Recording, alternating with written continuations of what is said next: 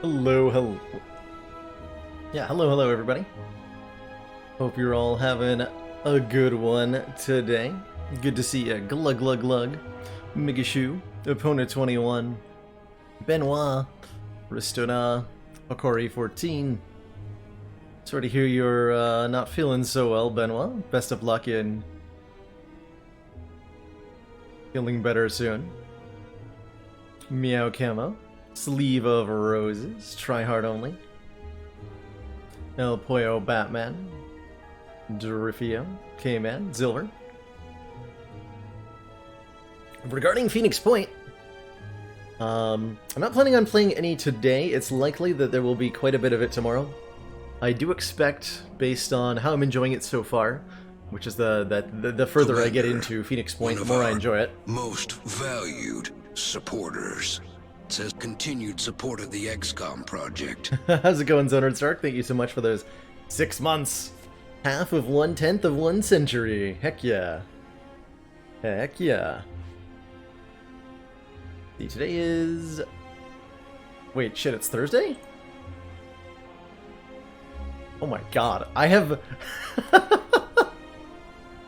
Maybe, yeah, I might, legit, I might do a sneaky stream tomorrow. I forgot that it was Thursday. I thought it was Wednesday today. The entire day, I've been operating like it's Wednesday. So an entire day of my life just vanished before my very eyes. It's Thursday.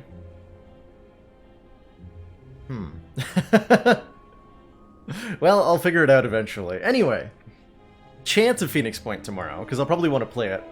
And if I'm bored, like, that's what I'm going to want to do, so I'll just probably stream it tomorrow.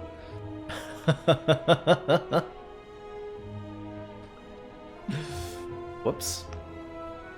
Baylor math applies to real life math as well, if you were wondering. So happy Thursday. Apparently that's what it is. We shrunk the Baylor Lord. Yeah, but have you seen the sweet aircraft that you got reincarnated as, Phaley? I can't officially name it after you, but we will always remember you when we think about how cool it is to fly around.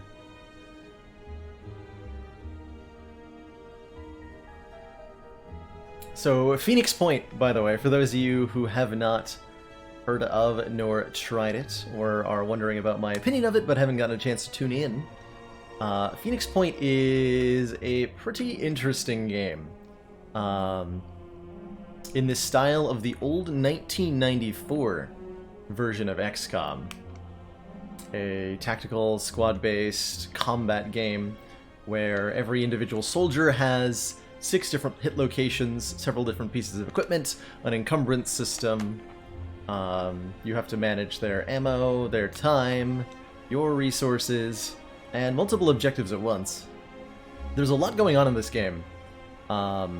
And for the most part, the systems all end up working really well together, but for a game as complicated as it inevitably is going to have some weak points. If you're willing to look past those weak points, I think there's a lot to enjoy in the game. If you find yourself frustrated with them, you might not.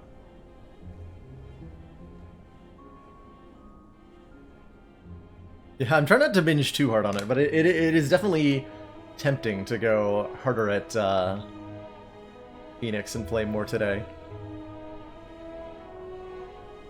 But I'm looking forward to it. I'm definitely going to, especially since I've heard the campaign's not that long, I'm going to play through, at the very minimum, 1 campaign. And then, if I enjoyed it enough, probably more.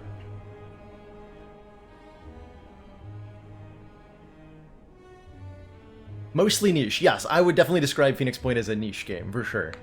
For sure. Challenge level so far seems reasonable. Balance... I think, given the complexity of Phoenix Point and the development cycle of it, I would be hard-pressed to expect much balance from it. Although, as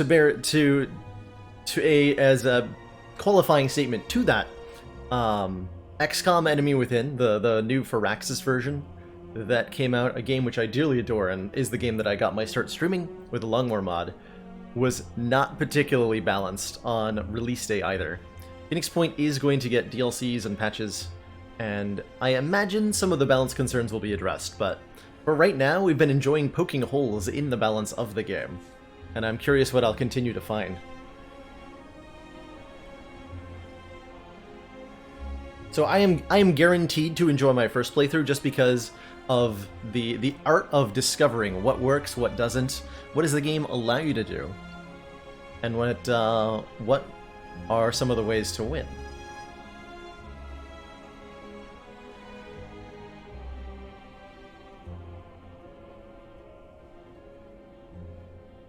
What are some of the ways to win?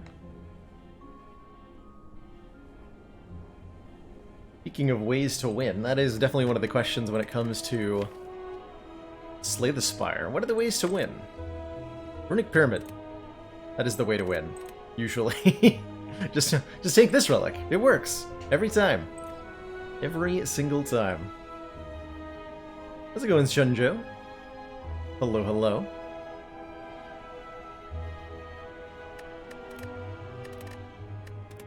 So next up in our rotation here, how's it going, Terrence? Catching me just in time for the Watcher. Very, very fitting. Hope you're having a good one. And Ryan! The purple check marks coming out of the woodwork.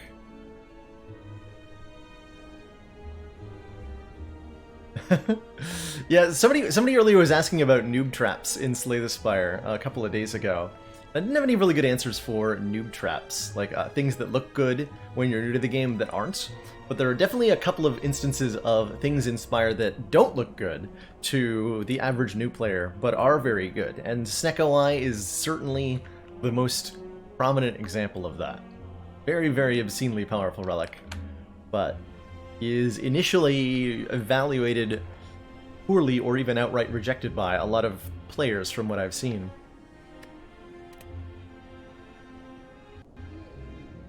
Metallicize a noob trap. Oh, that's a good point, Miniac and a Mask. I think one metallicize, maybe even two metallicize. They're very good in the early game. 4 metallicize is definitely going to get you killed. There is definitely such a thing as too many copies of that card.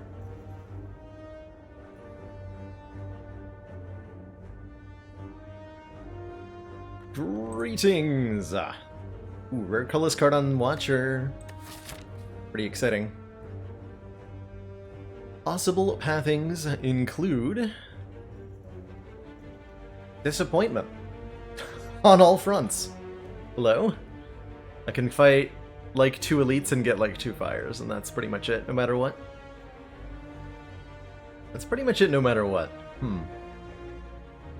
We can maybe go for the Burning Elite, and then it's not too painful. We are on Ascension 10 here, which is where we just start to pick up the Ascender's Bane Curse.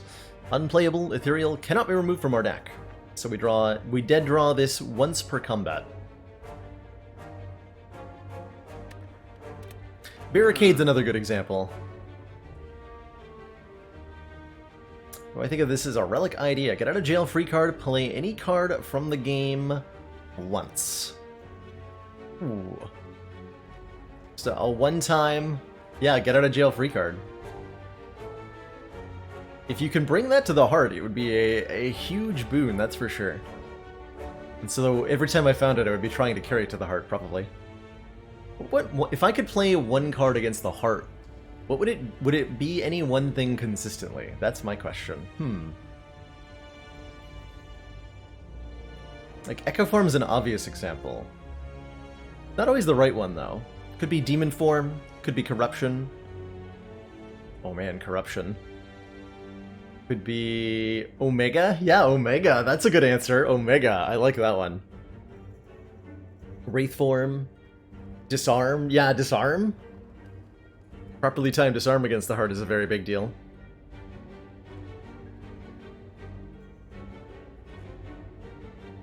I'm trying to think of other ways to set up a ton of damage on turn 1. Creative AI. Could be pretty good. So, lots of interesting options there. I saw that, Sasuke, Mini Minotaur started at a ladder that I caught earlier today. I wish him well in his attempt. I'm curious to see how high he gets on the first try.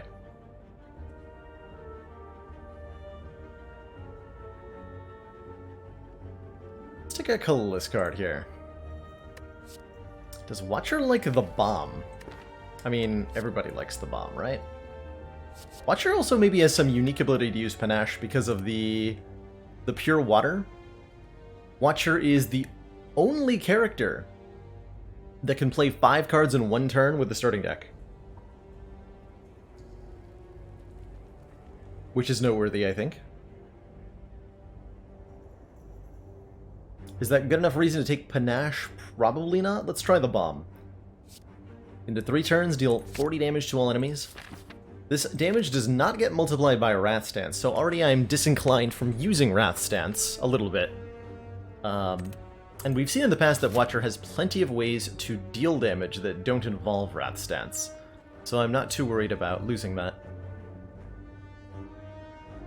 We're fighting Slime Boss, which means this Slime Watcher with the bomb against Slime Boss, I can't imagine is going to lead to a particularly difficult set of circumstances.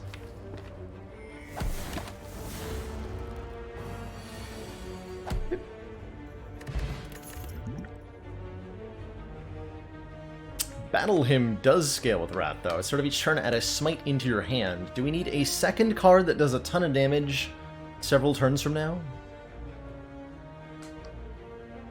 I'm not sure.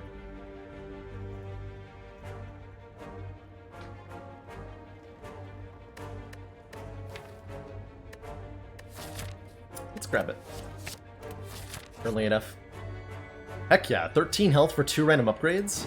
The bomb plus do 50 damage to all enemies at the end of 3 turns. Amazing. Absolutely amazing. Even attack potion too. I think we're pretty good against an elite right now. All will be well.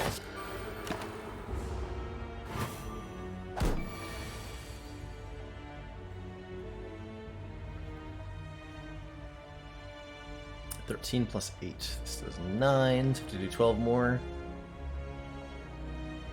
By miracle, and then all of the attacks, I can kill one and take 6. Otherwise, I'm taking more than 6. Fair enough.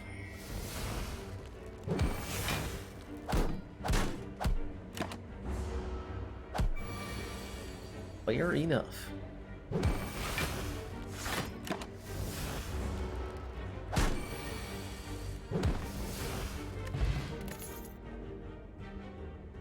I think I like a third eye a lot. We just added some very, very powerful damage cards, so adding a block card seems like a pretty good choice. And it scries as well. I'm quite happy with. Let's see, do we want a third card pick before this elite? Almost assuredly, yes.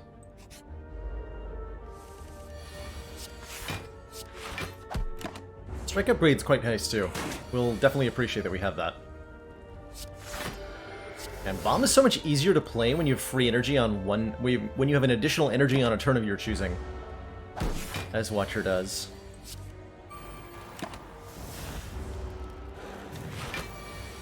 Does Smite retain? It sure does. Hey there, Kezko. Ooh, a Wallop. Or Wave the Hand. Whenever you gain block this turn, apply 1 weak to all enemies.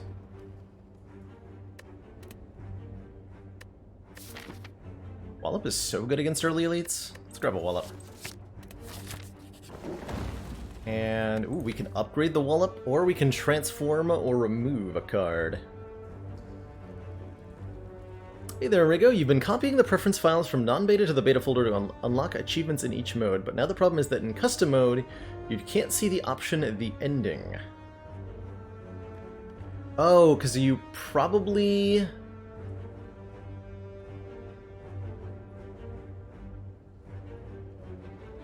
You probably don't get access to that until the game thinks you've beaten the heart. So it's probable that whichever save file you're on is under the belief that you haven't done something like beat the heart Because if you, depending on what you've copied over, if you copy the entire preferences folder, that should have worked, but if you only copied specific files, you might be missing something. Beyond that, I'm not sure I know what's going on with your game. I'm gonna upgrade this wallop so that we can take the Burning Elite more reliably. And then I'm gonna upgrade also. Let's go for the Burning Elite so we can have a better Act 1, I think. Oh wait, hold on, I can also get 3 elites and 2 fires with this path that I didn't even see. Let's fight an elite right now. It's the dreaded triple sentries, but we have the bomb plus and wallop on turn 1. Or I can actually just play the eye here. Wow. The bomb plus, you say?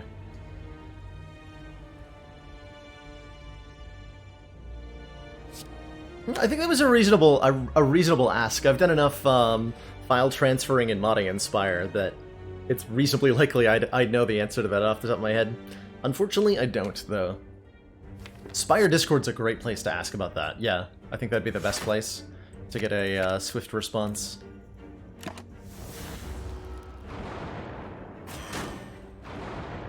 What's going on? He's trying to call me on my phone during stream? Unacceptable. Don't they know I'm busy? God.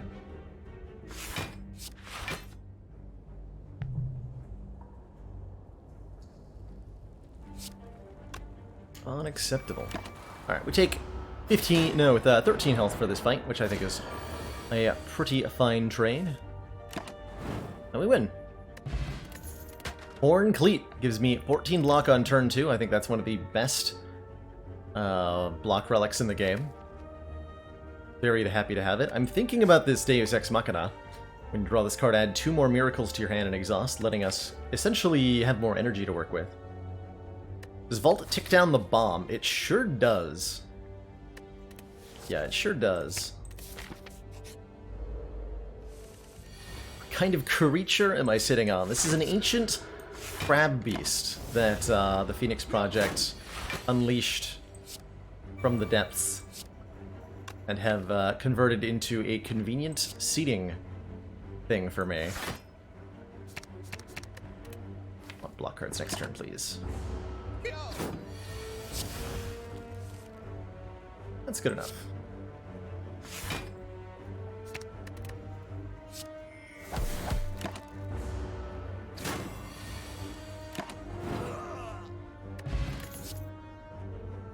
Start your turn, scry 3 is nice. Cut Through Fate is also nice. Both ways to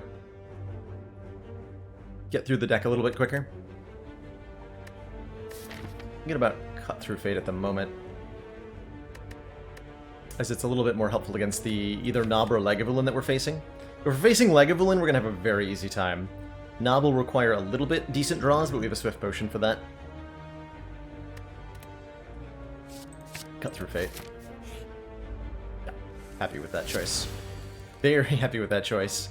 That is definitely the turn 1 draw that requires us to Swift Potion. Hey, the payoff. The sheer, unadulterated payoff. Which can be a bomb machine. I like that. Good old bomb machine. Let's get Vigilance in play.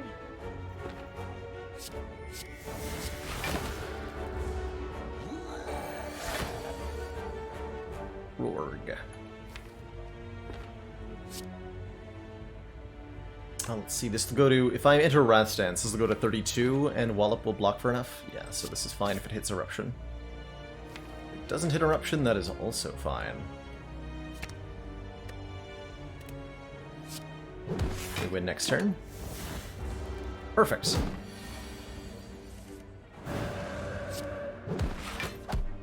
Almost without the bomb even, we win that. And Watcher's so good at elites. Last card played was an attack. Apply some weak. Exit your stance, or do damage with energy back if we just played an attack. We have plenty of attacks. We really want to add more block cards. And I'm not counting Sash Whip as one right now. Probably gonna upgrade my third eye at the Maybe Vigilance is a good upgrade too. This gets +4 block. Third Eye for two more block and 2 more scry is also a very good candidate here. But that's certainly what I'm going to be investing in. Do I rest now that I have a real pillow at this fire? Probably, just to make things a little bit safer for us. Probably. Happy Flower, hey, every 3 turns gain an energy. Feeling pretty comfortable. And we're offered a curse for money. Might have an event, or might have a store here, but otherwise stuck with this for at least this elite fight, possibly also the boss fight. No thank you. No thank you. We're actually overhealing.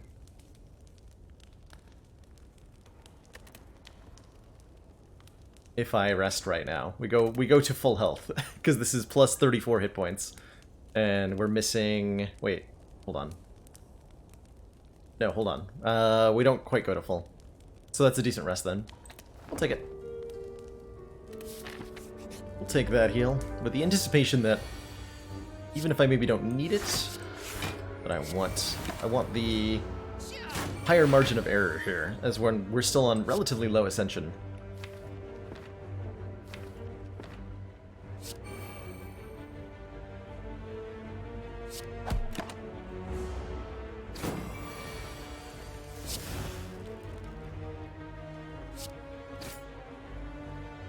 Good. We'll block this way.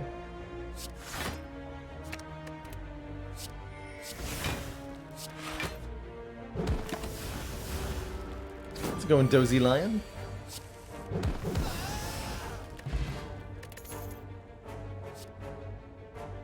Like water. At the end of your turn, if you're in calm, gain 5 block. That's the card I want. That is definitely a card I want. Allowing us to spec into calm stance a little bit more. Ignore the existence of Wrath stance. We're thinking about maybe removing Eruption at this point. And embracing the ludicrous amount of block per turn you get from Like Water.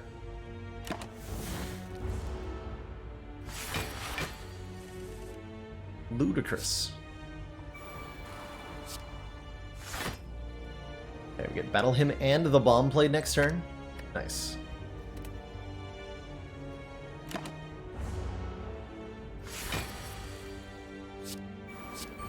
But not Vigilance.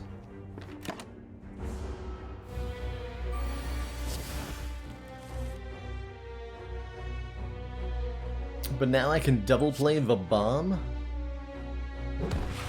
Incredible.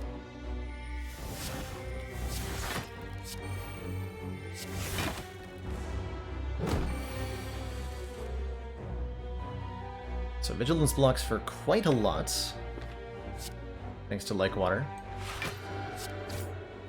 And I want... Defend is fine.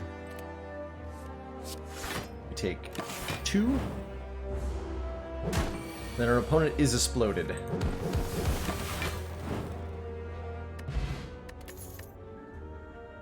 All I want is comfort, and it shows. Dang right, Balloon Brigade. Dang right. I'm quite content with a Warp Paint. Speaking of comfort, this is a comfortable relic. 2 upgrades on our skills. Hitting... I'm fine with Defends. Vigilance is great. Third Eye is great. I prefer Deus Ex not get upgraded, actually. Okay, I'll take that. I will take that. Do I take now a second Cut-Through Fate? Yes. Actually, maybe... No, yeah. Let's take one more Cut-Through Fate. And let's go for an event. Removing a card from the deck. Let's commit to our Like Water. And remove our Eruption. How much did this chair cost? It didn't cost me anything. Originally, I think the MSRP from this this chair is 10 years old, for full disclosure. And I think it was bought from a furniture store for something like $800. It's basically a single person couch, and it is great.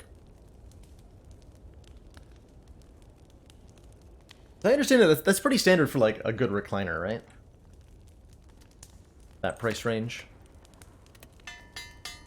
The chair has surely grown over 10 years. Yeah, I was actually originally just a seed that we bought from the store.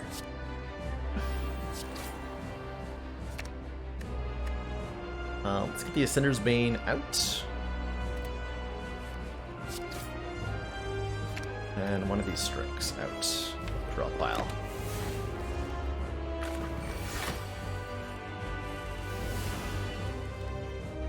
Okay. Not the turn I wanted. This is fine. Man, these miracles make bomb super playable no matter when I draw it. That's kind of crazy. That is kind of crazy. Seems like we need some retaining block, though.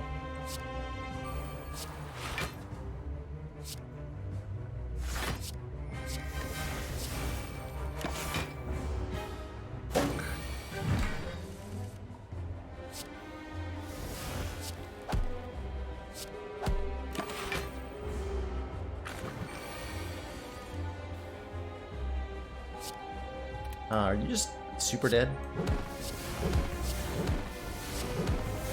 You sure look like you're super dead.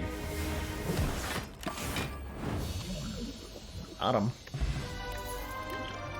Thanks for the fire potion, nerd. Oh man. Some really good options here.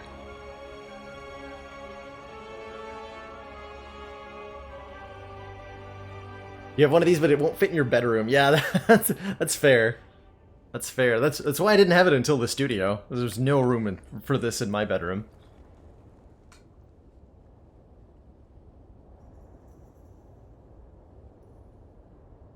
If we want another damage solution, Alpha could be it. Letting us scale the bomb up to work against bosses quite reliably. And the same reason that we're able to play the bomb, we can play the Alpha, Beta, Omega thing. And we have lots of scry, right? Like, we will be able to easily find the full combo. So that's pretty exciting. Eva Form gives us way more energy, possibly than we need, considering this card's existence. Or a Conjure Blade would let me use that energy. Like, we could turn our 6 energy turn into a really powerful expunger. And dunk some heads. But let's take the Alpha. Curious to see how that goes. And what did I say about Runic Pyramid? This deck has a lot of... Do we want a Runic Pyramid? Maybe.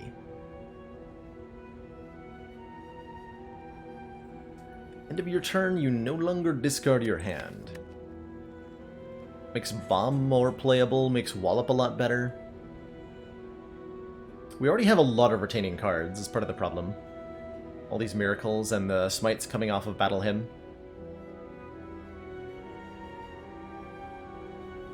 This definitely does not mean the pyramid's bad, though, by any means.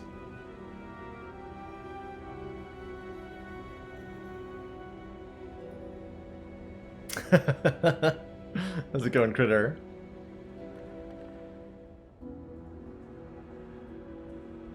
This could be a Slaver's Color take. I don't think it's ever a Sozu take. These are Act 2 Elite Fighting Potions, so we want to use them in Act 2. Sozu is a lot better, I find, when we've got Heart-Killing Potions already. Like a Ghost in a Jar, Liquid Bronze, Dex Potion even. Ancient Potion.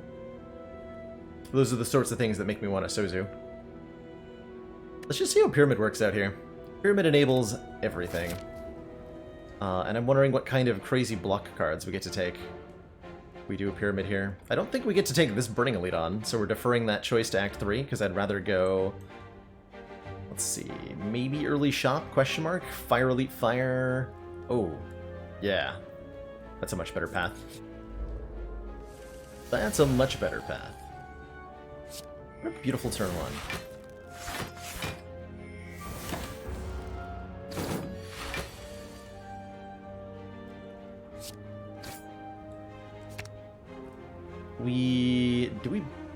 No, we're not going to bother with Alpha against a Chosen. Seems unnecessary.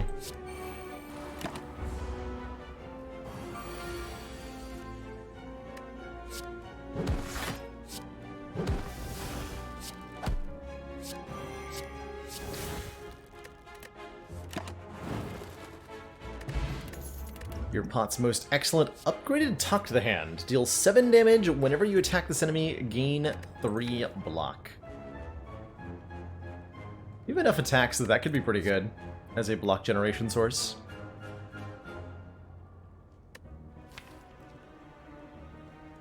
We're kind of trying to do damage in other ways, but man, so strong. Yeah, there's surely no way that deferring an elite attack 3 will go poorly. Could also just take Just Lucky. It's upgraded. I'm gonna take it. My logic, and I'm sticking to it.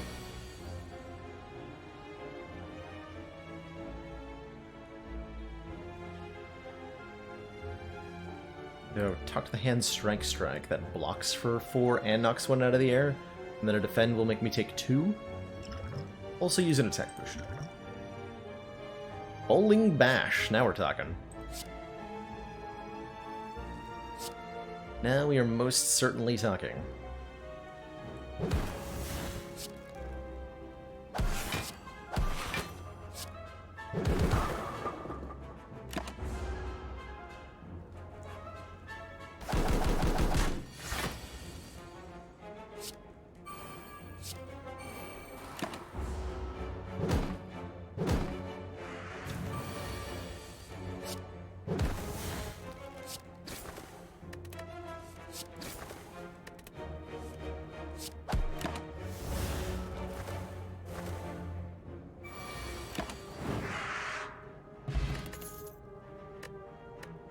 Study with Brick Pyramid mostly feels unnecessary. lets us draw cards that draw more cards. And evaluate, gain 6 block, shuffle an insight into my draw pile. Battle Hymn does prove a little bit problematic with the Pyramid. We won't be playing it in fights that are a bit longer, so you won't see me play Battle Hymn against probably the boss, but just about everybody else, yes. Whereas you're not likely to see me play Alpha against most things that aren't the boss. This is very much going to be a boss killing card. In a lot of cases. We could take an Evaluate if we wanted just one more block card. Is that the good block card? What kind of block card am I looking for here? We want more Third Eyes, probably. We want more ways to enter Calm, but those aren't block cards, other than Vigilance. Hilariously, I would duplicate Vigilance. Our boss is the Bronze Automaton. This fellow here. Skip the unupgraded Evaluate. And I'll take a Relic. Eternal Feather. Heal when we enter rest sites is most excellent. Makes this path a lot safer. Lose Alpha, obtain a Relic. Interesting. Or another 66 gold. We could buy a second Relic. Or lose Fire Potion. I don't think I want to lose Alpha. Fire Potion's a little bit risky to give up going into Act 2 elites, though. Do I pay out another 66 gold? Better question. Am I willing to pay 66 gold for a Fire Potion right now? We'll be fine. Beast Bite. We can now remove cards from the deck at rest sites. Ooh, I might do that, actually. The strikes in this deck are most unhelpful at the moment. Most unhelpful.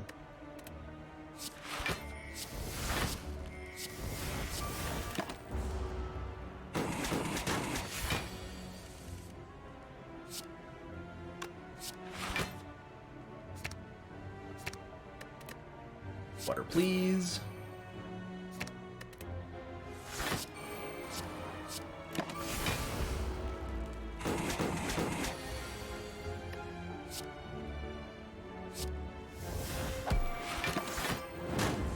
Boom. Even bigger kaboom. Huzzah. Deal 4 damage whenever you scry. Return this card from your discard pile to your hand. We have a Talk to the Hand, and we have 3 cards that say Scry on them, so I'm going to pick up a Weave here. And I think we want to start toking cards. Though upgrading Third Eye does feel good. I really want to get strikes out of the deck. So let us use our powers. Do that.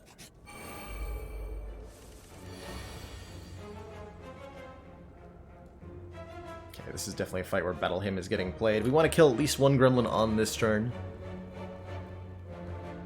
upgrading the Alpha worth it? It might be. The upgrade to Alpha makes it innate, so it starts in our opening hand. And oftentimes that doesn't actually let you get the Alpha out faster. Because the goal is just to get to the end of your draw pile one time, but if Alpha ends up being the bottom card, you could have problems. I guess I'm walloping you, huh?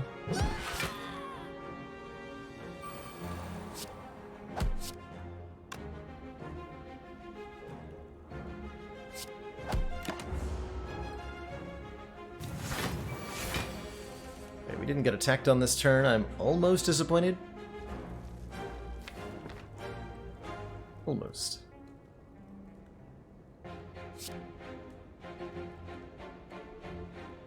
I'll have 2 smites, so I guaranteed kill the wizard next turn.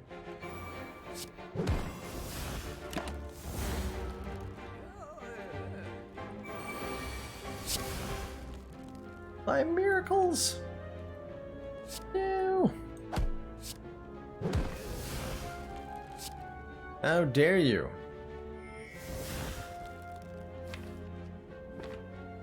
Okay, slight problem here is that unless I use the Fear Potion on the Fat Gremlin, we're going to be attacked next turn for quite a bit of damage.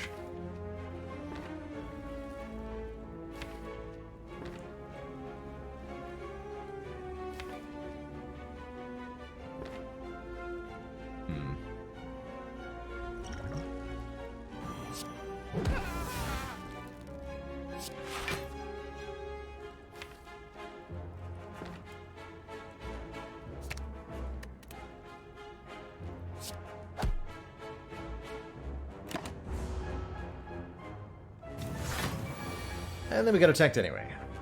Of course. Of course. How could it be any other way?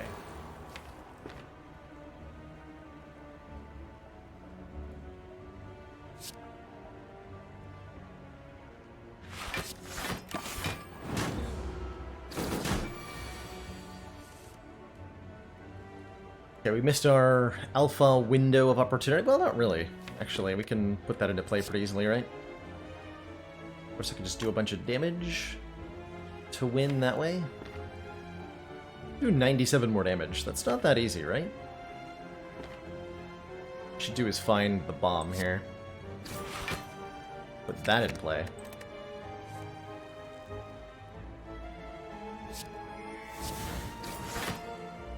There you are.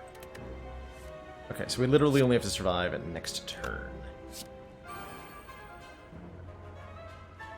Keep this in hand so that I can get 3 block off of it.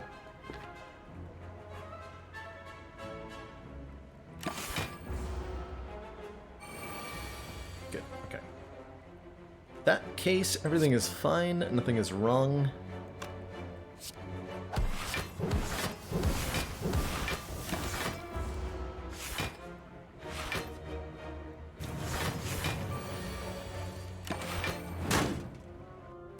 And all is well. Wing boots. Ooh, we can ignore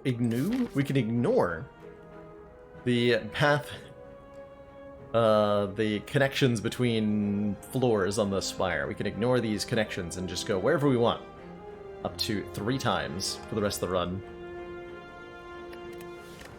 Fairy in a Bottle is also most excellent, as is either another Wallop or maybe a Bowling Bash. I think both are good candidates, especially with Talk to the Hand.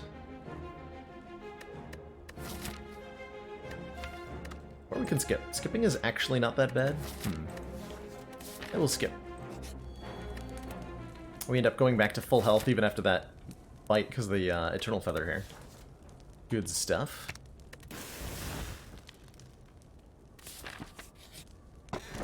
Molten Egg. Any future attacks will be upgraded. I think I would be content to add a few more, including another Talk to the Hand.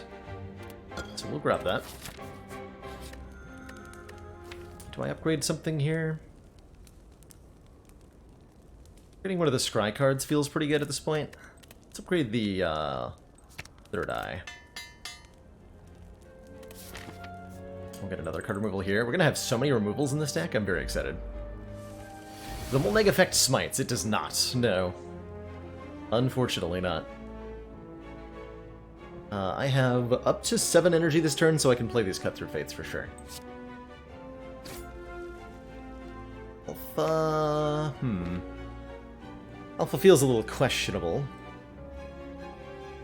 You try using that as our win con in this fight. Sure. What's the worst that could happen?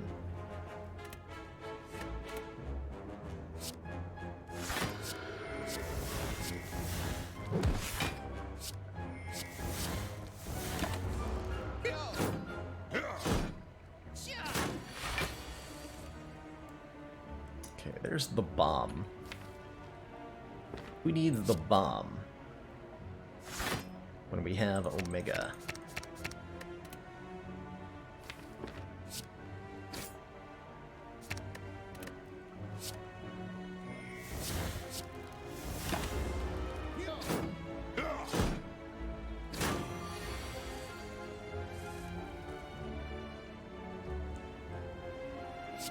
Who needs the bomb when we have this?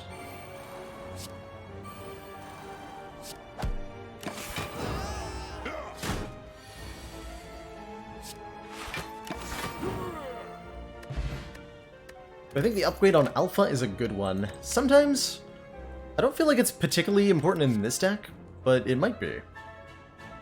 Okay, Waste Enter Wrath, no thanks. Evaluate, also no thanks. Hard pass. 441 gold. Go to a shot. Oh my god. This shop is insane. Hello? Wow. Where do I even begin here? Upgraded Cut Through Fate, Vault, Red Needle, card remove. Obviously the Waffle. I think Vault is definitely the best card here. Take an extra turn after this one, end your turn.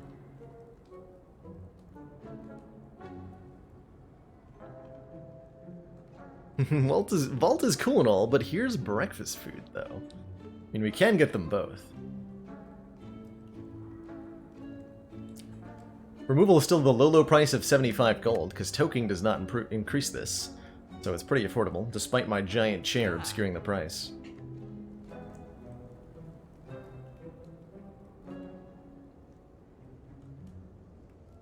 I think no matter what I'm doing vault remove, so let's do that first then. Move battle him? Thinking about it. Remove defends soon. Okay, with 209, I could afford both the Waffle and that Cut Through Fate, which I'm thinking about. Let's do it. Waffle gives us 7 max health and heals us. The heal's not... well, it is relevant. It is relevant.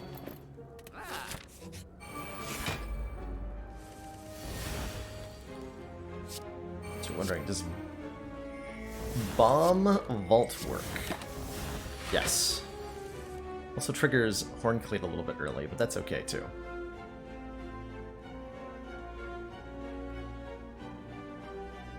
That's okay.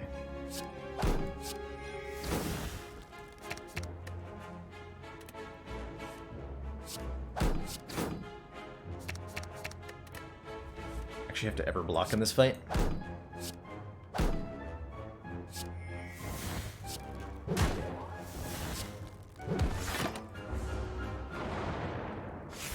Good evening, Loki. Smoke Bomb. Ooh, Nirvana. Oh man, Nirvana. Whenever you scry, gain 3 or 4 block in a deck that has 3 Cut Through Fates and a third eye out of 20 cards. This is perfect.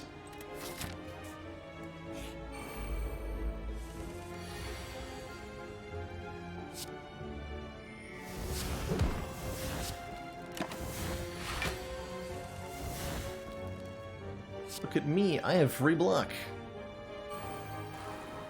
Hooray!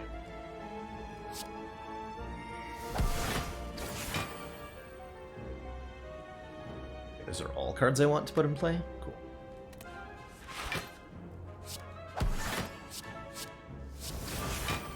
Two of them. Yeah, let's get 2 of them in play here.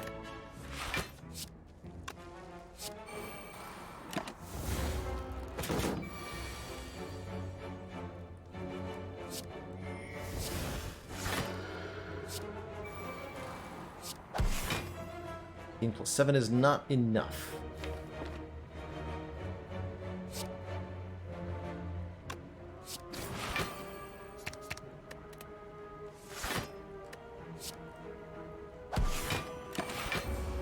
Good enough, though.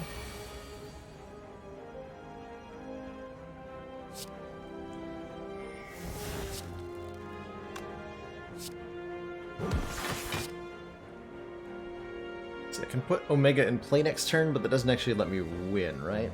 It's better to play the bomb. On with this beta for now.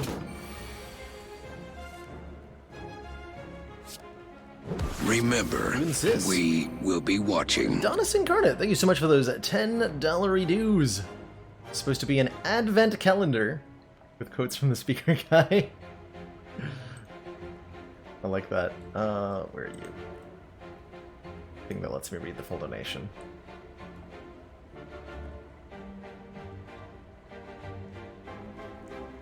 Out of quotes now, so take 2 days worth of money. Why, thank you so much. We will be watching. Thank you for having your donation replayed. 2 days worth of money means 2 notifications for the same donation. Thank you so much, Adonis. Wish you could proc all 3 block relics at the same time. Yes, that's true, actually. I hadn't considered that, but that is fact. Hundo percento. Probably meant to play the bomb there, huh? Whatever. I'm sure it's fine or whatever.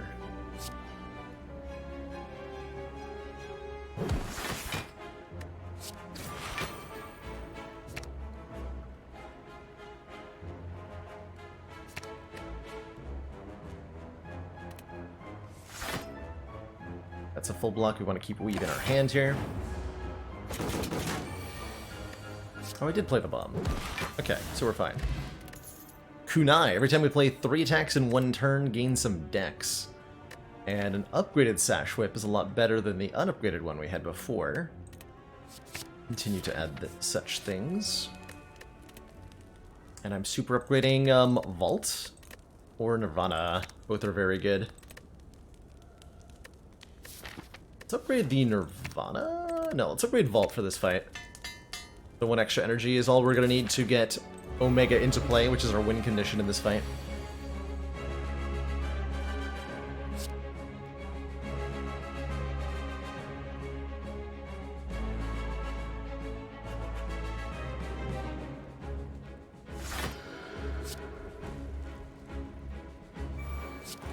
Draw a full set of 7 cards here.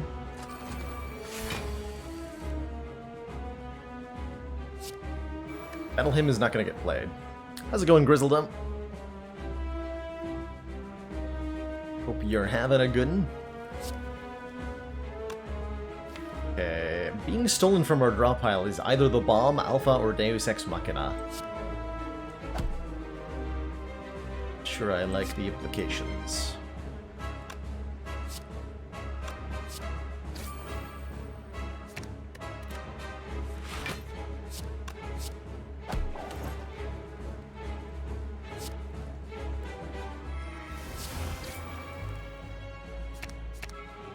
Draw the Deus Ex for the moment.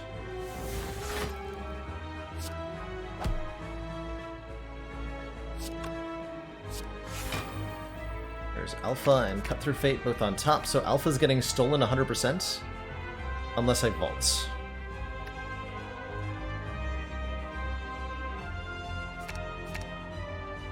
Which I would like to do. Currently, I have no energy. And I have 8 cards in hand. So if I want to vault, I gotta go Miracle, Miracle, Vault. So we are gonna draw the full 5, right? 1, 2, 3, 4. Yes.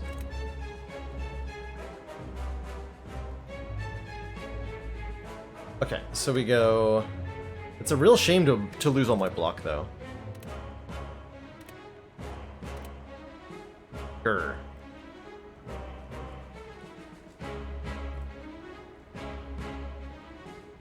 Because otherwise my next turn is just going to be Alpha, Cut Through Fate, Beta. We just take a bunch of damage.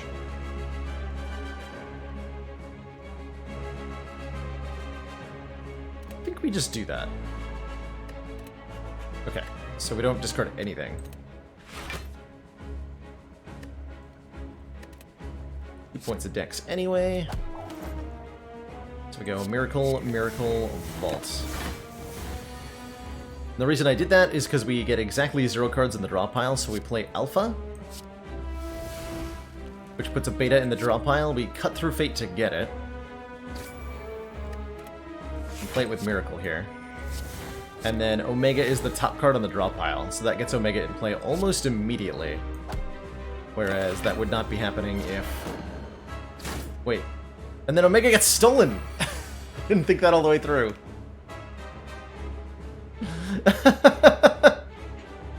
I did not think that all the way through. I thought it most of the way through, but there was a critical detail I was lacking. Very well. Well played. That's okay, we can get it back and then play it. Just have to play the bomb.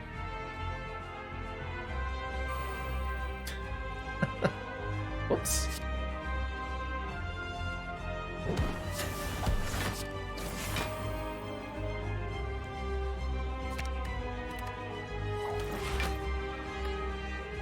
Whoopsie daisy.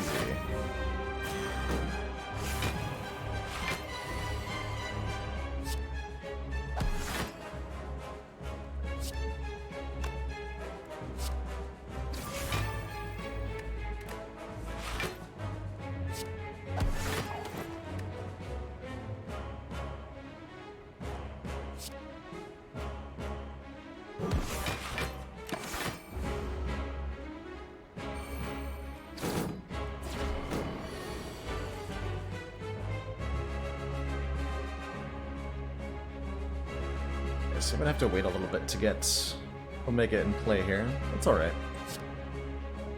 Start doing damage to the automaton itself.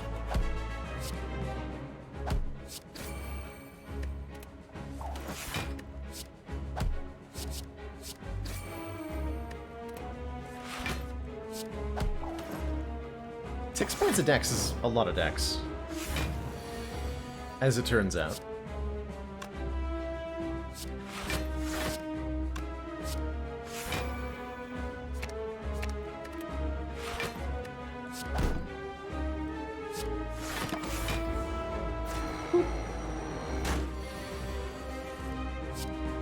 Is this the legendary No Wrath Stance Watcher Run? It is very likely to be exactly that. Recreation. Very likely to be exactly that.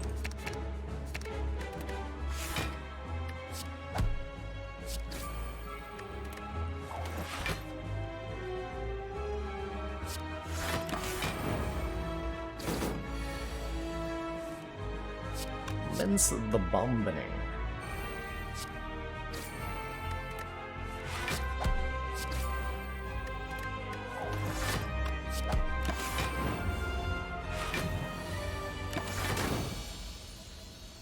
Dex effect does not affect, Dex does not affect Like Water nor Nirvana, no. Does Deck want a Diva form now? Feels like it does. Feels like it super does. Yeah, we super want a Diva form. The miracles we have can be used to get it into play, and then once it's in play, our energy gain is massive every turn. Letting us do all sorts of hot nonsense. I think I like that more than Blasphemy. For a variety of reasons. Oh my. Actually.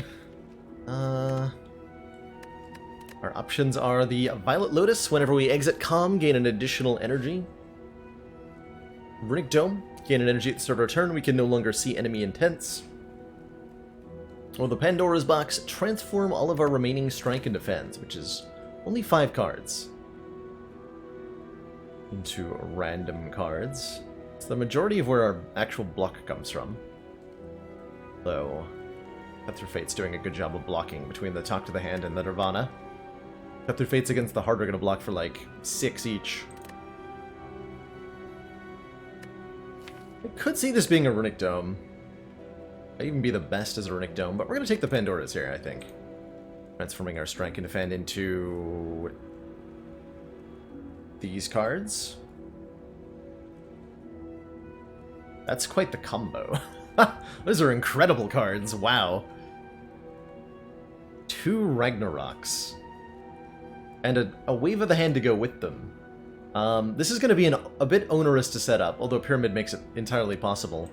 But if we play Wave of the Hand,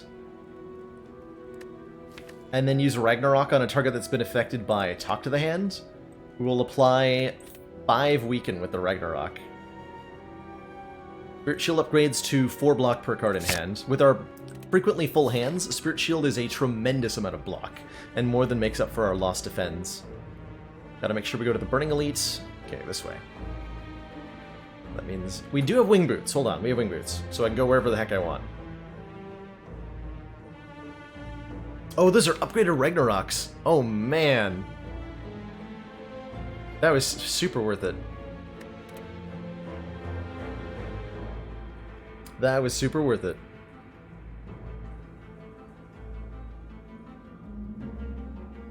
We just have to figure out how to way to play them. Not easily done. Okay, so the best pathing is going to be like... jump once here.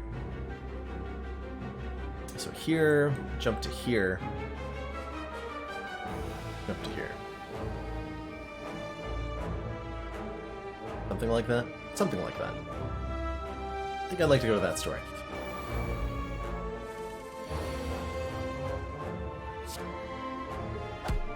Ragnarok the Spikers. It's a good idea, right?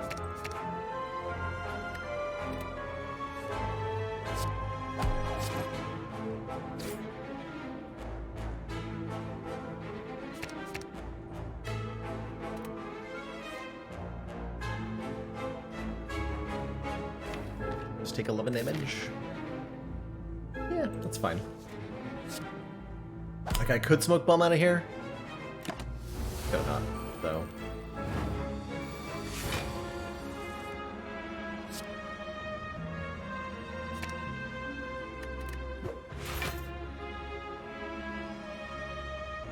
From the Boopening.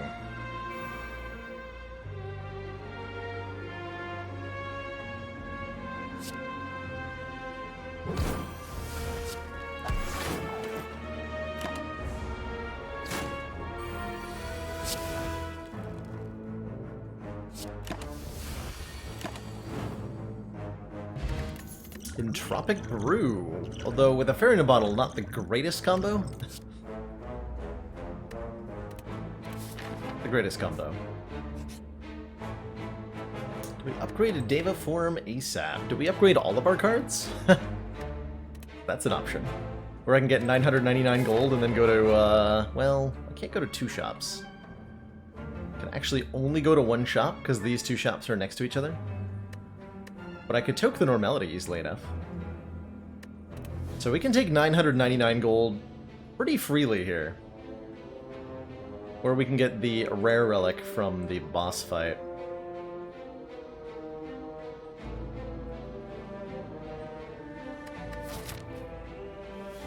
Give me the money. Discover a colorful shop with the banner in Spire. Walk to see what's inside. Man with ridiculous clothing offers to remove a card and upgrade a random card for some of your massive amount of gold. And I say, heck yeah. Give me the full service.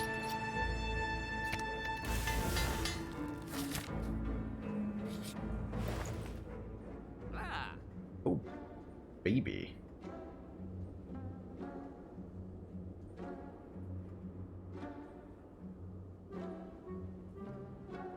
Now that's a store.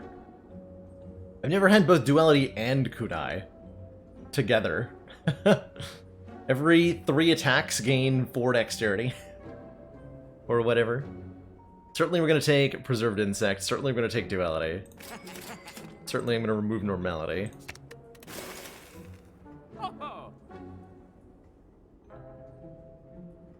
Just Lucky Plus looks really good. A second Nirvana looks really good. Rose and I... looks maybe something. But certainly those 2.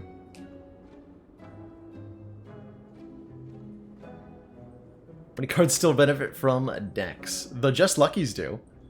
As does Third Eye? That's about it, actually. And Spirit Shield. Okay, we don't have that many, but we'll get a few more. We could take a Good Instincts so that we have one. Can you use Duality and Orange Pelts to gain tons of decks? You sure can, Recreation. You sure can. Works marvelously. Take a Good Instincts. Give me a free block card.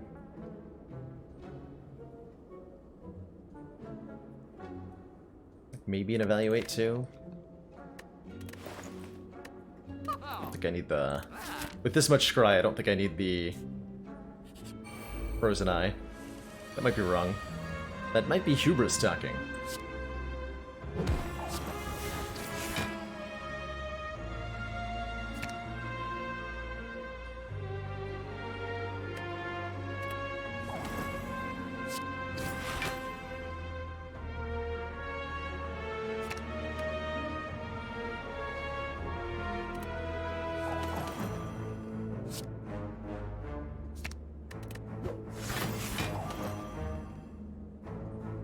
Nice way to scrounge up some block.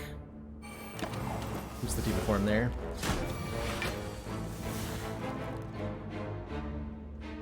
This is just infinite block on its own, pretty much.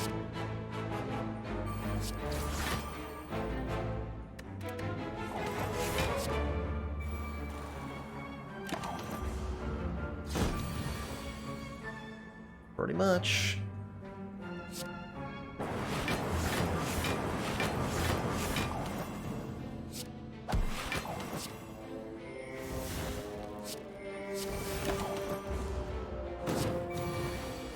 What does Scry do? Scrying lets us look at the top however many cards, 2 in this case. We see them in order, so we know that the next 2 cards are Alpha and Vault specifically. And then from there, I can click on any number of them and discard them, sending them to the discard pile. Scry also triggers certain effects that happen whenever you Scry, like returning Weave to our hand or gaining block from Nirvana.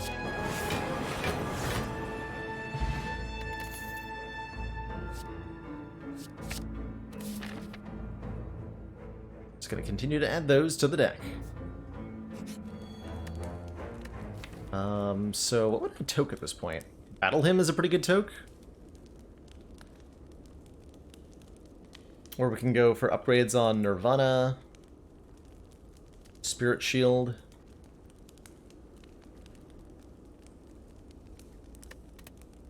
Battle Hymn.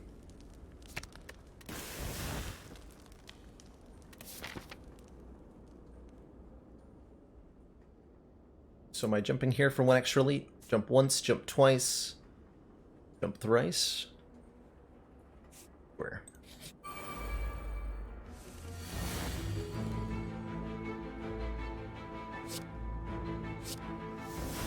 Get Beta in play for this fight.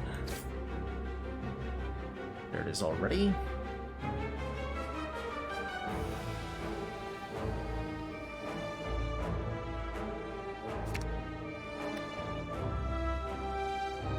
Move Way of the Hand? No way. I think that card will be quite useful to me. So I will not do such a thing.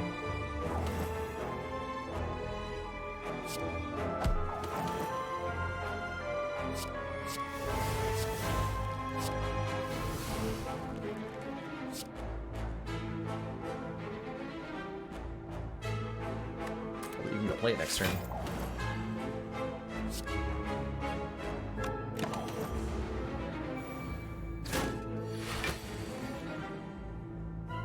Whenever we gain block this turn, apply 2 weak to all enemies. Actually, I'm probably just gonna Spirit Shield, huh? You have to die, though? Okay.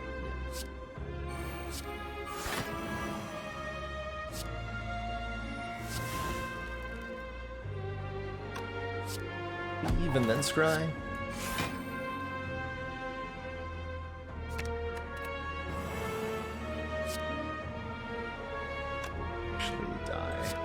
Supposed to hit you then. Oops. That's fine. Block the heck out of everything.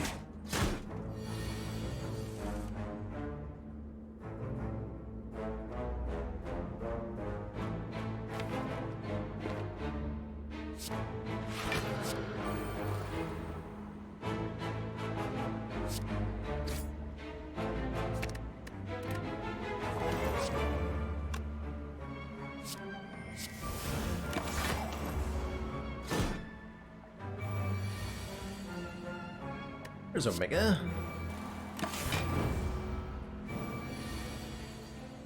Easy peasy. You know, how about I just vault and ignore that you are attacking me entirely? I'm good?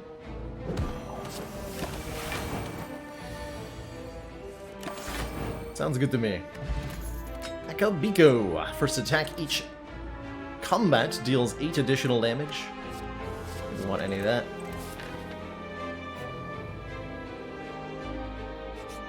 Let's fight ourselves a nemesis.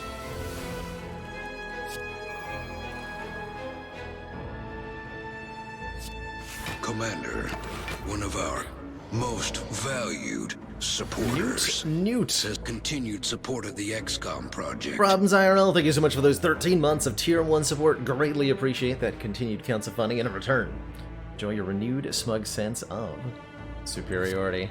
How you doing today, Probs?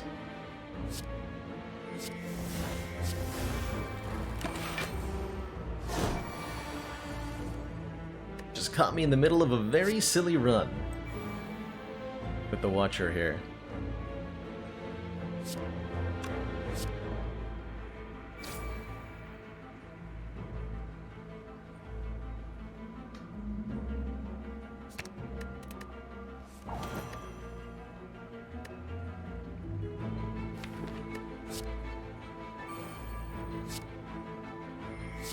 Get some decks here. Wait, what? Oh, Weave's in the draw pile. Why did I think it was in the discard pile? What is this? These cards we're drawing are so good. Consistently impressed.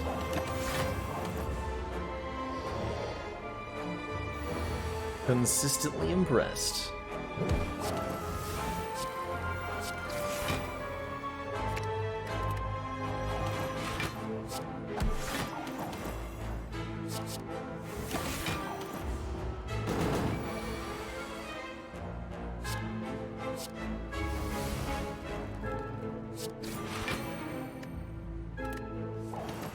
Casually play the Omega.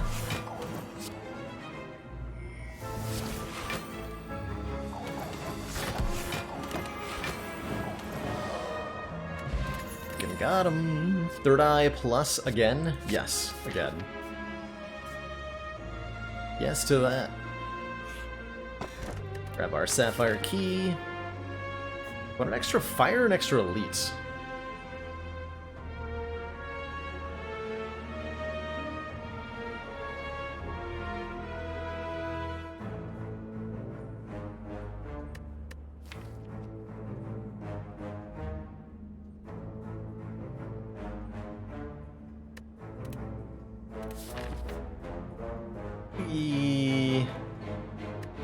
Fire's removal?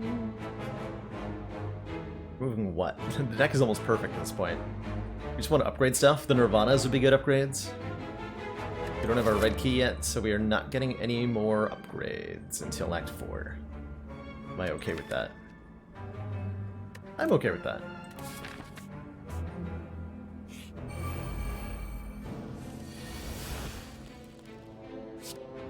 Akabiko Wallop. I dig it. Although I should have played Wave of the Hand first. We just stop? Just stop.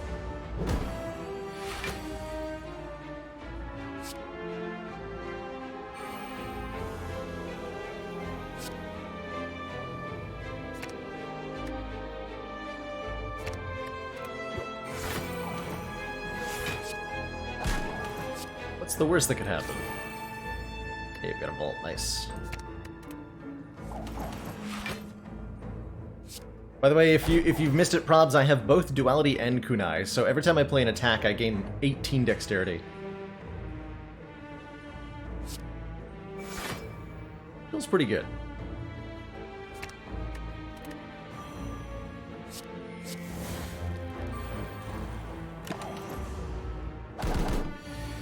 careful and deliberate with this fight most of the time.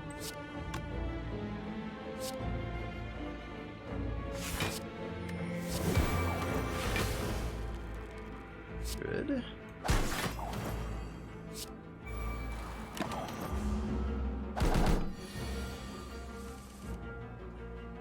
No, you don't.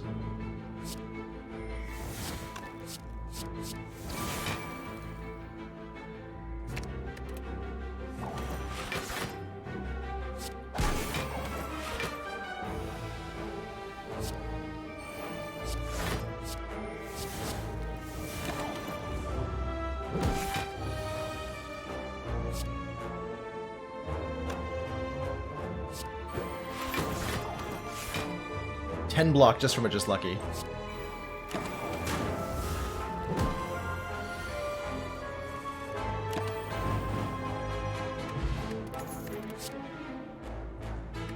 Judgment's the kind of card I could almost see working pretty well in this deck, but we're past all the threats where I would care. Like, against Reptomancer's Daggers, Judgment could be quite nice. We'll definitely take a Cultist Potion over a Smoke Bomb. We'll go for the bonus elite here.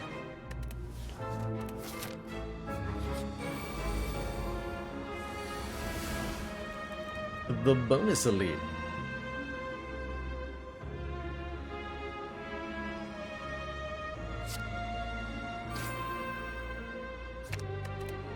Gonna take a Spirit Shield here. Alpha and Nirvana. Yeah, those are both important.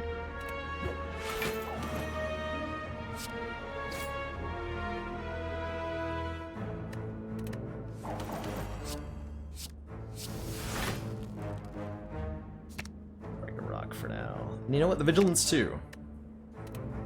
I said so.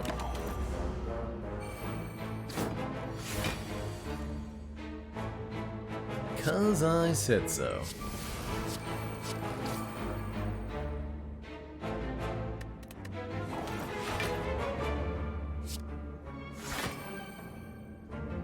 Discard that.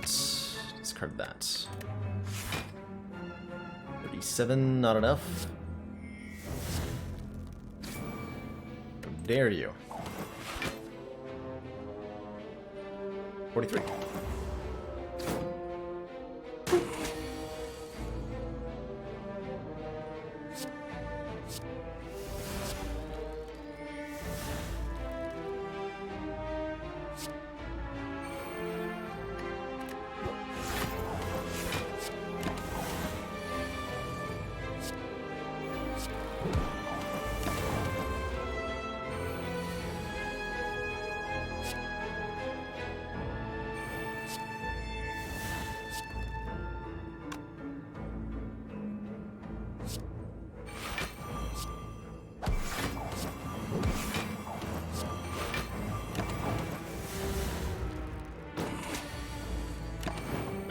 Good stuff.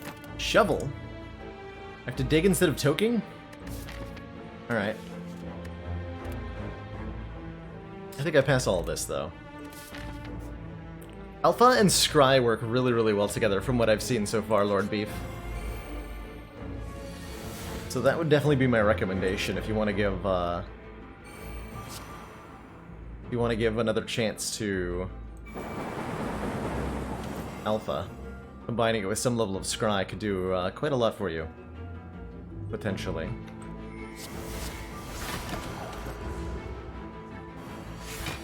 Like Water hasn't been as good in this deck as I wanted it to be, but that's okay, because everything else has been more amazing than I expected. Oh, I was supposed to play a Weave before I did that. No!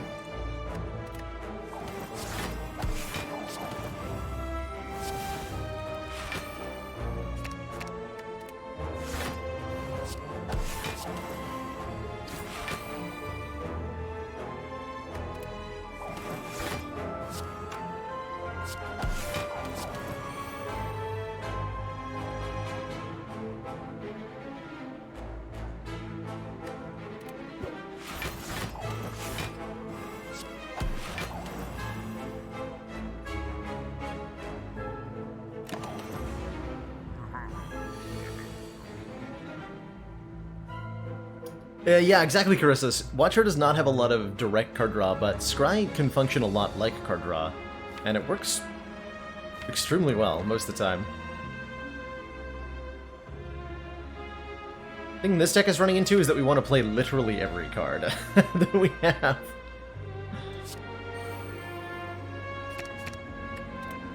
I just want Deform in play. More than I want all the other stuff.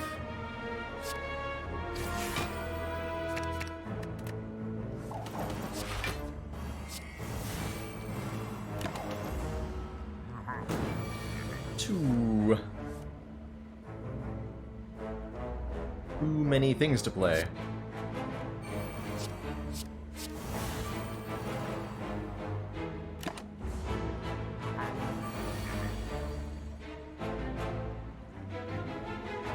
Something calipers. I think something order. In fact.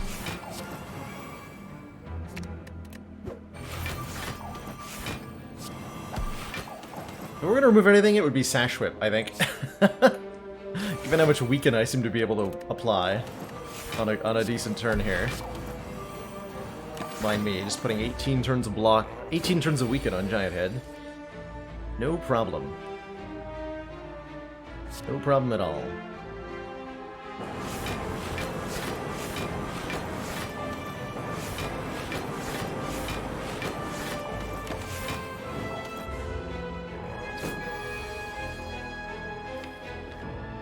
Play Omega yet? For some reason I thought I had.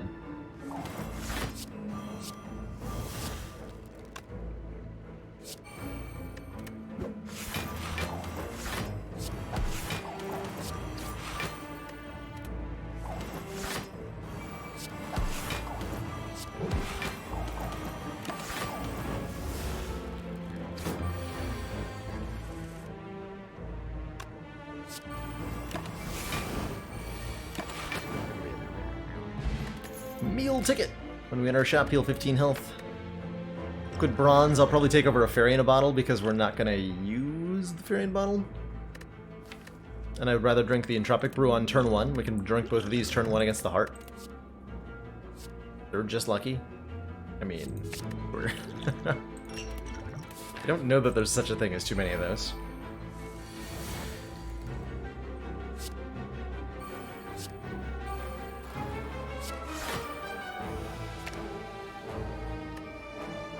Scry block in play, discard all that, discard that too. Just this.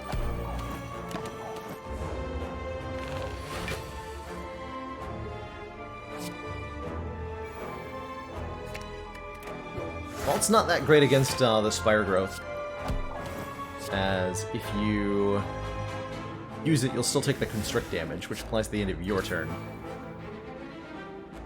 I want to get Deform in play. Discard the vault then.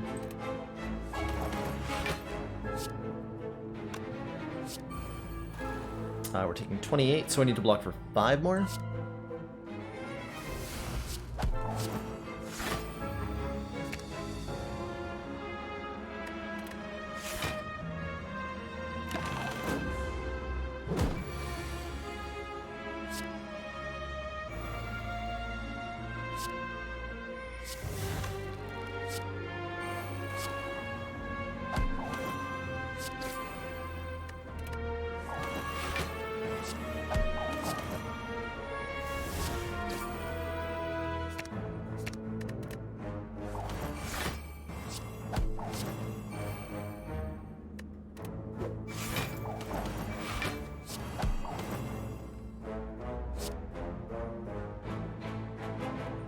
$22 block? What? Oh, I have 10 decks. Jesus. Hello. Good lord.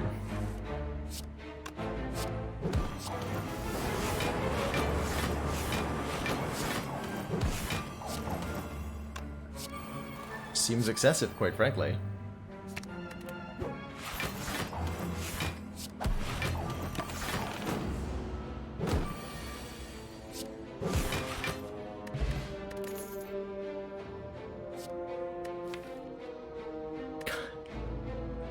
Conjure Blade is adding one too many fancy toys to this deck. It's already feature complete. We don't need more. This could work and could do fun things. But I think we'd rather keep it simpler here.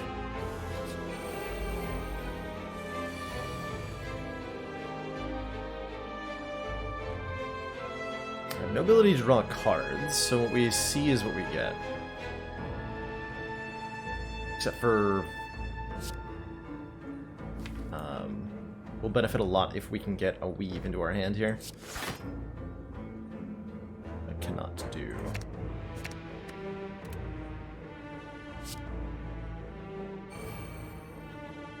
So, moderate amounts of ouch.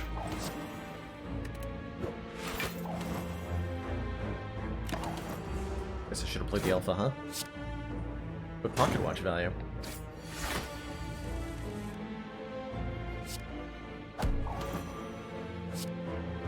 But the pocket watch value.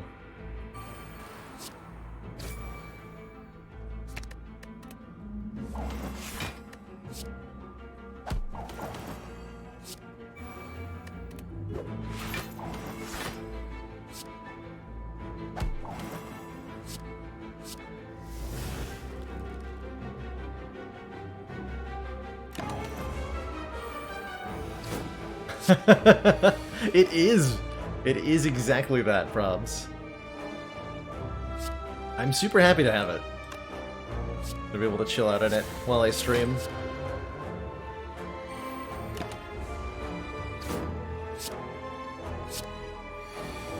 Streamer in the big comfy chair.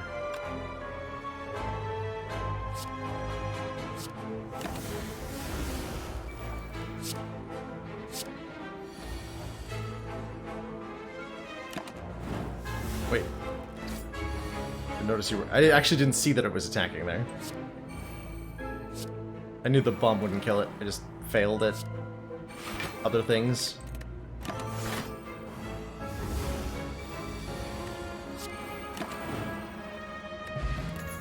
Doesn't matter too much. Gambler's Brew is very good. I think I like that more than I like a Caltrops potion.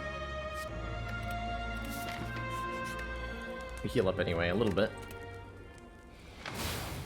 57 health should be more than enough for this deck to beat Time Eater, right?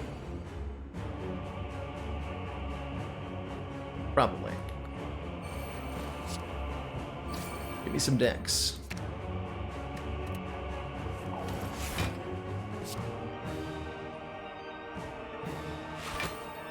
Okay, there's Talk to the Hand and Sashway.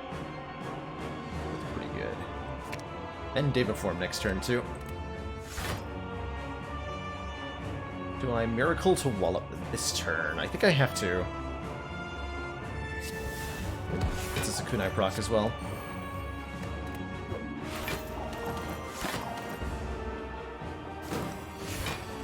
Never liked you. Exactly how I feel, Time Eater. Exactly how I feel. Oh, I get to do the thing! Wait, no, I can't afford to. Ignore me.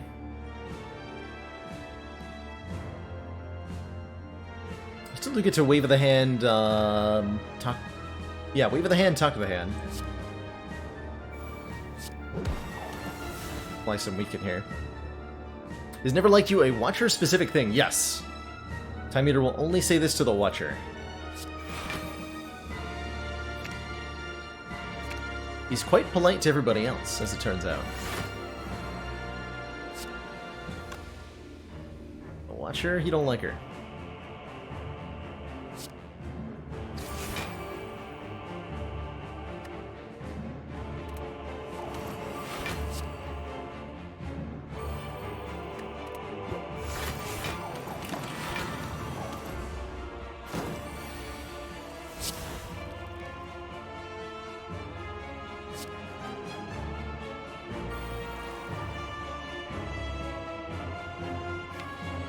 Alpha's on the bottom. The Alpha upgrade definitely... Well, even when Alpha's on the bottom, though, because we have so much Scry, we can, like, kind of force it in ways that we like. For example... I can do this!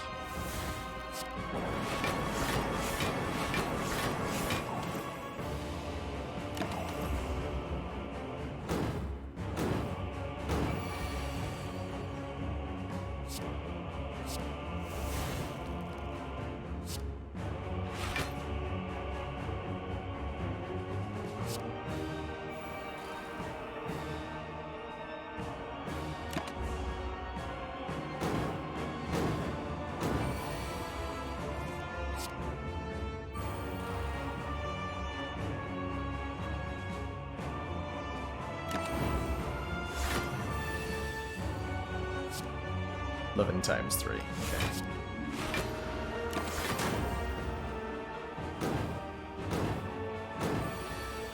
Have fun.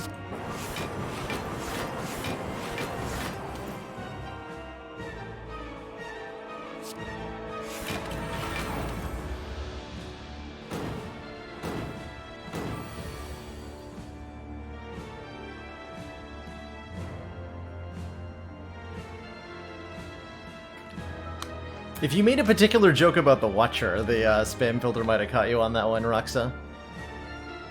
We decided we'd rather not.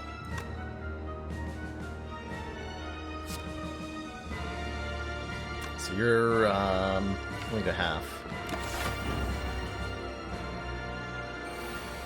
That's all right. Absolutely no worries. Absolutely no worries.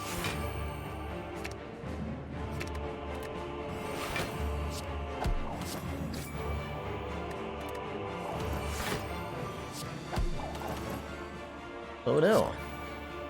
I no longer gain... Talk to the hand block. How unfortunate. That's right, yeah, time meter set up our spam filter. Never liked her, after all. Well, I block properly here. Get to that third eye.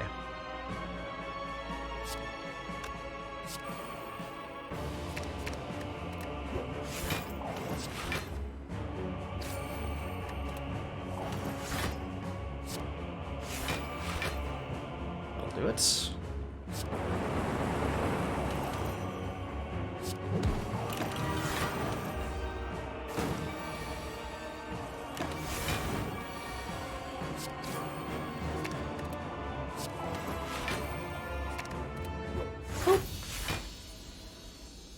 Easy peasy. Two thump, deep pulsing dread can be felt throughout the chair. Is this the comfiness of the Spire?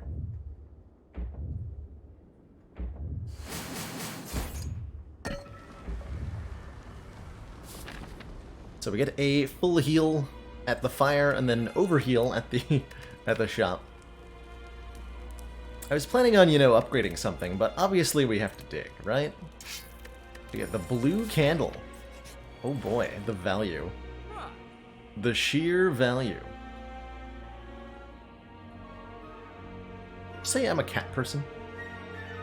He did just say that. I like options here. Penib will double the damage of our 10th attack. It can work really well with Akabiko, but we're too late to set it up, really. We could set it up for the heart, I suppose.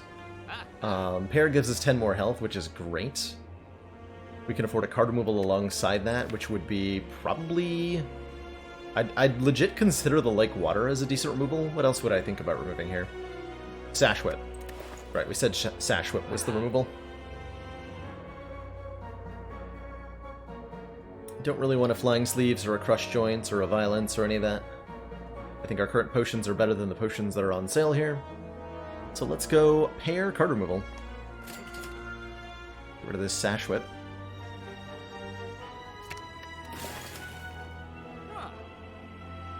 And be on our merry way. Could be an argument for the Flex Potion, maybe over the Cultist Potion, to give us immediate power in the Elites fight.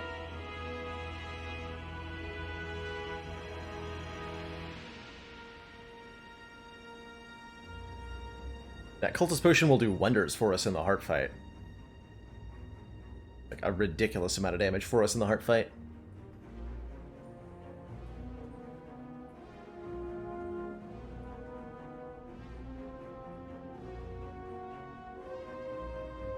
Say do something X times. That you're reminding me of the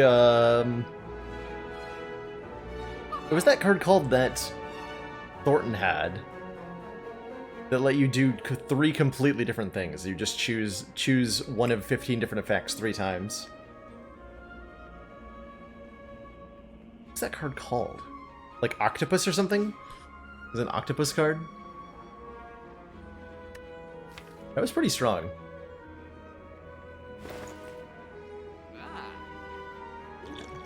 I'm thinking hard about this Flex Potion. Give me over Gambler's Brew. We have Akabiko. Do so much damage to the elites. Preserved Insect, I think we'll be okay. Give me a,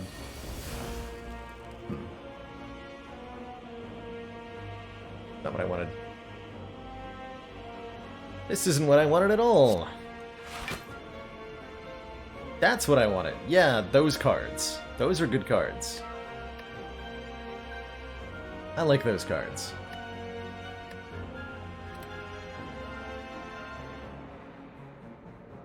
Them's the good ones.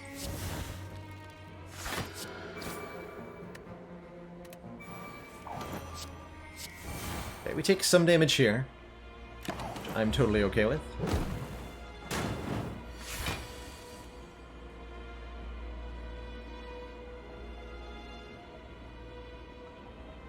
Three just luckies is how much block? These are 6 block each. Well, specifically more than that, truthfully.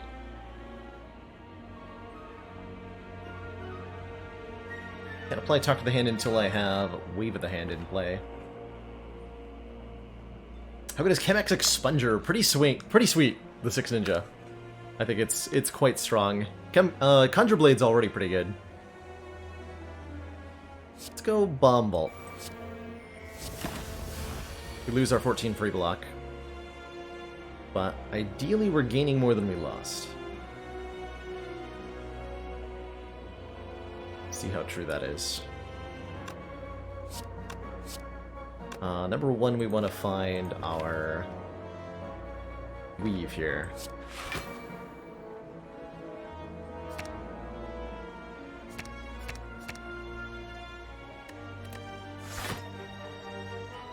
So let's try to locate that.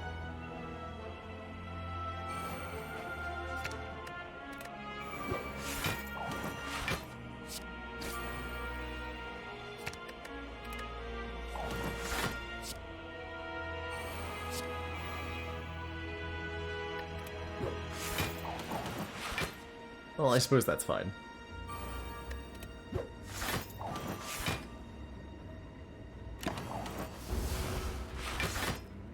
Okay, maybe not the best turn for Bomb to go off, huh?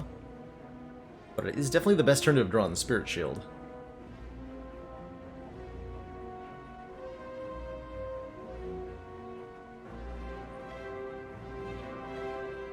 Oh, is the command up out of date?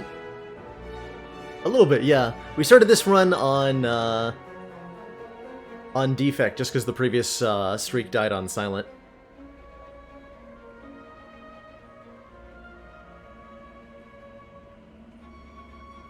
So we're off a little bit on our rotation.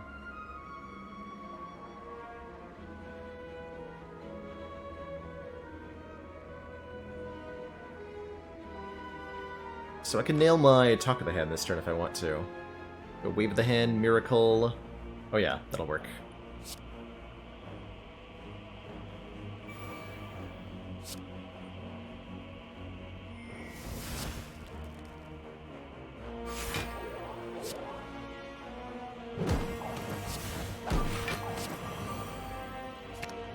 We do some very silly things.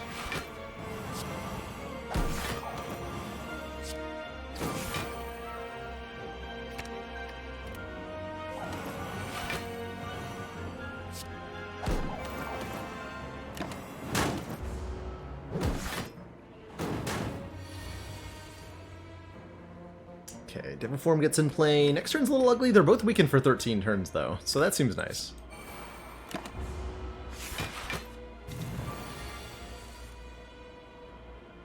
Seems particularly good, in fact.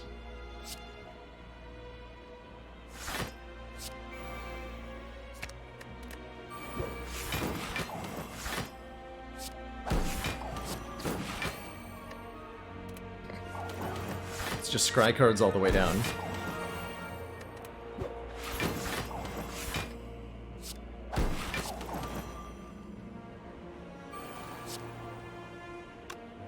What is the sound of one kunai proccing? 1,000,000 times per turn.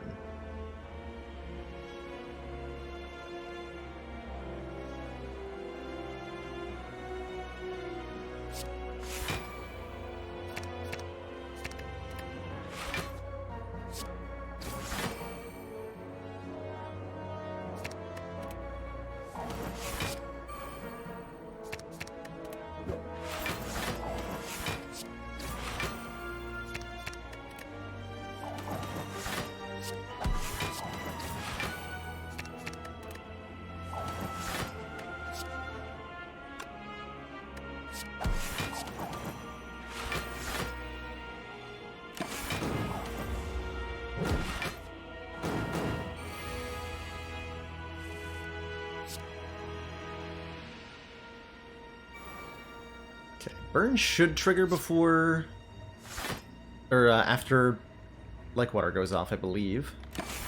Yep.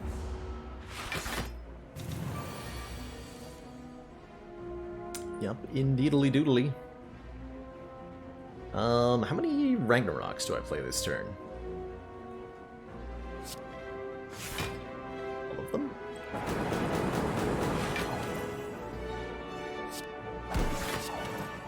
The bomb goes off next turn, okay.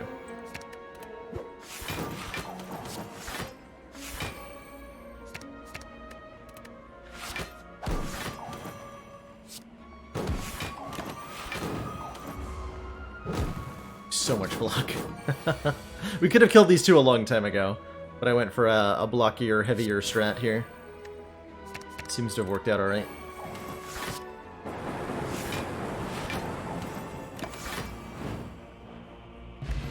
Bag of Prep, starting us with 2 additional cards on turn 1 and a Foresight plus Scry for the start of your turn. Sure. Sure, I'll do that.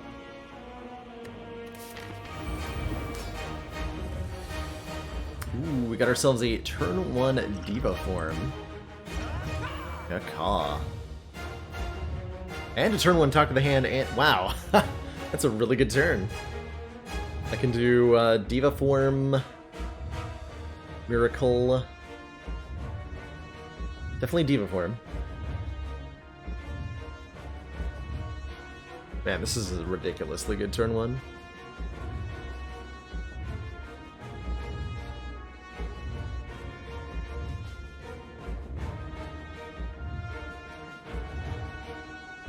Probably going to use the Gambler's Brew next turn-ish.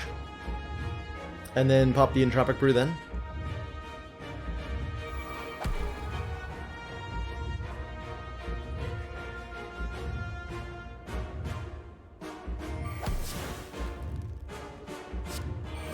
Like that.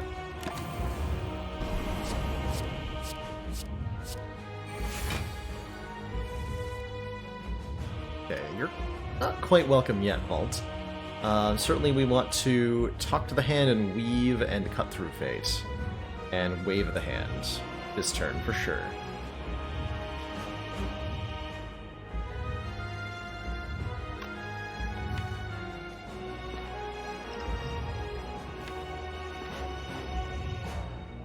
In fact, this hand's almost good enough I just want to discard the Gambler's Brew? No. Maybe we just drink this now.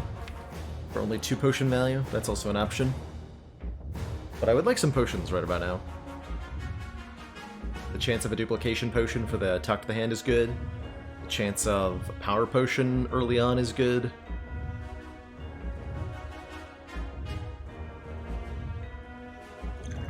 Take this now. What do we got? We got a Ambrosia, Enter Divinity stance. Well now. That seems very strong.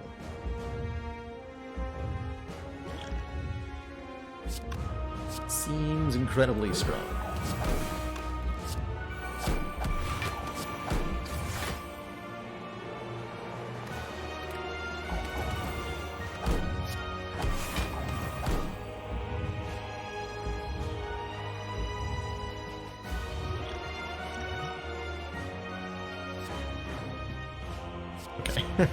I'll do that. Sure. Sure, why not? I'm in.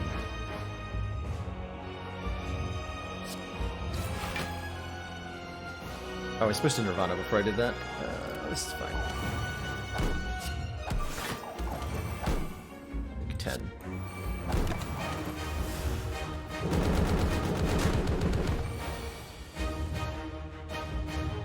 This is absolutely fine.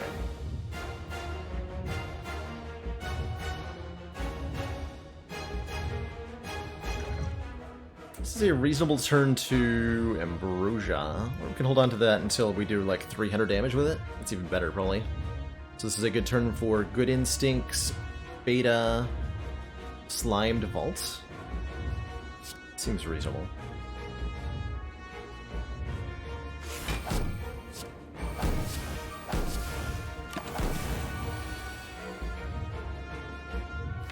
And here we can get our second Nirvana in play and start doing some real block.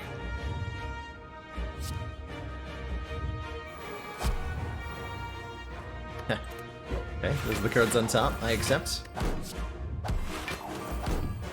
I most certainly accept this outcome.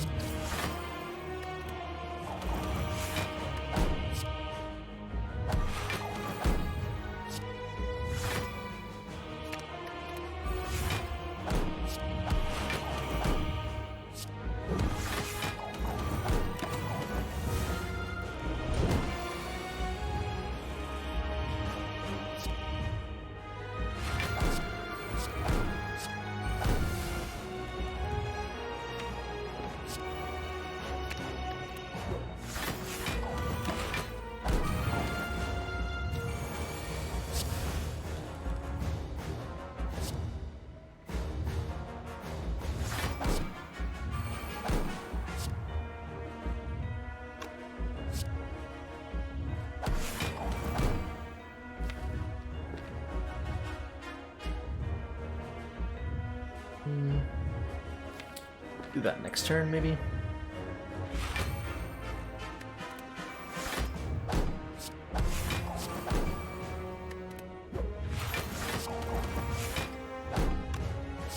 Play one of them now. I want to play them both next turn with Divinity. I think we're not going to use it. I'm going to throw that Gambler's Brew on the ground at the end of the fight. That's what I'm going to do.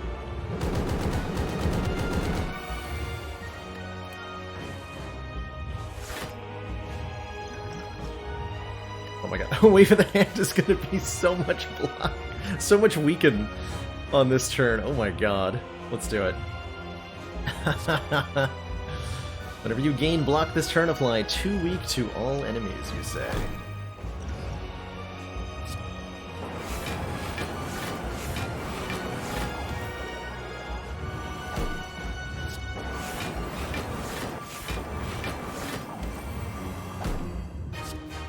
How about that 26 turns a week?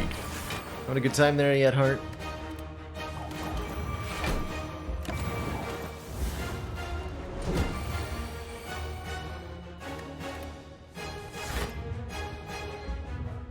These miracles were actively bad in this fight.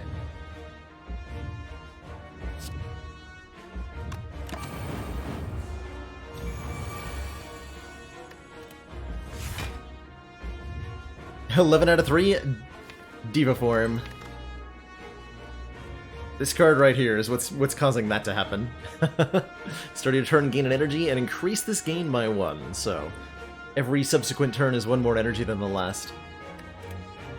It's very silly. Very good.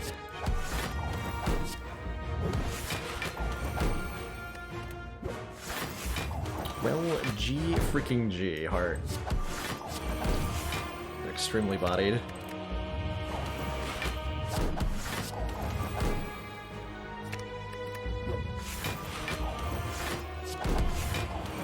Decks, by the way.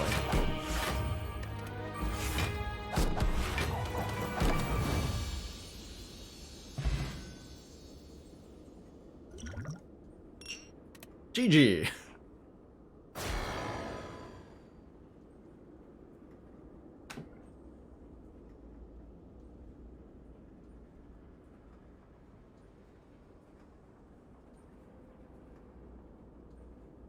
GG. Yes, courtesy to Skill Potion for giving the second copy of Alpha there.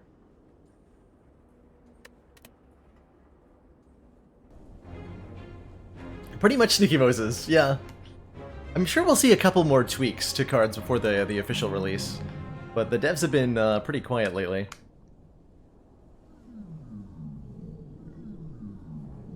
And so shall I. Yeah, it's been almost a month since the last beta patch. Looks like it was on the 12th of November. Highest rank I've gotten on a daily. Great question, Ninja Cowboy. Let's see, do I have the... Tell me I have the screenshot of that.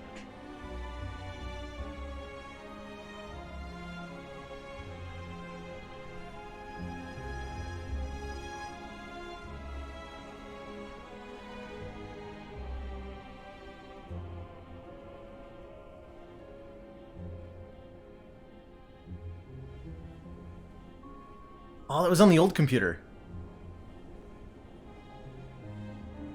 I don't have a screenshot of it, but the answer is number 1. Ninja. I've done that once or twice. At least at the time of completing the run. I think I was topped later on in the day. But I have been number 1 on the leaderboards for at least a little bit. And boy, was it fun.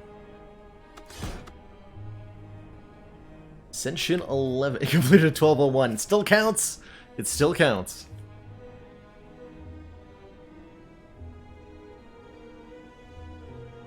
Rank 71's pretty dang good. Top 100 is nothing to sneeze at, Ninja Cowboy. Nothing to sneeze at whatsoever. So, grats on that. Ooh, I love Rare Relic Starts and Ironclad. I like them so very much. Now that we're on Ascension 11, we do have fewer potion slots, so only 2 instead of 1. Which does make our later game strategies a little bit tougher. That is quite the ambitious 3 elite path we could take. If the Rare Relic was really good, and if it wasn't, our more defensive path is where exactly? Doesn't exist. Still taking this. Tungsten Rod. That'll definitely save me more than 21 hit points over the course of this run. It enables some pretty cool early pickups like Combust or Brutality. So, quite pleased to see that show up.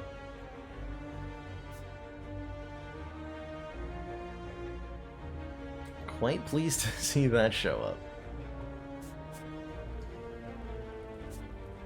I want to go to this store. Maybe we can survive this. One more extra fight in. I get to block 1 time here. We're short 1, but Tungsten Rod makes up the difference. Huzzah. 24. Take 1 more hit, though.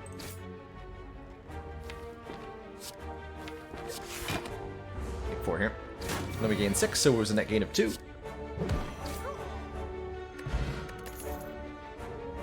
Body Slam, Iron Wave, Rampage. Rampage is a pretty good card for fighting early elites and for fighting Hexaghost. I could see Rampage being good here as a take. Otherwise, Iron Wave is decent at blocking and attacking at the same time. With Rampage. I think Rampage is a totally legit floor 1 take, and that we're happy to see it.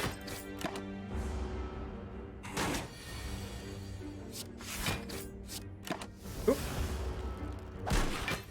Slight misclick there. Didn't matter too much.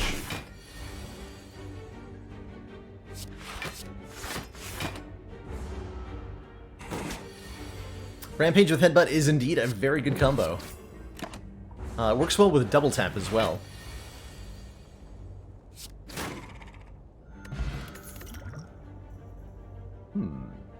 Doesn't work well with Anger, which dilutes the discard pile. Makes it harder to get back to. Disarm is nice against Hexaghost, not that great against the elites we're going into. But I'm going to take it anyway. I think. Right? Probably.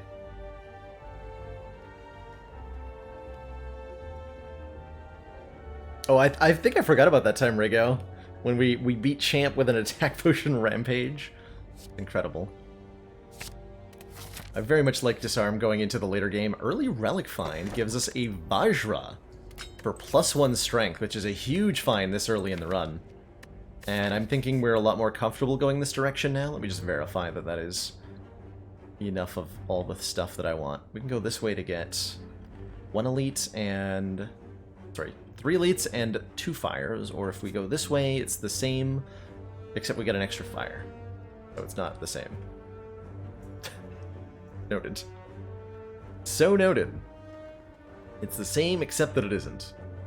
Get an early shop this way, which could let me buy stuff for these elites. This way gets us the Burning Elite out of the way in Act 1, and I think it'll be quite comfortable. Going into that elite fight, I would upgrade the Bash for sure. Bash with Vajra strikes is more than enough damage, usually, in Act 1 for some elites. More than enough.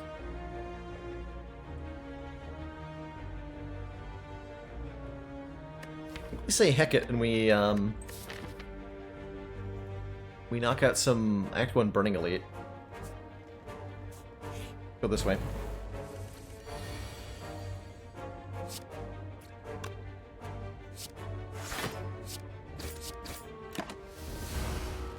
I wonder if anyone's been counting Tungsten Rod. They would see that it was amazing.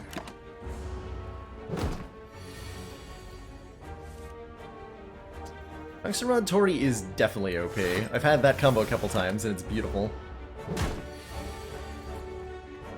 Could have saved a little bit more health in that fight, but that's fine. A Strength Potion's insane.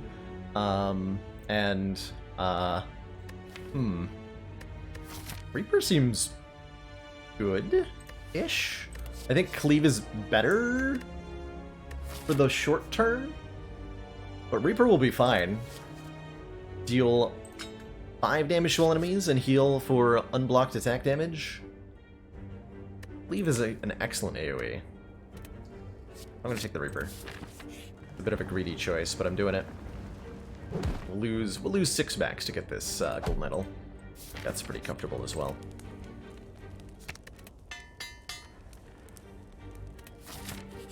Okay, I was actually most afraid of triple sentry, so I'm quite happy to see a Legavul in here.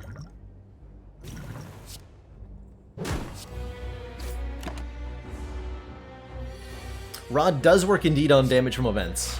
It feels like it shouldn't. It's so strong that it does that, but it totally does.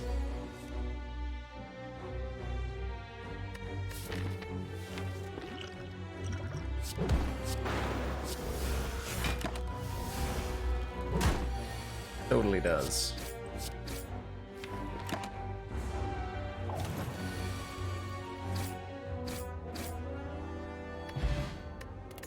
Meat on the bone. If our hit points are at or below half after combat, heal 12.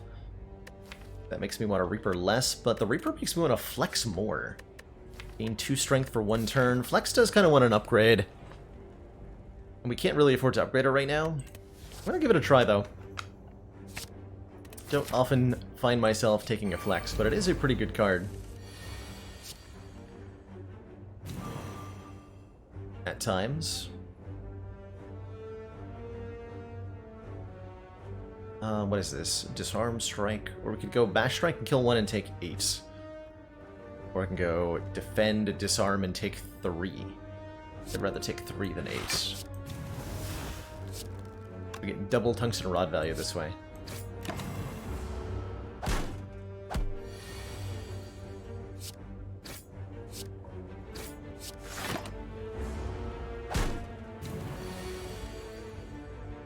Now it's just showing off.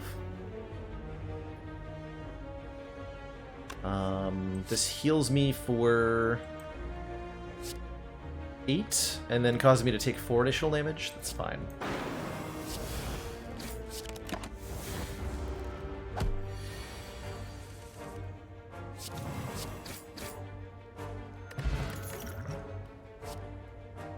Gain 2 strength, says Inflame. I think this deck definitely wants to do that. Frigate could be okay as well. Definitely starting to be behind on upgrades.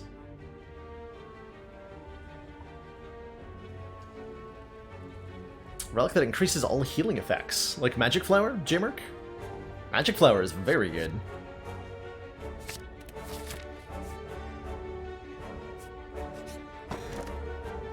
A boot. I'll take a Sapphire Key. Get out of here, boot. Okay, we're a little bit weaker against this elite, but we have meat on the bone, so it's okay if we take a beating from the knob.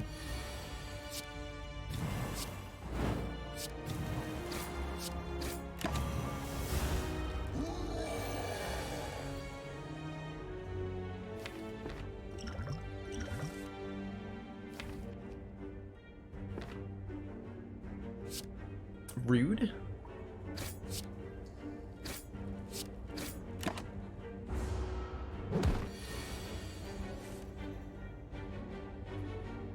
Actually, do we have a kill right now? My Flex Bash is 13 damage? Jesus. That is so much damage. So this become 15 plus 27. Yeah, that'll just kill him. Although, with my current hit point value, I want to take damage. Because we want to go below 30... We're 1 hit point away from meat on the bone. Okay, so I want to take as close to no damage as possible. Or as close to 1 damage as possible. If I Reaper and let him hit me... No, that takes exactly 7. Damn. What if I Reaper and then Flex? Is that the play? Is the play Reaper and then Flex?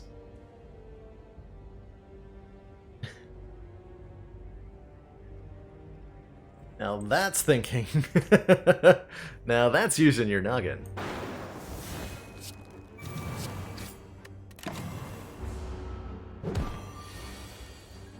And yeah, there was a chance that this happened.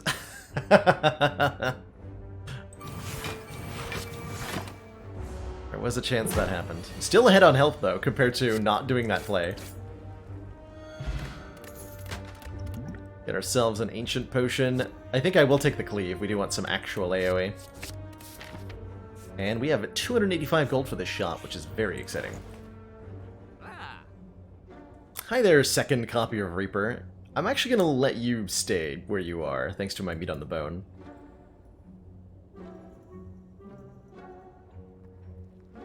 Prismatic Shard this early is kind of interesting. Lots of healing on offer. Meal Ticket heals us when we enter shops. Eternal Feather heals us when we go to fires. Prismatic Shard heals me at the start of the next run. Hard to say no to an Impervious. Gain 30 block.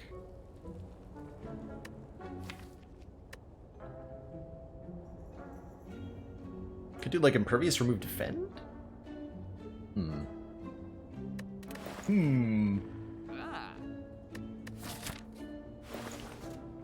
I really want to spend money on things that helps me out right now, because there is a Burning Elite coming up.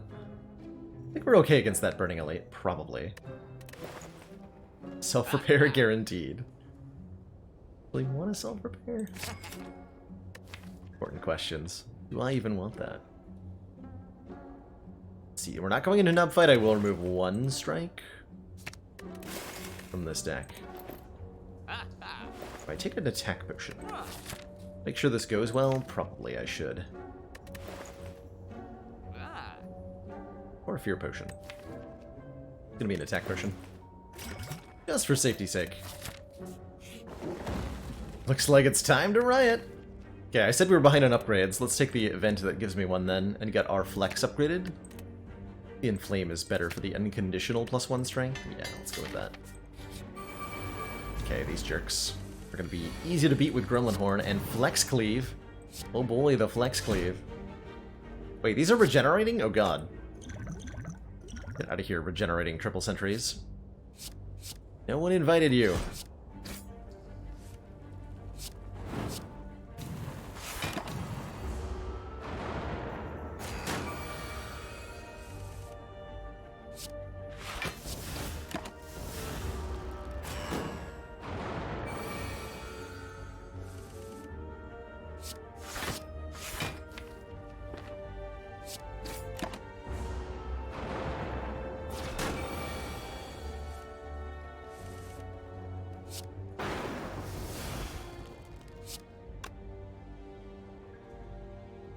5 to make sure you die? Probably a good choice. Oh, actually, and I get the horn proc, actually, so this is definitely a good idea. Not even take 5. This is a hard relic to remember. For me.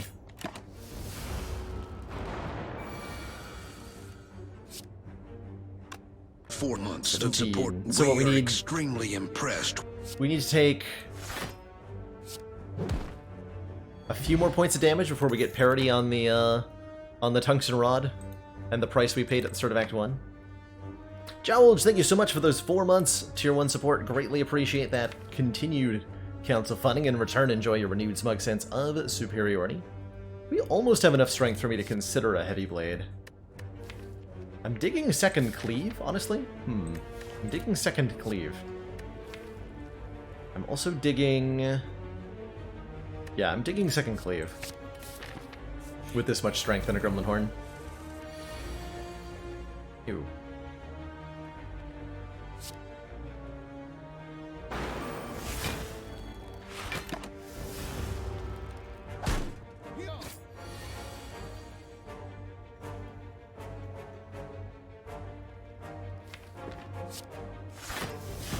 Oh, I could have rampaged. I forgot about the gremlin horn that time somehow. At how much damage does Heavy Blade become worthwhile? I find it more of a question of energy. You really need a lot of energy before the Heavy Blade is worth your time. So I'd say around 4, like really, it's not even until 5 energy I feel particularly comfortable with Heavy Blade. It's so dang expensive. Mostly I'd rather have a pummel or a sword boomerang doing the same-ish thing for a lot cheaper. Oh man. Well, Tungsten Rod put in some work in this fight. By which I mean we got our butt handed to us. The better way to phrase that. Fairy in a Bottle's nice. And there's a... I mean, we took 2 cleaves, so I'm not that excited about an immolate, but I will still probably take it. 21 damage to all enemies. Put a burn into your discard pile. Alrighty then. And we upgrade Flex or Disarm or Immolate. I think are the goodest options. Yes, the goodest options. Snecko enough for a Heavy Blade? Yes. Snecko of course, makes it well worth picking up. And I would certainly take a Snecko followed by several Heavy Blades in this deck. Disarm is great for Book of Stabbing. Disarm works in particular much better with the Tungsten Rod, so I think we do spec into that. We hope we draw that on turn 2 here, or turn 1. Yes, perfect. Please do 1 times 6. Might be 2 times 6. Yeah. Just gonna eat that, though. Here's where Tungsten Rod puts in some real value.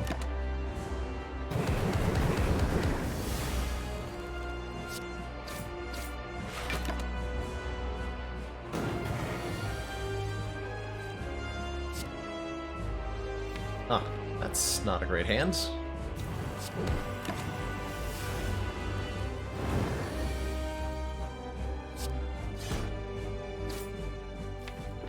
There are 15 damage, we just play them. Hexaghost is very much a damage race, so taking opportunities to take a little bit of damage myself to do a lot of damage to Hexaghost is generally worth it. Generally worth it. Only blocks for 4? 37.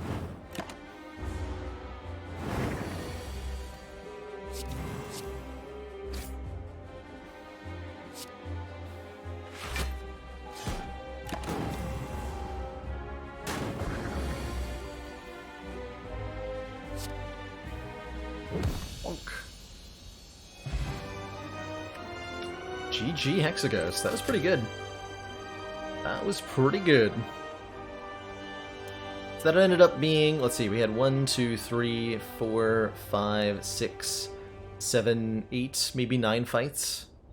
So it blocked an average of about 3.5 per fight. Pretty good.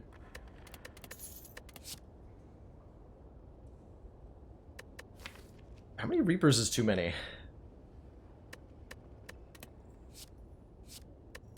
Double tap could go good with Reaper and Immolate. And Rampage.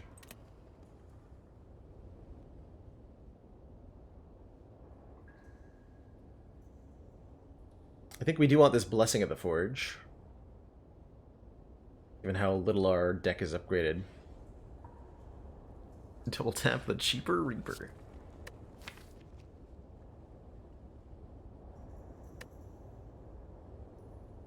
Just wondering how often we draw hands where the double tap doesn't do anything. We need more card draw. I was really hoping we'd see like a Brutality here. Compared to any of these. The upgrade on double tap is next 2 cards. So if you draw it alongside 2 other attacks, double tap plus can do wonders for you.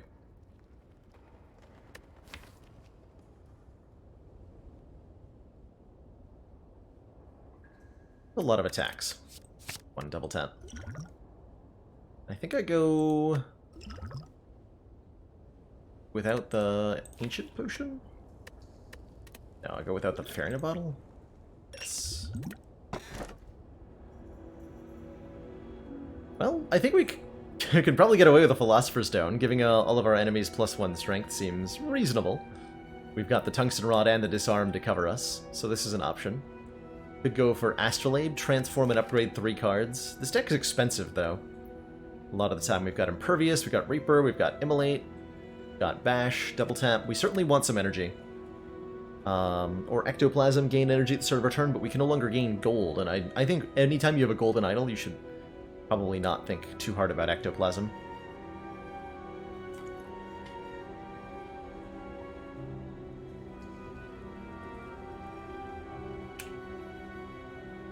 So I'm leaning more towards the Philosopher's Stone than I am the Astrolabe.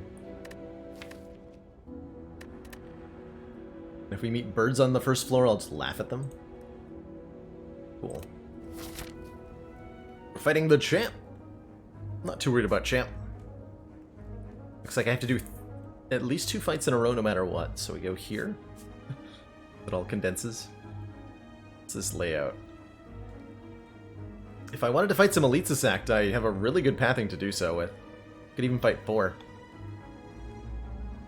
We have meat on the bone? We don't have a fairy in a bottle anymore, but we'll see what we get here. 1 spiked avocado with additional strong. Terrifying. Looks like a reasonably good Blessing of the Forge, quite frankly. Means we full block, lets me do more damage. It's totally fine to use your potion on turn 1 of the first fight.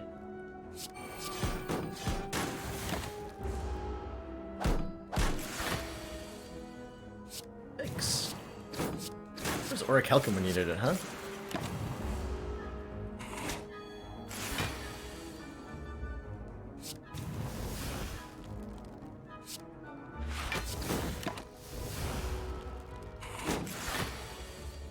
Ooh, would I have lethal with, if I double tapped the Immolate and the Cleave? I might have. On turn 1, instead of playing... What did I spend 2 energy on? Blocking, right.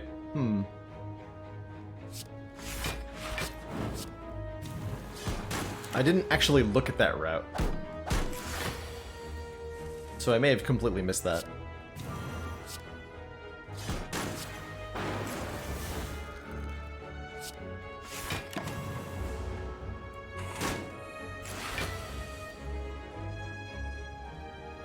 Double tap Bash Cleave, however, is definitely going to kill here.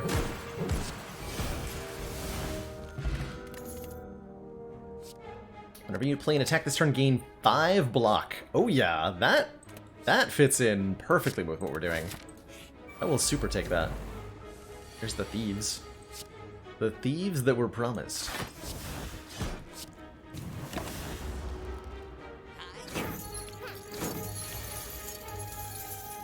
Wasn't enough? Alright. I will accept that too.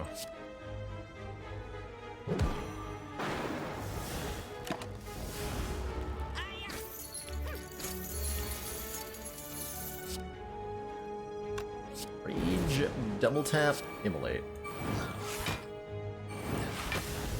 Oh, pow. More strength. Just take it. Just take it. This much money feels like going to the shop is a no-brainer.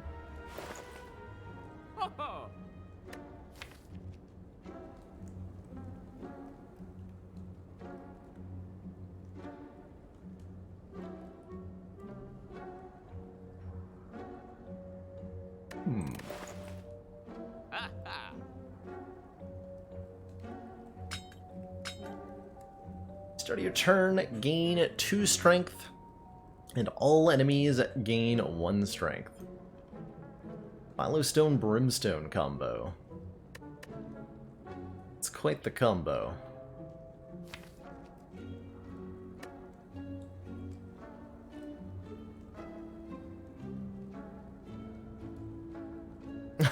Maniac. The upset clicking on Frog. The wanting, the wanting. Oh no, I accidentally clicked on the Brimstone. How horrible. How horrible. Now we'll have to suffer the wrath of a plus several points of strength heart.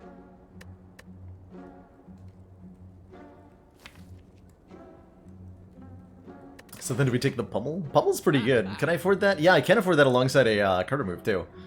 And Carter move is what I'm definitely most interested in.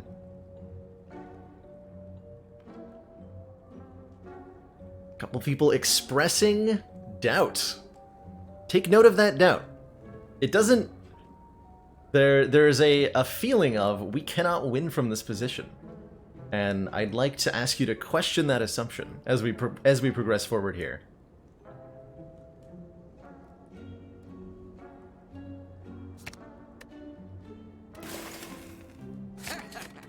Like taking that pummel. Before I marry Brimstone. You like Brimstone so much, why don't you marry it? Alright, I think we now have enough strength and energy that the Heavy Blade is real good, but block cards are also real good. Block cards are extremely good. Card draw is really important for us. Shrug is kind of like card draw. Bites? Just remove to strike, I'm not taking these. I need my max health very much as is anyway. Very much as is. So this Book of Stabbing has a +2 strength and gains an additional 1 strength every turn. Okay then.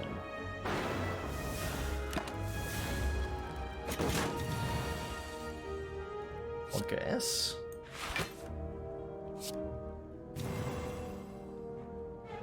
Oddly terrifying.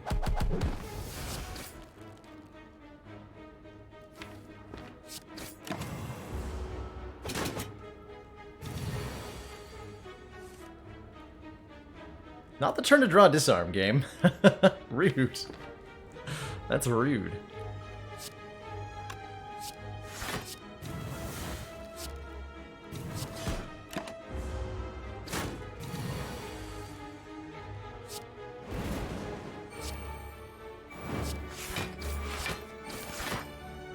Okay, meat on the bone heals us up. Toy Ornithopter heals us 5 whenever we use a potion. Do I want an Iron Wave? Probably not. Do I find it hard to keep up with chat as the channel grows? A little bit, sometimes, Blind Fox. A little bit. It depends on my mood. It's also a little bit... Truthfully, the big chair makes it a little bit harder, too. As I'm a little bit further away from my screen. I should probably just increase my chat font size. I can do that, right?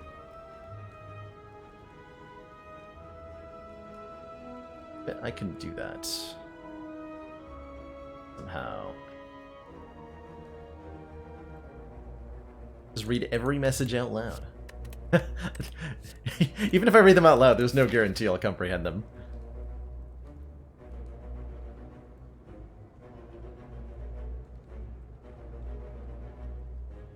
Ooh! Throws a hammer. Is it objectively brown? Or is it... Where does that put it? What color is my chair?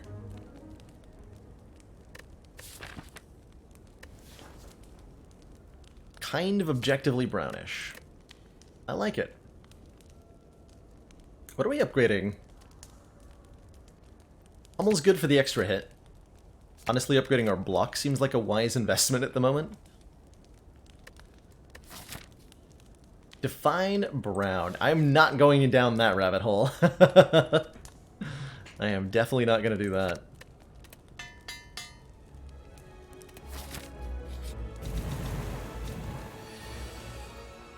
Oh, I should have upgraded the pummel. Actually, should I have? We just get a kill turn 1, right? 13 plus... Let's see, if I spot weakness bash pummel, that's just guaranteed a kill, surely.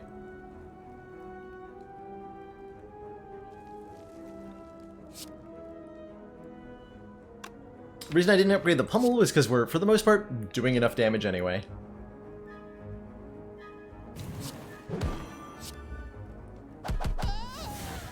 Oh yeah, I have that. That helps a lot.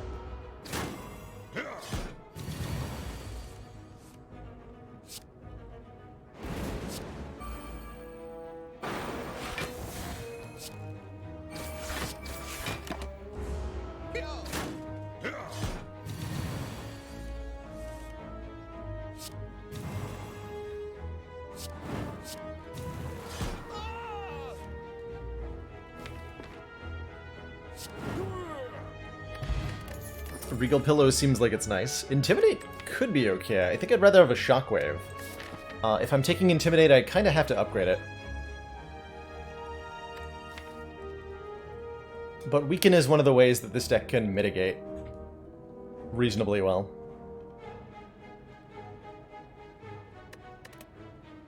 Skip it.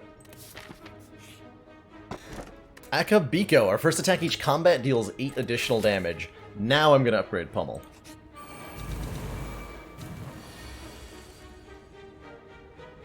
Full health Reaper, you say? Deal 21 damage to all enemies and heal for 40 kajillion damage. Jesus.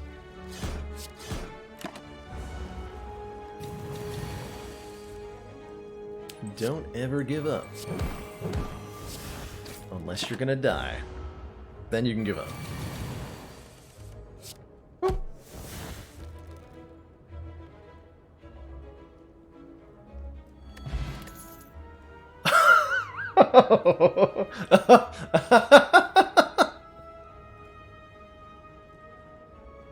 Oh shit. We have to check the... Before I click on anything, we have to check the card reward for Whirlwind. Right? Oh, okay. No Whirlwind, but I will take another Shrug for sure. Do we bottle the Pummel? Let's see. If we bottle Pummel with Akabiko, upgrade it, it'll be... We have 2 strength minimum on turn 1. Plus 8. So it's plus 10 damage. So it does 12 times 5, 60 damage on turn 1. Without any strength gain whatsoever. That is what I want, right? I want the turn 1 damage. Yeah, we're going to want that for the elites, mainly. Because we can bottle Immolate, too, and that's also pretty good.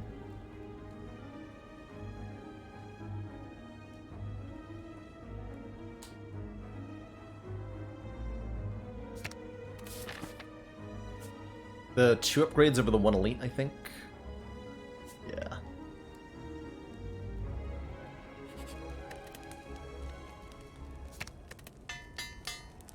Can upgrade Pummel and double tap that way. Oh god. Hey! 30 block. Wait, we start with 3 strength? Oh, because we gain 2. Excuse me.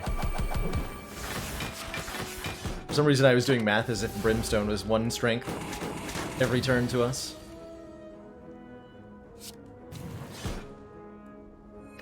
Alright, well we took 0 damage from Snake Plant with Philosopher's Stone and Brimstone. I'd like to reiterate that. That lets us play a card for free. Is that helpful? Maybe. Solid maybe.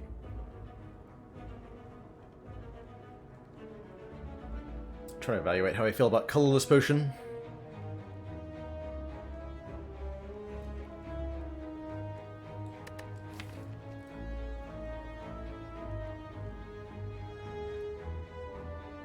Is there anything horrible Havoc can cause? Not really.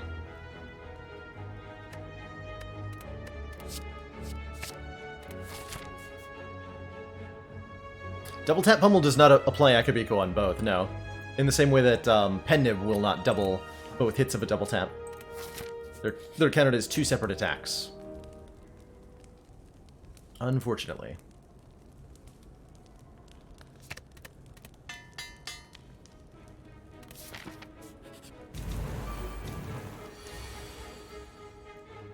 It's a shame I can't bash before I do the Akabiko pummel. Seems pretty good, though.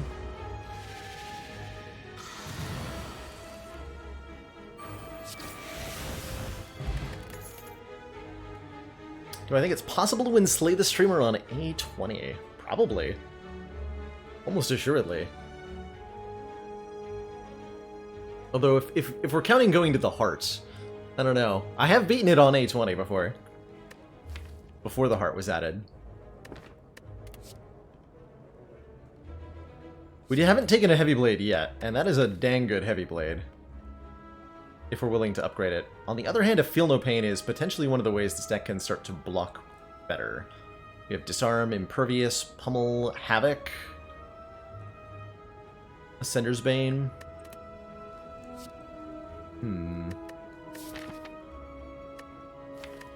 Commander, we've just received the support of another council member.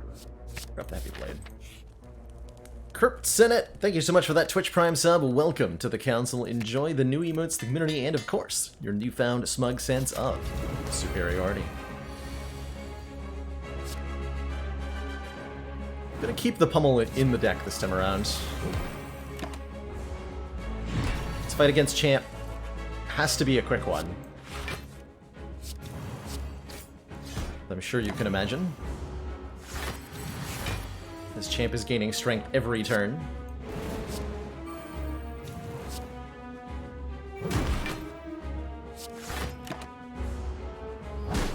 So we kind of just hit him as hard as we can.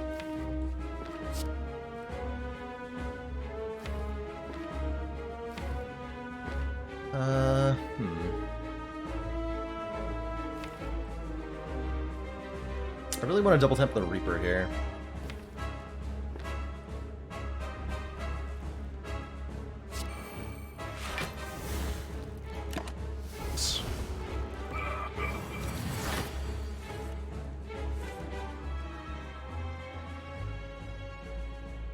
Blade and Reaper back some health. Just take the full 25, and then we have 2 turns to kill Champ.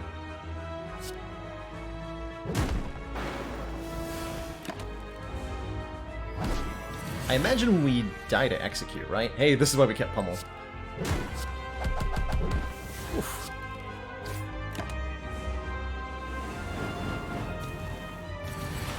$36 times 2.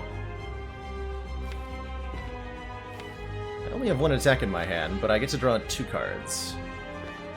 Essentially. And I can survive if it's... Let's see. Yeah, we're guaranteed to survive. Okay. Because worst case scenario, we get to Impervious. Best case scenario, we get to do that. Knew I should have taken that Feel No Pain. Second Impervious is fine, though. Just letting us have really, really big block cards will mitigate the downside of this Brimstone.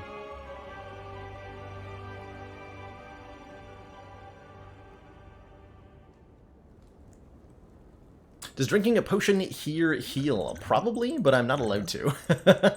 You cannot drink potions outside of combat other than Entropic Brew, Fruit Juice, and Blood Potion are the ones you're allowed to drink outside of combat.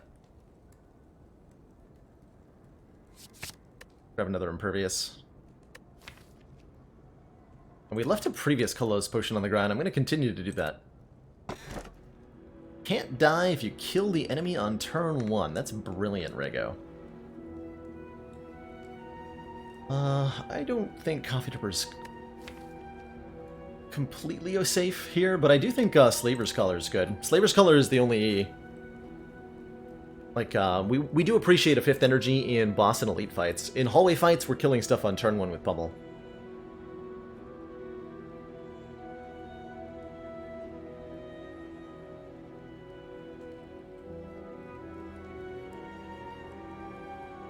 So Slaver's Collar is looking good.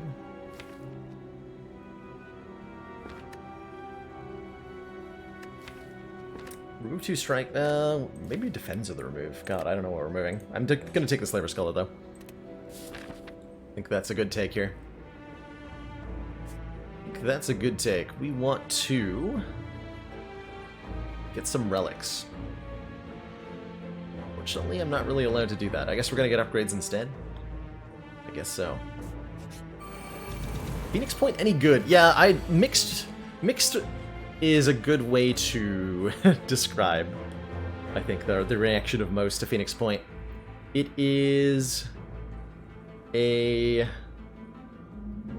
pretty intricate strategy game that I think is pretty good, but it lacks polish in some areas, notably the soundtrack, the interface, and the new user experience, which is where I think a lot of people struggle, in particular with it. Phoenix Point does not particularly make it easy to jump into it for the first time.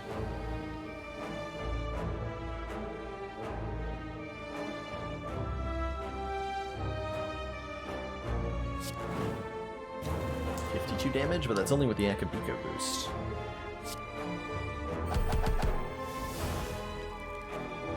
This can get a kill, right? Yeah, 59. Casual turn 1 kills.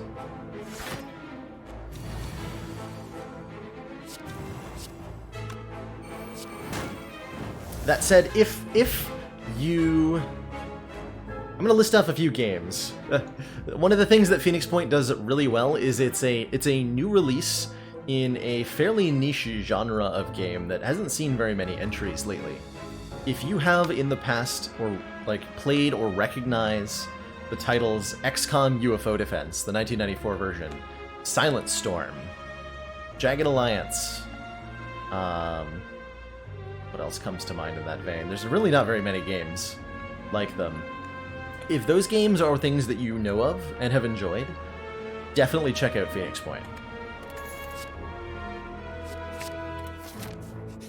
Grab ourselves another pummel. Does so much damage. Too much damage. Does so much damage. Good lord. Mario and Rabbids. Yeah. Exactly. How many colorless potions do I have to sacrifice before this game gets the message?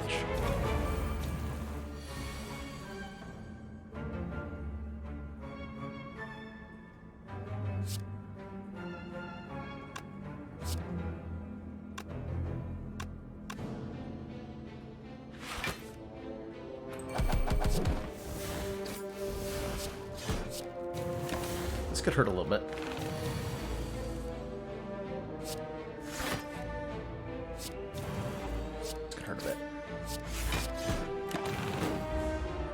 Only 15, actually. Not too bad. This hurts, though. Ow, what? Oh, God. Pray for a good Reaper.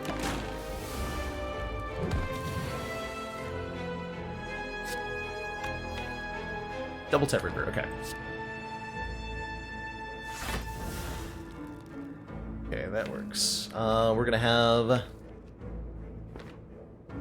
17 points of strength, so this will do 20 times 2, followed by strength. Okay, yeah. Good.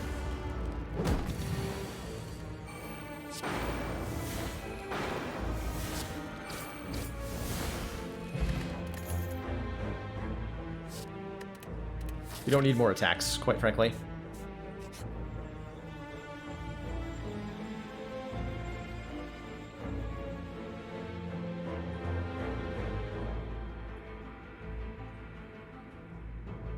Can cards that appear in your second hand? Oh, I'd love that a lot, Mathematician. I would put Impervious in a can immediately. What is a Tesseract? Also known as a Hypercube. I love that you just like casually encounter one of these, by the way. And your character doesn't seem fazed by it that you've encountered a 4-dimensional object. But in summary, what a Tesseract is, it's the 4-dimensional equivalent of a cube. As a square is to a cube, a cube is to a tesseract.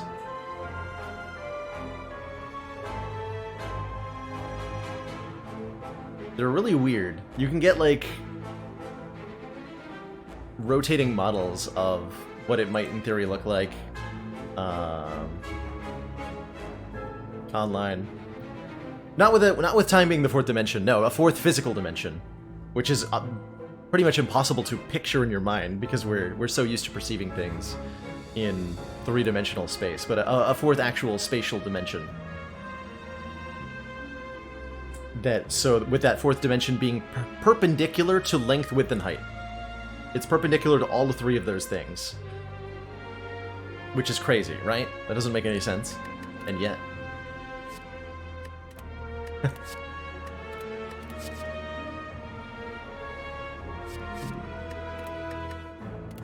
Flash of Steel seems good. Nothing else is particularly amazing.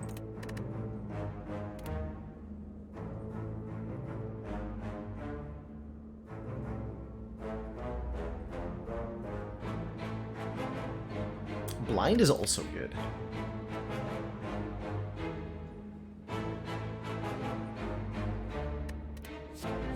Light 2 weaken. I'm gonna take Flash Steel. We're just gonna do damage. Especially given that we're on a lower ascension, we can kill the heart in 3 turns, maybe.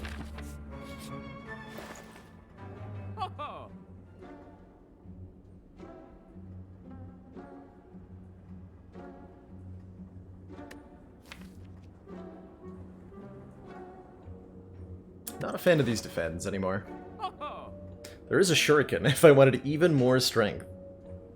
Although it feels like such a drop in the bucket, right? Gaining 1 strength every 3 attacks I play.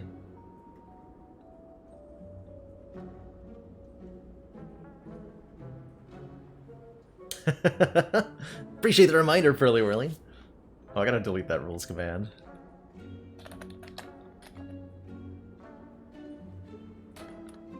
Is it this? Yeah, there we go.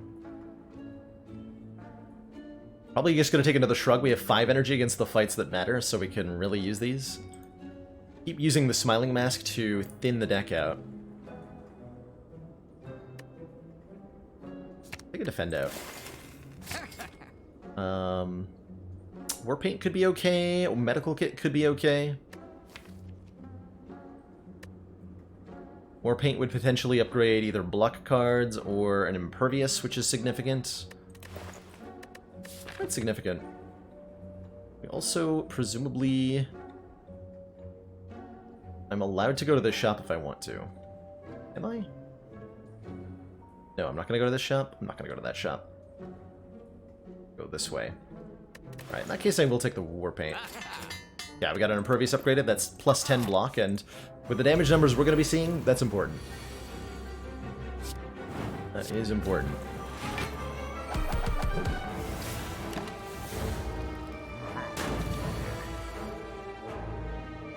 Gloam. I've never heard that one, Carissa. Oh, I like it.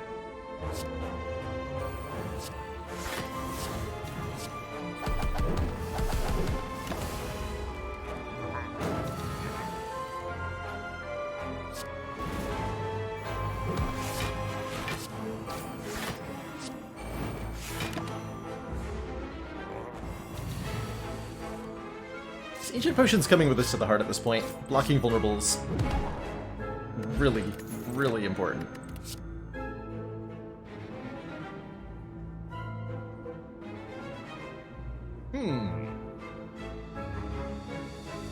Uppercut seems okay, but Second Reaper seems probably better, right? Probably better.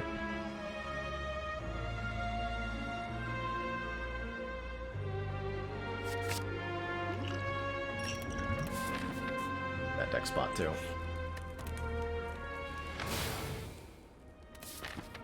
Rebest. It's like first time we took this recently, I think, in one, right? It sure seems like it'd be better odds to get another relic before we go all the way to the heart. Yeah, Red Skull, we would have missed out on the fancy dancy Red Skull if we're below half. Even more strong is bestowed upon us. even more strong.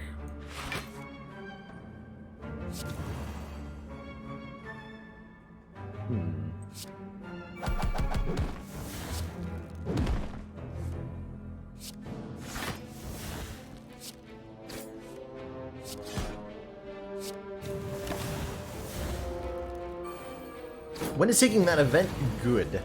Very rarely is it optimal in terms of, like, making you win in any way, shape, or form. In theory, it can be useful if it lets you skip past an elite that might have killed you. Or if you're in a position you know will beat the Act 3 boss, but you're potentially going to lose health getting to the Act 3 boss, it could be useful. If you're going for the heart, it's basically never useful, because you need Act 3 to be a place where you gain strength.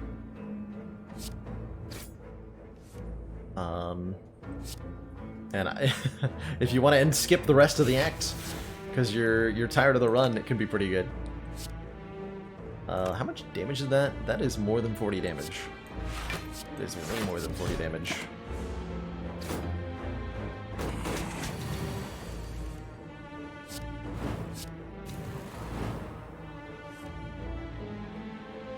Okay, double tap strike does almost all of her health.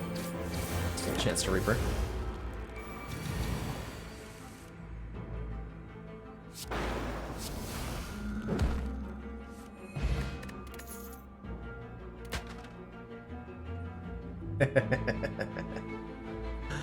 Tungsten Rod Tori.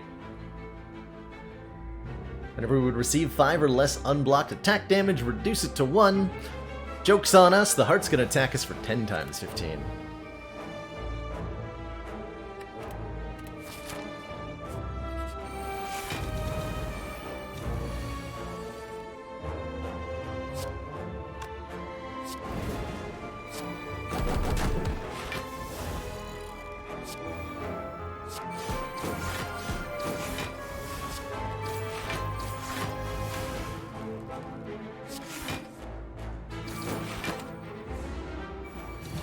How many disarms do I have? Just the one. I would like if there were more than that.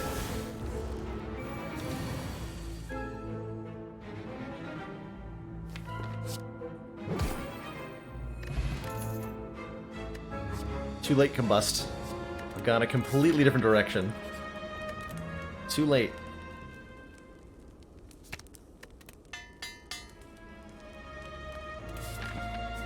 Combo doesn't work in both directions. If you would have taken 6, you'll take 5.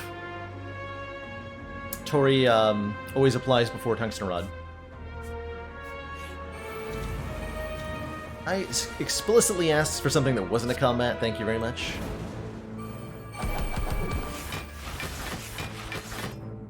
Okay, good. Accept that. Does give me block. It risks giving me a curse, I'll risk it. Damn it. Well, mistakes were made. I don't know what I was saving hit points for anyway. But now we can't get another curse, so it's fine.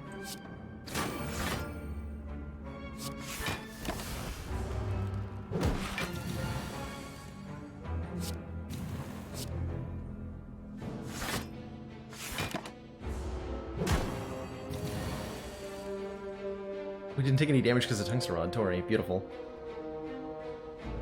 Beautiful.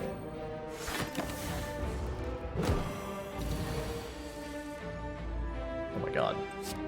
I could die. That's so much damage. Get me out of this fight. Good lord. Alright. I said I would consider it Intimidate Plus. I think it's time to take it. Merchant Man, remove my curse. If you would be so kind. Do I want to buy 7 more max health, which is pretty significant. Every point of health we get is going to help a lot when it comes to beating the heart. Or we could save for a common relic in Act 4.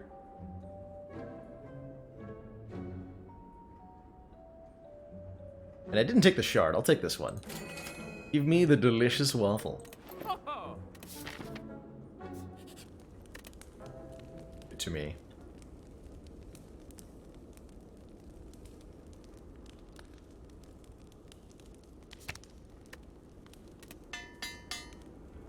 That's my upgrade.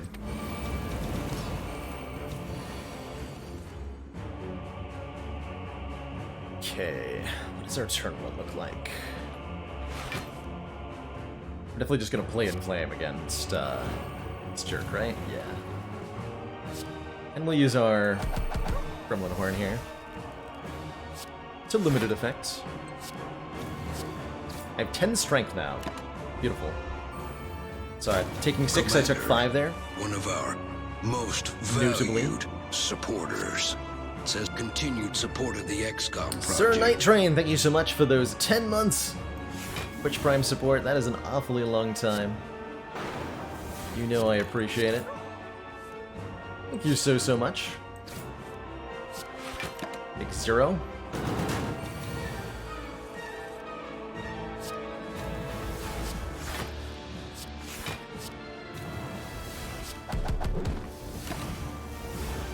Five, 7, whatever. Numbers are hard.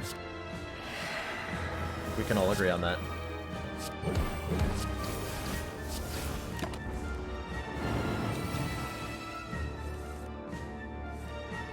It will keep the Brimstone strength through the phase change, that's right. That's right.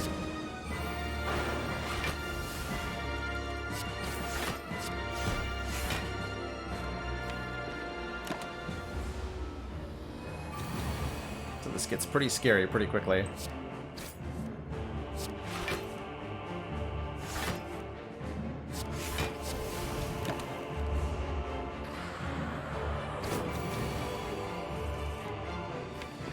Scary pretty quickly. Please hit double tap. Havoc. One time. I guess I want to bash first, right? Then Havoc. Oh. Wait. Oh, that's still enough damage. Blonk. GG. Not too shabby. Two thump, a deep pulsing dread can be felt throughout the room. Is this the heart of the Spire? The source of this strength.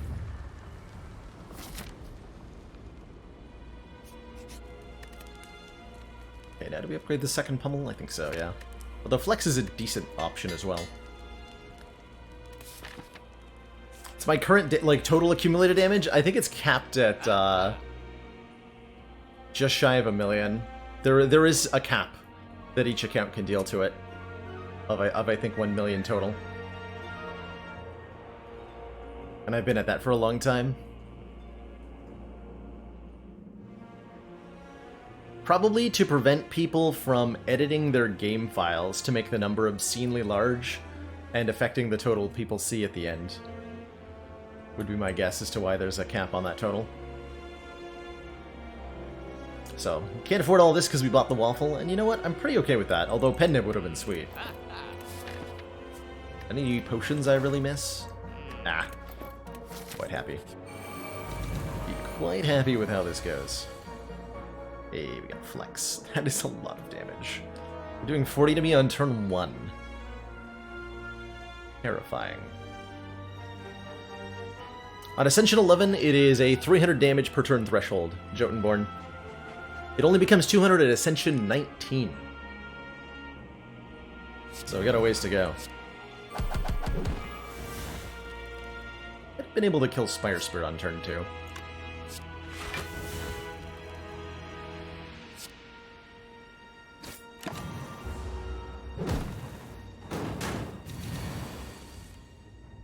Oh, this is fine. Oh, I don't even kill, Rude. So I'm turning around like that.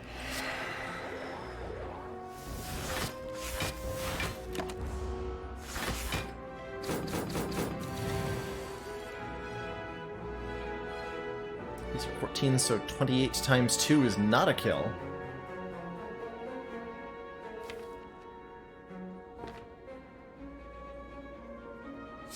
Please be good. Yay.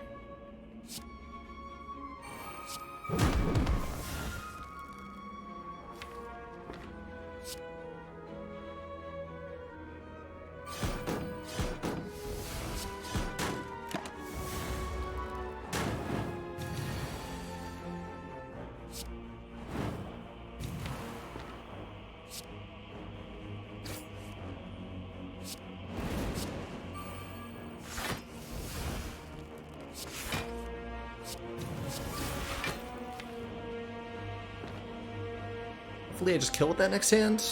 Otherwise I have to go for a Reaper.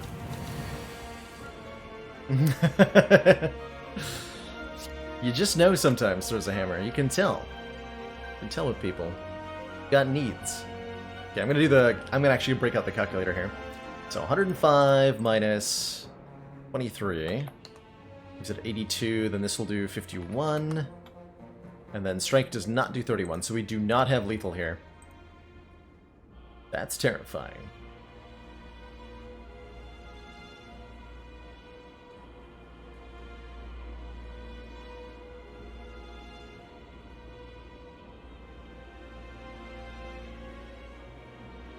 But we can heal this back with a Reaper.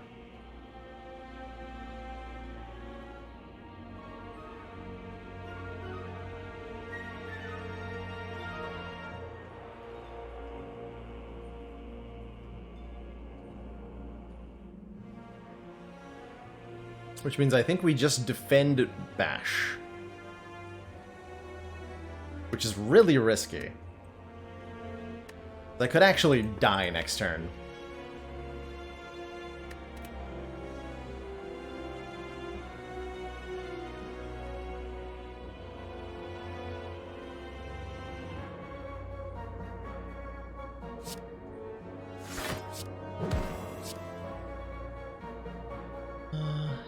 We're gonna take 10. A lot of damage here. Yeah, we'll do one strike. Okay, didn't get the attack. Good. And we drew a Reaper. Perfect. Double tap.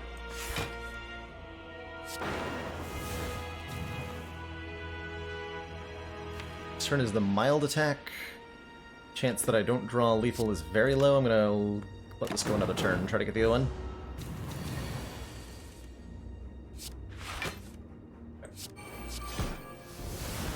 Not full health, but good enough, and that definitely helps. Self-forming clay whenever we lose health, which will be difficult to do, truthfully. But whenever we lose health, gain 3 block next turn, and an offering, which I will most certainly take.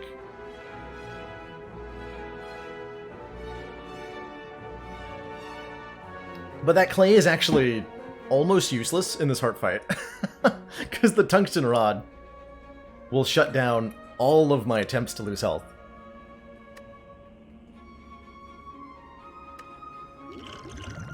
How do I feel about energy potion over dex potion? I kind of like a dex potion. I'm going to keep that dex potion.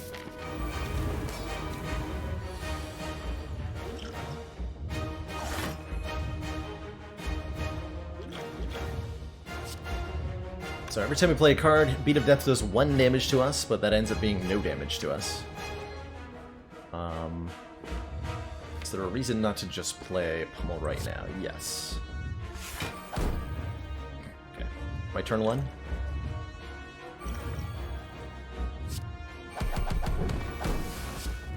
I think this one gets unplayed, so that we can do more damage with it later. Definitely not the turn 1 we were looking for, but I think we'll be okay with these relics. Heart has 3 strength, so this is a 5 times 15 without vulnerable, which would normally be terrifying. But we are completely impervious to this. So that's cute. Yeah, thank you, Tori. Although, truthfully, I'd prefer to take the damage, so that we can block next turn with the self-forming clay. But we get no self-forming clay value here, because we're not taking anything. How unfortunate. Ooh.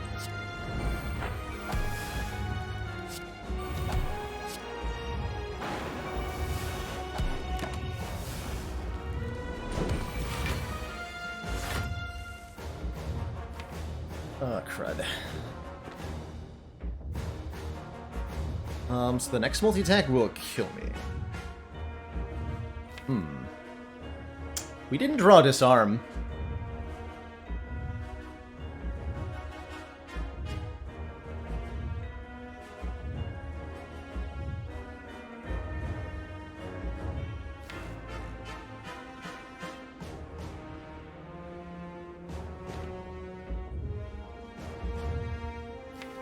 Yeah, hopefully we havoc it.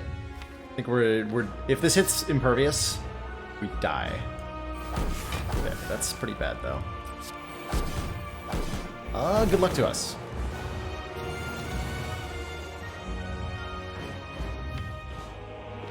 Okay, okay. I'll guess.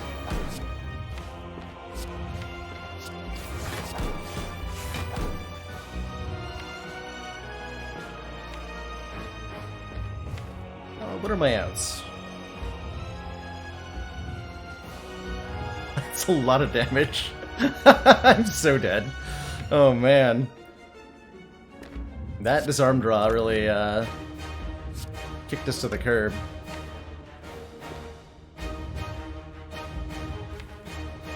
We are super boned. Just, yeah, whatever. Not seeing that card again no matter what.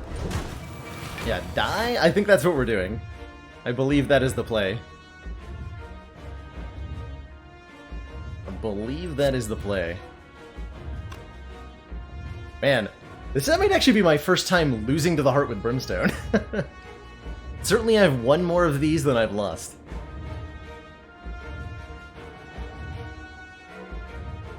If I had Disarm and Weaken down on the heart, this would be within Torii range. But with just Disarm, this would still be 8 times 15. Is there anything that can save me? How much damage is that? That's 150? Holy crap. If I shrug into Impervious, that's still not enough, right?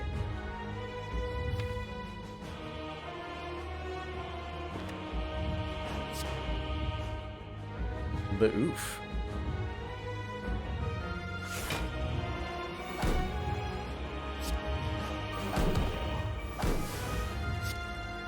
Fair enough.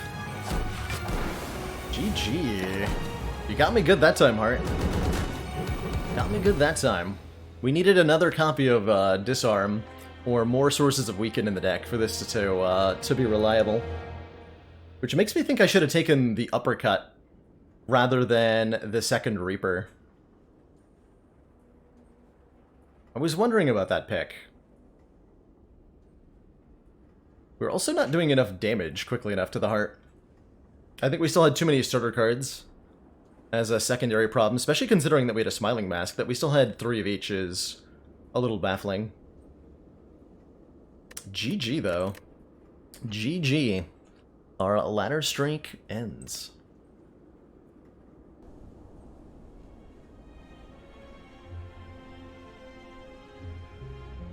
Yeah, oops. Well, I have to eat my own words there. I told the doubters to stick around, and they were proven right this time. That's fair. That's fair. Definitely ended up being lacking in card draw, lacking in the mitigation. Like, we didn't have the damage or the mitigation to go with either strategy. And partly that had to do with draw order there. I think we drew very poorly, but we were vulnerable to drawing poorly. I also think that Bottled Pummel hurt us a lot in that fight.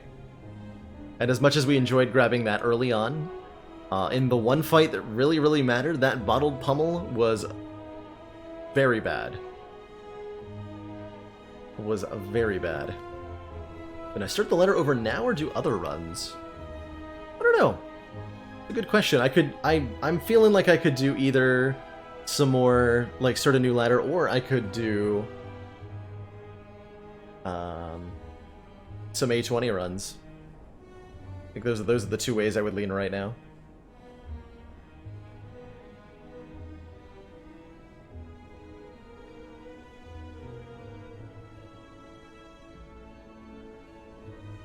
Watch your A20 daily mods, oh god. Oh gosh. I can put it up to a poll. I need to take a break anyway. We've been live for almost 3 hours and I haven't taken a break yet. So we'll put it up to a straw poll. spell straw correctly.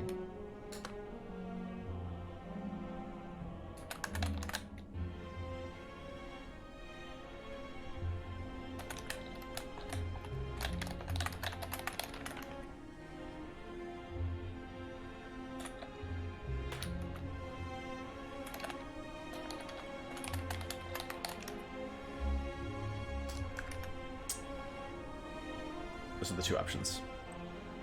Those are the only ones I'm feeling, so those are the only options there's going to be. But here you go. Take your pick.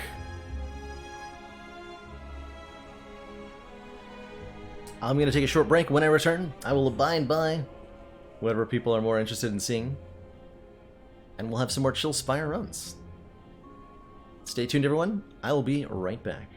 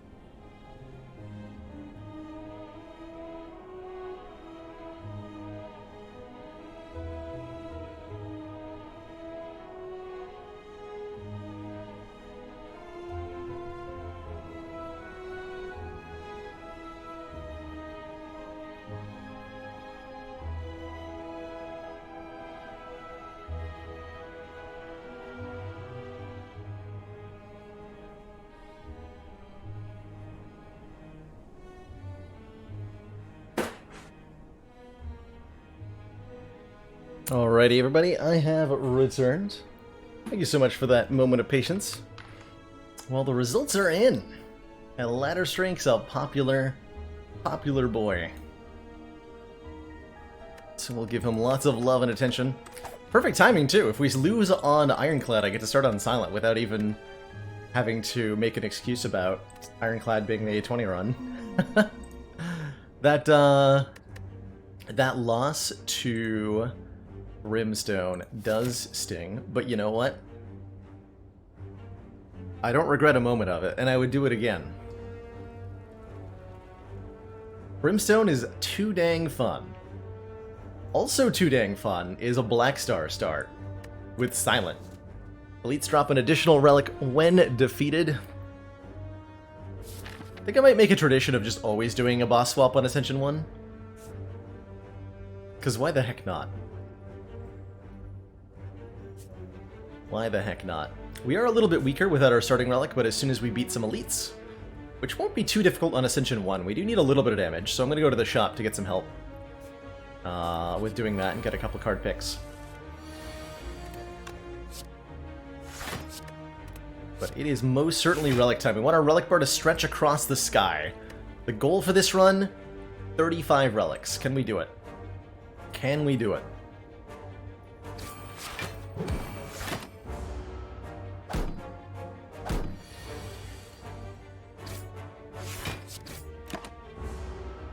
For this run, don't die. We only fall one level from here. Normally I would take a terror on floor 1, but we just picked up the the fear potion. I think I'm still taking the terror. We get kind of a sweet physical build. Doing lots of direct damage will help us a lot against elites, and then we'll plan to win the heart fight by virtue of having 40 relics or whatever.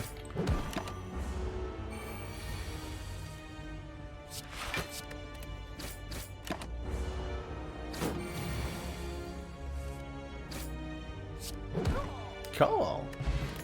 Strength pot is most excellent. These are all most excellent, although backstab not so good with our smaller starting hand, so I'll happily take an all-out attack. That goes perfectly with everything else we just talked about so far.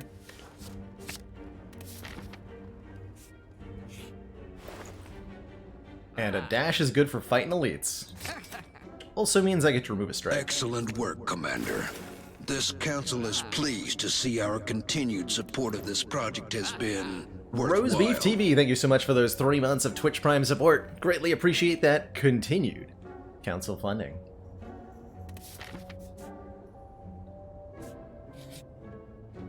I hope you enjoy your renewed smug sense of superiority. Go with the strike transform, continue to purge these stinky strikes from the deck. The more strikes I remove, the more better attacks I can add. And I'm interested in having better attacks right now. We turned our strike into a poison strike. Hooray.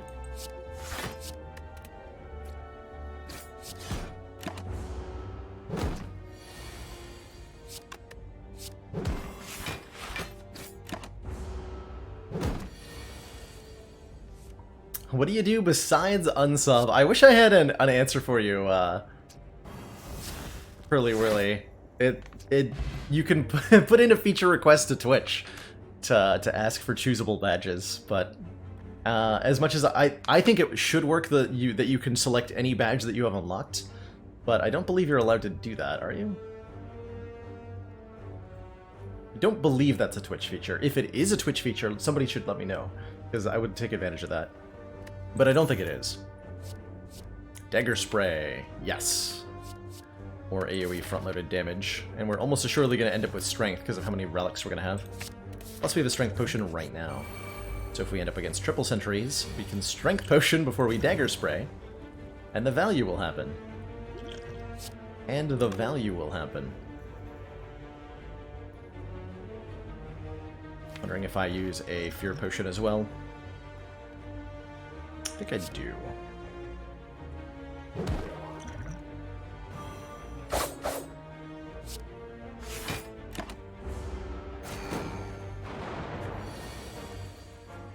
Curious what ideas I had for the 18th month icon. We're coming up on that soon, aren't we?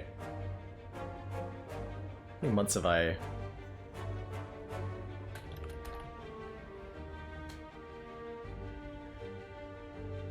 Oh. It's already here. I guess I should make one, huh? Might also be something I leave vacant. Like, I didn't originally have a 9-month badge. I've got a couple ideas in mind for a 2-year, but I haven't given a whole lot of thought to 18-month. 4-pointed key variant. Oh, I like that. Oh, I'd love to see what that looks like. This is what, 16? 16. 3 strikes. 3 strikes and you're out. Under chat settings. Oh, there is a way to do it? What?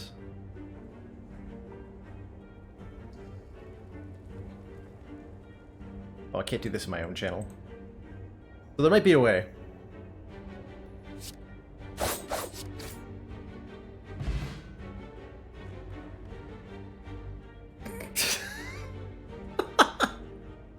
Oh, it's gonna be that kind of run.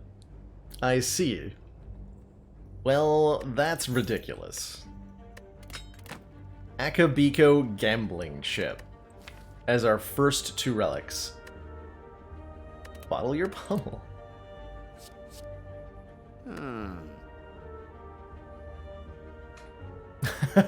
Maniac. Chat monstrosity.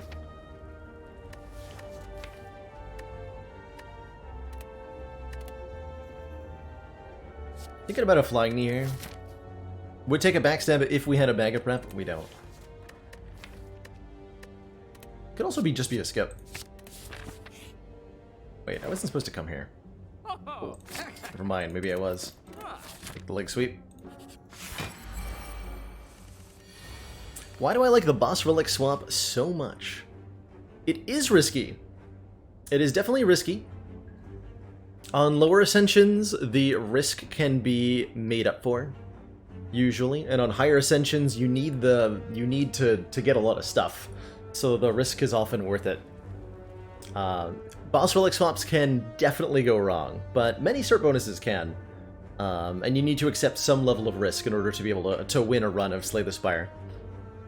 Personally, the reason I like it so much is because I find it really fun.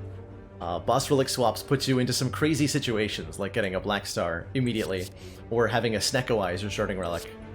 And that matters to me more than anything else.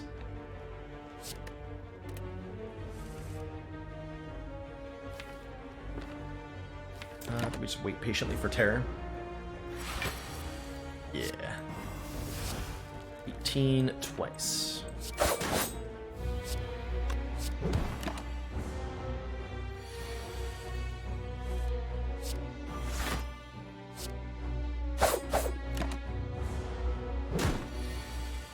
I've had really good luck with Coffee Dripper starts. The start that has statistically gone the worst for me, looking at my data, is Sozu and Runic Dome both go bad pretty often when I start with those, but even an old version of Calling Bell. I haven't checked out new Calling Bell, though, as I haven't gathered data on A20 runs in the beta branch, and won't until it becomes official. Crown, I have won more than one Crown Start A20 Heart. It's not easy, but it's certainly possible.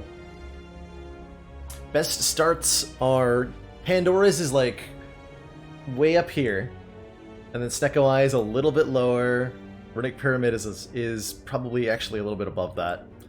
Then below those 3, you have Astrolabe is really good.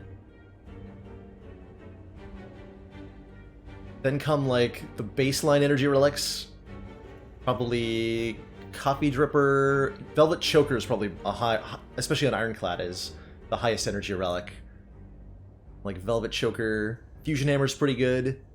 Curse Key's pretty good. The worst energy relics are, like, Sozu, Busted Crown. Those are definitely the most damaging ones. And Ectoplasm. Those are the low rolls in the energy relics. Which are still above Empty Cage. But I think Tiny House is actually above the bad energy relics. my current vote, and then Calling Bell is also above the bad energy relics, depending on what you get from it. Meat on the bone, and a shovel. Oh, we are gonna get... How many relics did I say we're gonna try to get? Because we're gonna get more than that now. That's amazing that we got a shovel. Do I take a Cloak and Dagger? I don't think I want to take any more unupgraded cards. Because they're gonna stay unupgraded. Akabiko Riddle with Holes with a gambling chip. Good talk. Oh, well, okay, yeah. When I said... Remember how I said I don't want to take any more unupgraded cards? Brilliant.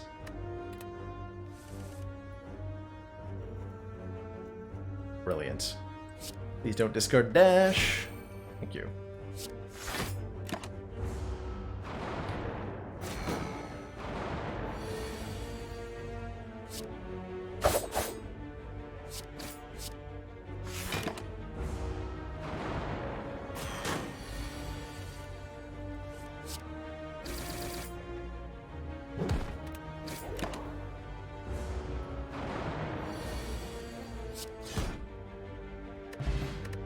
Lizard Tail Letter Opener. When we would die, do 5 damage to all enemies, and every time we play 3 skills in a single turn, heal to half your current hit points. Wait. Doesn't sound right.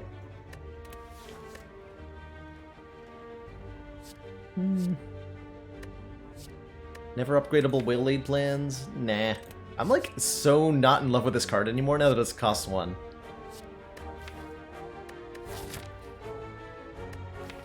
Just like, nah. Do I really want it that bad? No.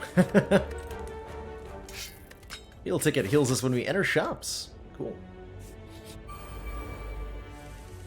If it was already upgraded, would I have taken it? Yes, definitely. God. This how much damage? My lord.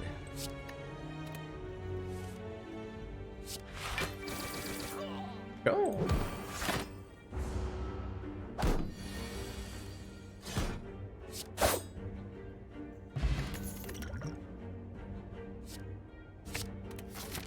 Take the upgraded backflip. Don't have enough money for card removal, so I'll take the event.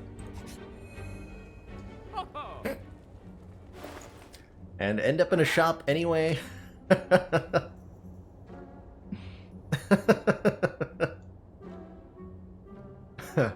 It was destiny that I arrive here. I'd probably take the escape plan because of its enduring usefulness with a letter opener. I think we'll be fine against Hexaghost. Yeah, we'll be fine against Hexaghost. Will we? We don't actually do that much damage outside of turn 1. I want to take that. That's the decision I'm making. Get 2 more relics after all. Come on, show me her. Error riddled with holes, please. Damn it.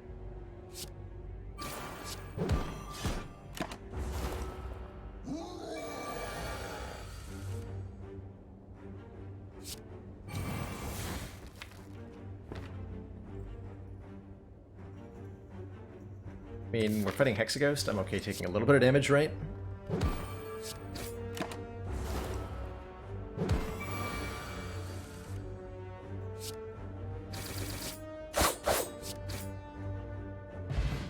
Anchor.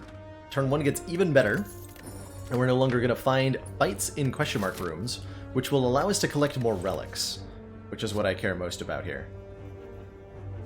Opener, yeah. And like kind of lean into some Shiv stuff now. Pick up 1 more relic, the Duvu doll. If we get any curses, we will have strength.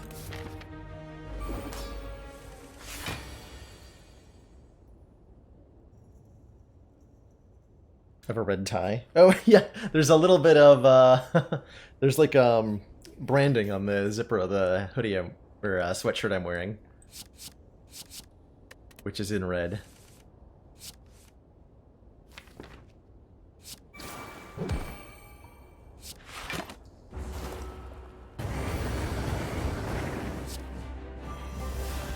Ow. My entire face, though.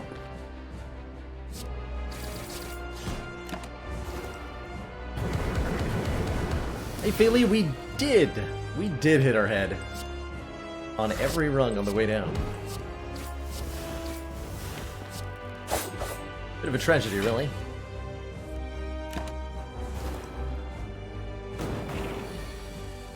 Now watch me die to Hexaghost in this fight.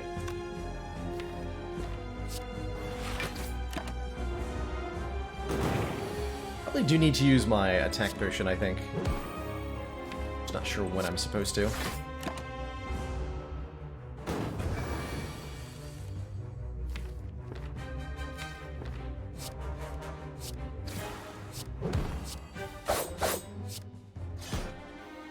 Probably right now, actually, so I can draw it again.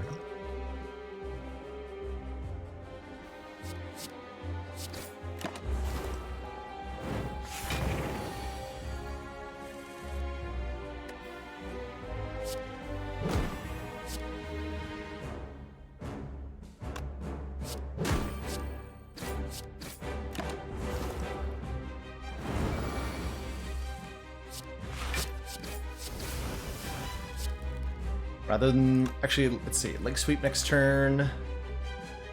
Ooh, this is a fun question. Is it better to play leg sweep so that there's some chance we block? Is there any chance we block?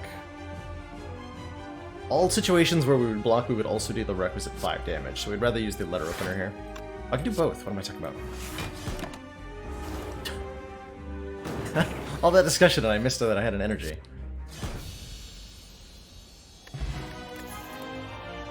Fight. Ooh, Alchemize Plus. It'd be a hilarious Phantasmal Killer deck. But we do need to be able to block. I think Alchemize works really well here. All are upgraded, they're all skills. And we have a Toxic Egg. Rare cards cannot be upgraded randomly, so if you're seeing one that's upgraded, it's always because of an egg.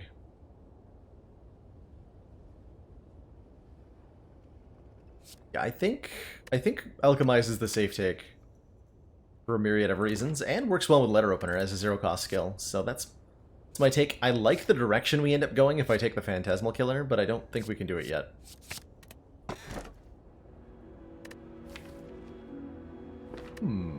Snecko Eye. It says, at the start of your turn, draw 2 additional cards, start combat confused. You can also take Empty Cage to remove 2 cards. Or the Hovering Kite to gain an energy the first time we discard a card each turn. Including on turn 1 with the Gambling Chip.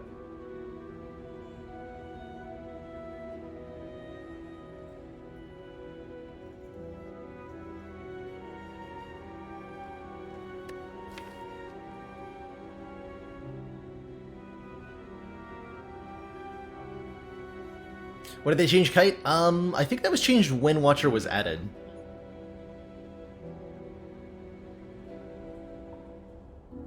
Cheers, Capital One. Those 5 bets. Yeah, wasn't this changed, like, either at the same time or before Fire Breathing was changed? It is definitely more playable now. Yeah. I'm thinking about it. The previous version was gain an energy and discard 2 cards every turn. We only have Survivor as an activator. The only reason I'm even thinking about this is because of the Gambling Chip. Gambling Chip does make it quite a bit better.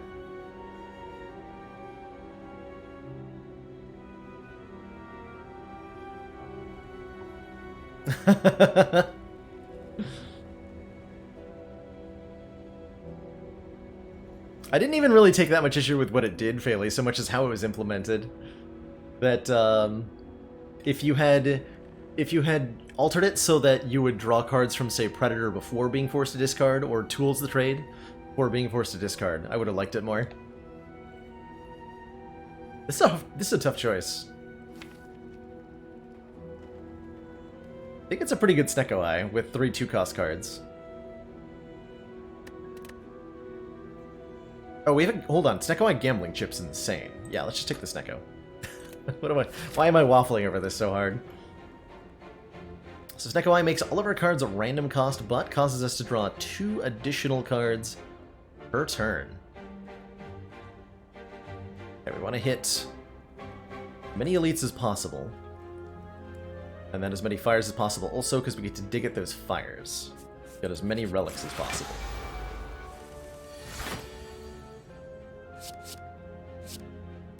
That's the name of the game.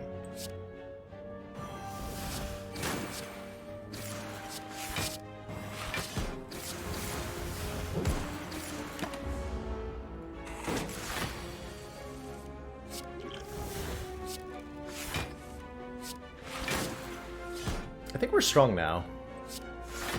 It feels like we're strong now. Hey, Anawab, the streak is, fine?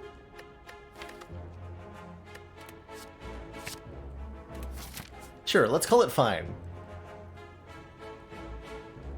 Come cursed with shame.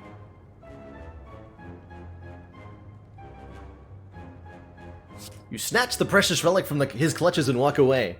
From behind you hear, "Have you no shame? Have you no shame?" We have some shame. And we have a threat needle. And we have 1 point of strength.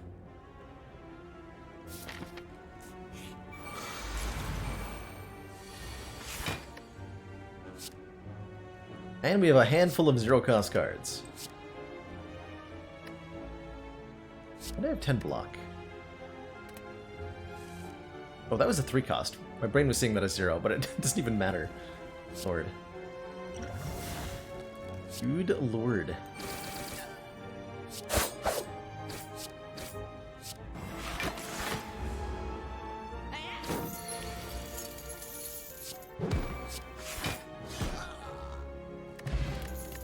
So we're just kind of murdering everything now. I will super take a choke with a Snecko Eye. Centennial Puzzle. First time we lose health each combat, draw 3 cards.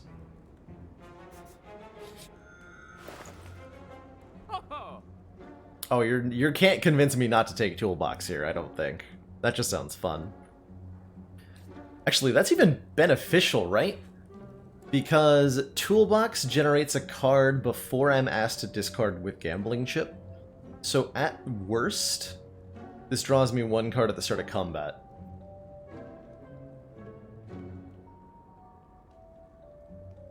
Cool. I will take that. Also, I want more relics, so like, full disclosure, that was also a reason that I bought that. Because I'm now more interested in getting additional relics than I am in anything else.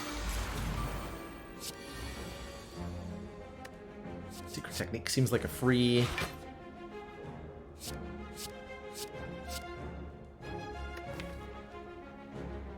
That lets me get Terror for certain? Well, that's broken.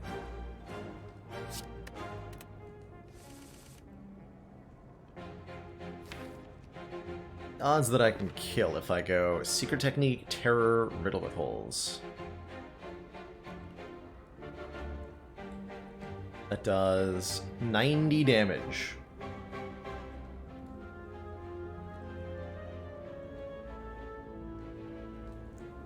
Can Toolbox ever be good in Ascension 20? Absolutely.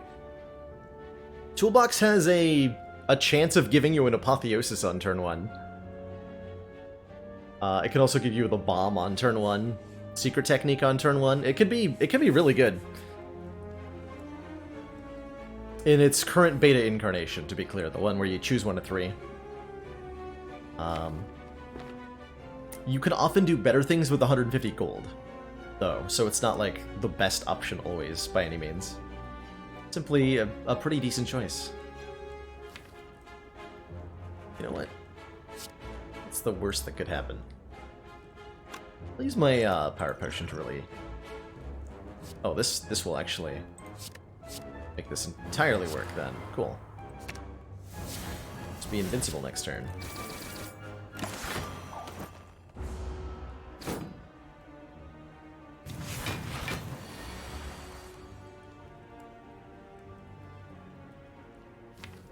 Which appears to have been a good choice.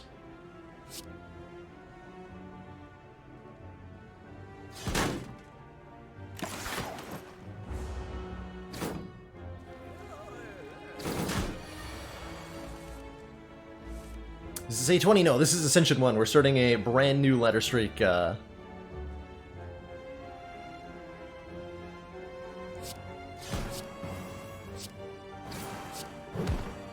it is the lowest Ascension, but the goal is beating every Ascension level from 1 to 20. Including the heart, back to back. Rose and Egg will upgrade any powers we get, but Trishka means even more relics. This is going to be a lot of relics. I'm excited. We are Snecko Eye. Let's take a... It's an unupgraded 1,000... No, that's an upgraded 1,000 cuts with the Frozen Eye. Yeah. Give me the 1,000 cuts. Vajra, an additional +1 strength. Good. 5 Apparition. Cost of 35 max health. Given the way this deck is gonna go... I don't think I want Apparitions. That makes our Lizard Tail a lot worse, too. They are upgraded Apparitions, however. Nah. Nah, we can do this without those. We don't need those. Give me the Bottled Terror, please. And thank you. You can always see the current Ascension level by the number next to the flame shows the Ascension level. So you can always see immediately by looking at that. I think a Panache for free. Sounds most excellent.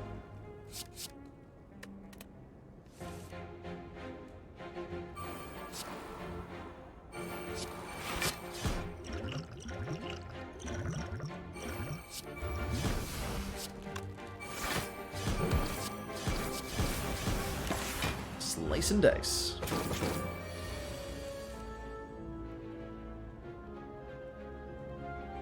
Okay, blocking may not have been part of the plan. It's okay. Am I playing this choke, is the question, or am I playing a block card? Frail? Oh, forget the block card then.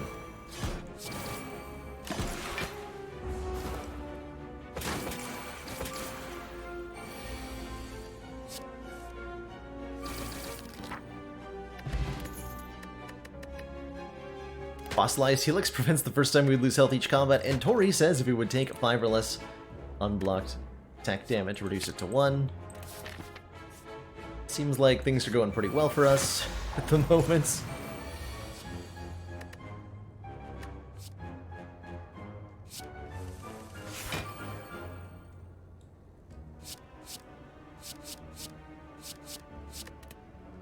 Put all that trash in the garbage.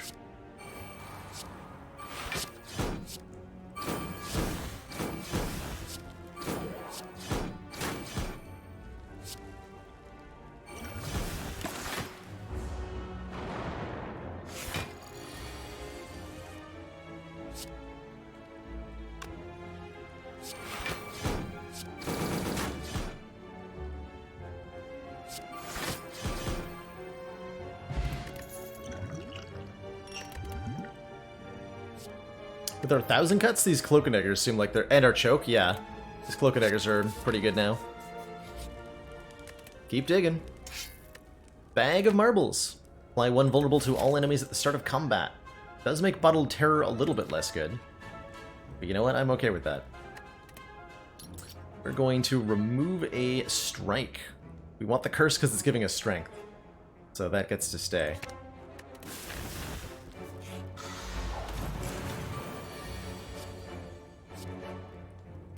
There's that turn 1 Apotheosis I was talking about.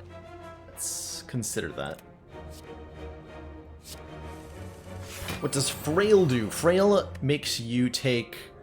or it makes you gain 25% less block from your block cards. As long as you have that particular status effect. Keep that Cloak and Dagger, just in case we don't want to play Apotheosis. Or some such. Let's see, if I go Apo, Dagger Spray, Choke. And we have full block from the... Yeah, okay. So Dagger Spray first because of Akabiko here. Which actually just murders everything? Wow, that was a lot of damage. Holy crap. Okay. Strike Dummy makes our strikes hit for 3 more. Snecko Skull does an unknown. It makes our poison go for 1 more. And a unupgraded Glass Knife I think I won't take. Alright, we have so many freaking relics. And now we have a potion belt. With an Entropic Brew. Well, yes, I will take Bomb against Collector on turn 1.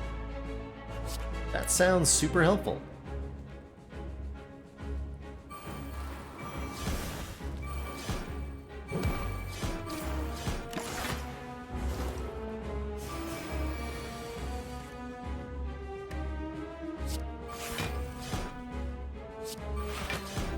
So if I can full block, which it looks like I can, definitely do that.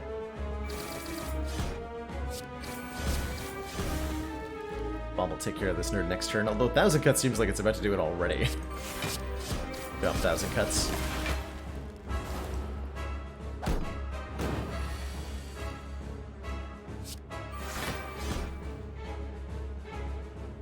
Got Buffer, might as well use it to get a potion. Okay. We have another Entropic Brew now. A lot of potions.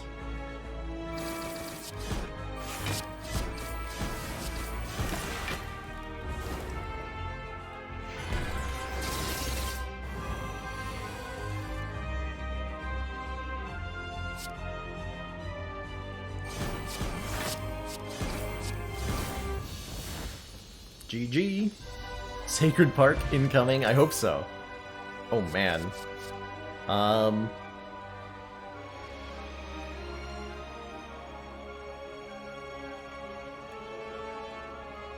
Well, the most degenerate thing is to take a Nightmare with a Snecko Eye.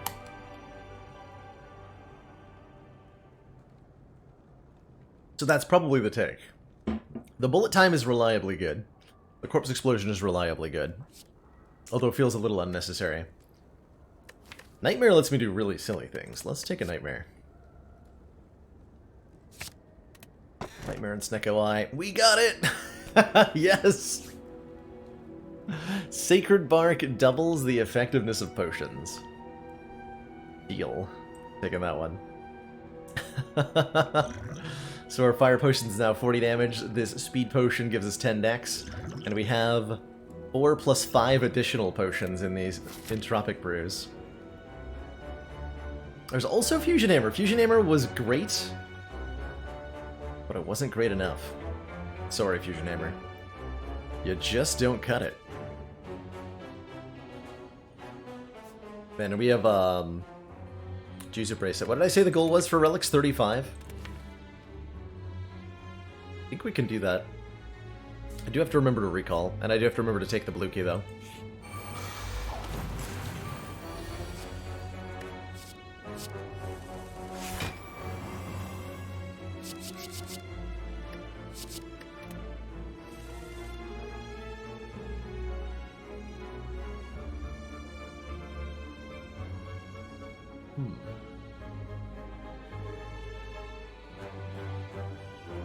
Relics count towards your score. If you have 25 of them, you get a 50-point bonus.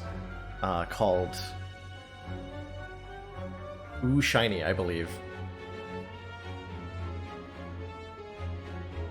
Actually, we can just do this, right?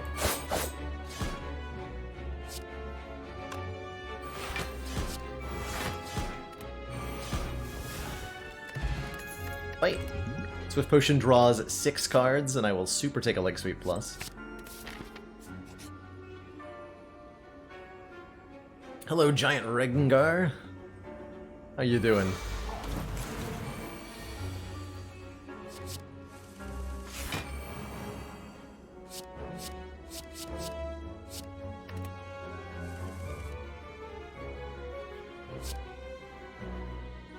Sorry, you do how much damage?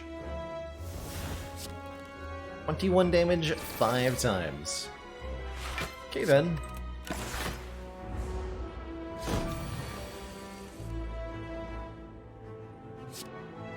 Do I know Mini Jorbs? I don't believe I've had the pleasure.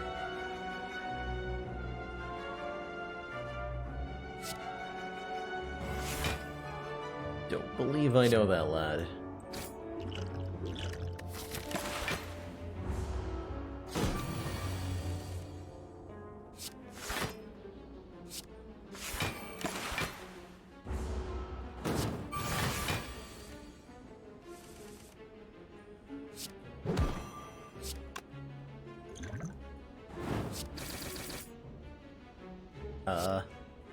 Aha!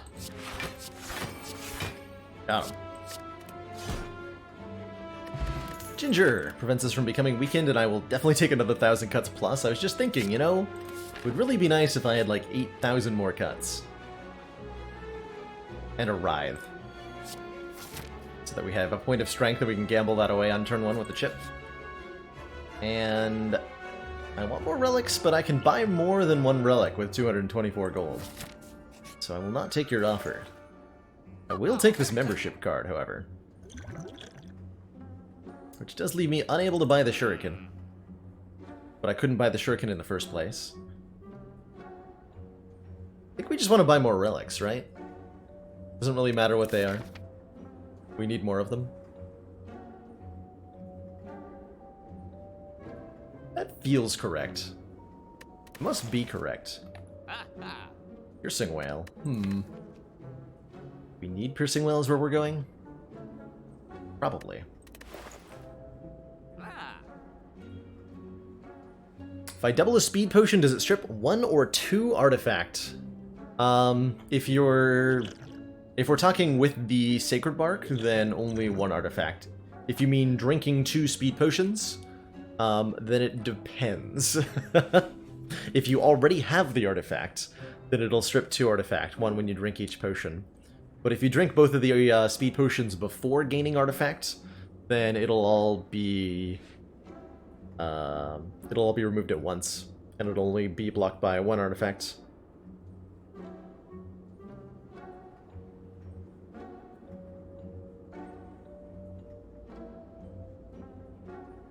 That Brimstone Heart fight did not go well for us. Did not go well for us. I'm keeping my money. Gotta buy relics. Would this deck be good enough for Brim? Probably. If I could go back in time, by the way, I would still take that Brimstone on the Ironclad run. Would do it again if I had to.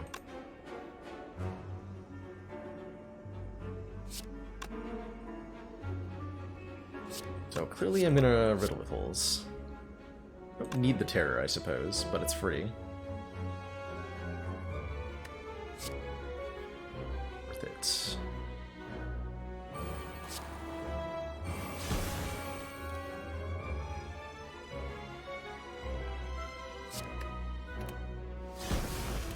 Oh! Almost played the strike there. Instead of the riddle with holes. Now that would have been a disaster.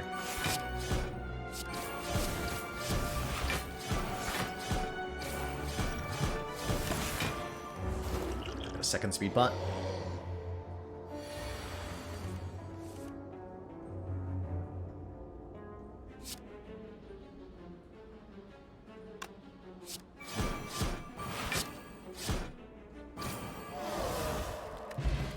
Paper Crane!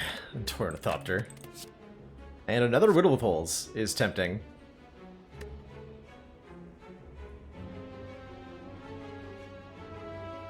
Reason that Ironclad was on Ascension 11 because we started with Defect instead of Silent on that attempt because the previous attempt died on. Or we started with Ironclad. Anyway, I just continued from the previous character that had died. Because I didn't want to mess up the character rotation. Let's see, how much do I worry about Artifact right now? Not too much. I don't think I need the poison. Riddle of Holes is actually very good. We have 2 points of innate strength. We're probably going to end up with a third one. We'll take that. And we could get way more than that, potentially. Dreamcatcher. We can add a card to our deck if we rest. Commander, we've just received the support of another council member. Don't gamble that. Nikif8705, thank you so much for that Twitch Prime sub. Welcome to the council. Enjoy your new emotes community and, of course, your newfound smug sense of superiority. It's the right order here.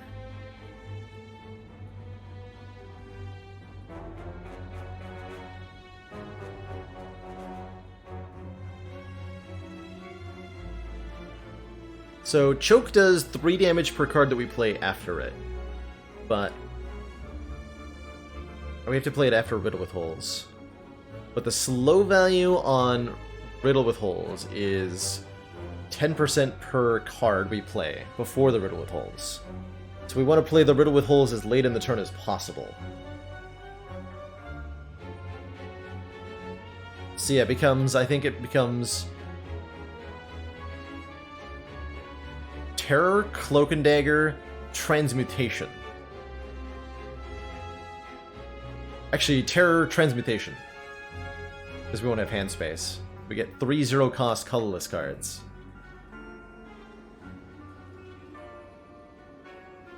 And that's going to be more damage than choking first.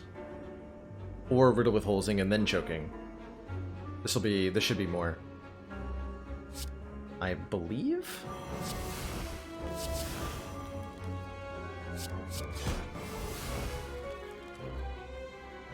And then we play this. We have 8 other cards in hand, and so that has caused the slow value to be high enough. This is now 29 times 5.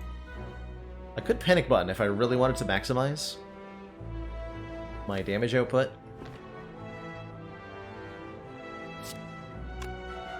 Doing a lot of damage.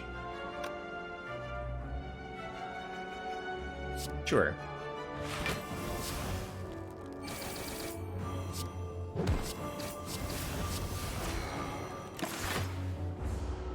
Seemed like it was a pretty good turn 1. That seemed pretty good. So again, we want to maximize the damage we deal by playing our non-damaging cards first, followed by our most damaging cards.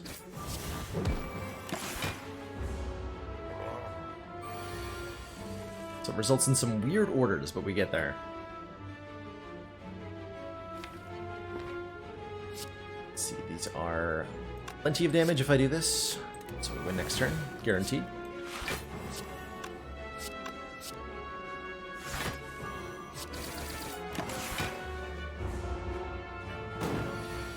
Did we get Sacred Bark? We absolutely did.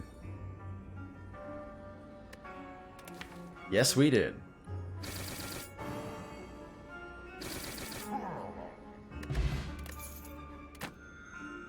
Okay, get 7 more health with a Strawberry. Pen Nib will double every 10th attack. Energy Potion is 4 energy, I probably do want that. Sneaky Strike's okay. Which discard do we actually have, though? Not enough. Other than turn 1. We'll lose 1 Speed Potion. I don't think I'm going to get to keep him. Did they deprecate Crushed Joints? No? There wasn't a patch today, I don't believe. There haven't been any changes in a while. Bag of Prep is excellent. We do have to take this Sapphire Key. I thought there was going to be 2 relics in there.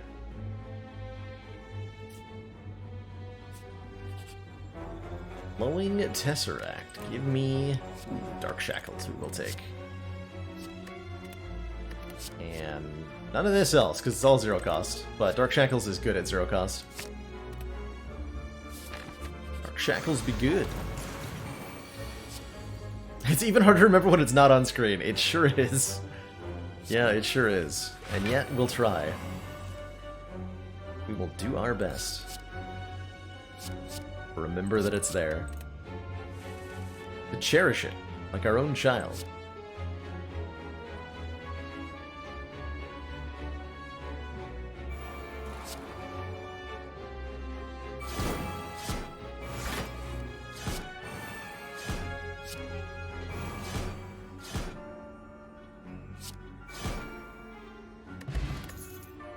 10 regen. Okay, we'll take that over the other speed pot. I think. Into fall. Lose a poison stab? Sure. Rather than losing leg sweeper 1,000 cuts. Proceed to the store. It's a cheap relic, so I'm probably just gonna buy it. We want to get as many relics as possible. And +2 strength in elite combat sounds great. Sounds great. I think that is 35, by the way, but we gotta get more. 40 relic run. Take another riddle of holes. Take a 4 strength potion. It's a really good strength potion.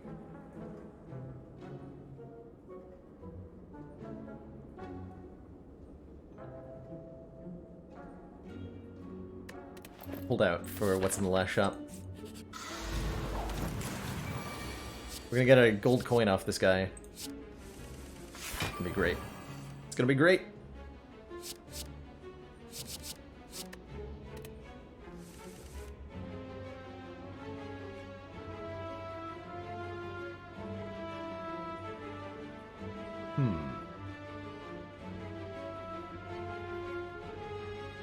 Could play Nightmare. I think we just kill right now, though. Right? This does 24 times 5? What?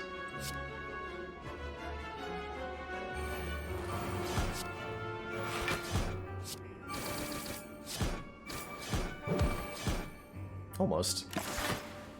Could have energy potion to get there.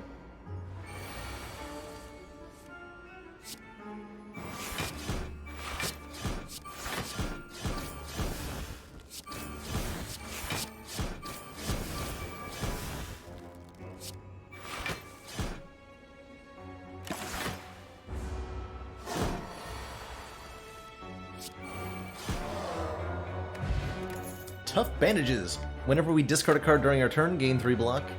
Always get a potion after combat rewards, and yes, I will take a second nightmare. Thank you.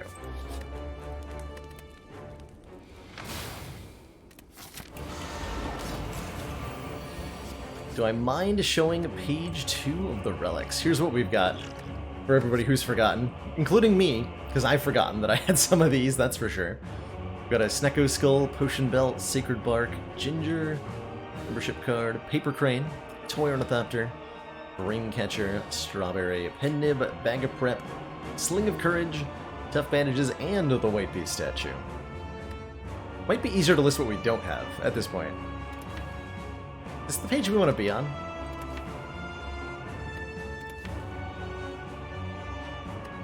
Letter opener mainly? Probably want to be on this page. So I can look at time, I'll set time meter, look at Pen Nib.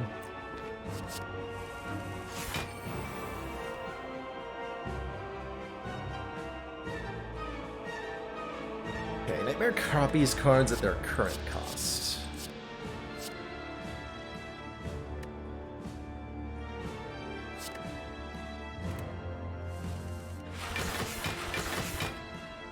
You do get blocked for that, by the way. But we don't have calipers. Tragically. Let's see, I can Nightmare a 0-cost terror if I want to.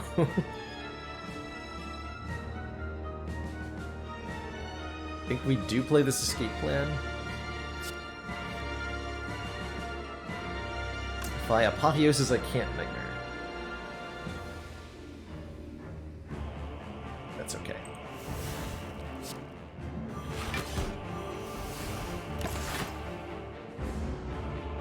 I could have also used a potion to do that. Now that I think about it.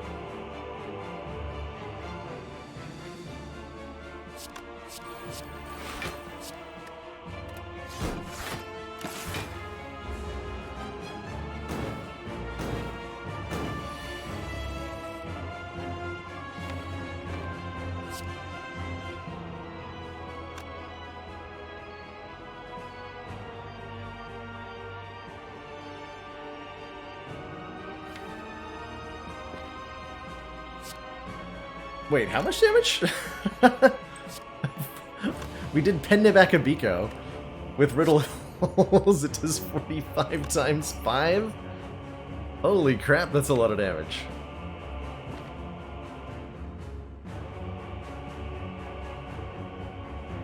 It's a shame I can't, would that be enough to just kill? If I can... I would have to be able to play 6 cards this turn, which I can't do.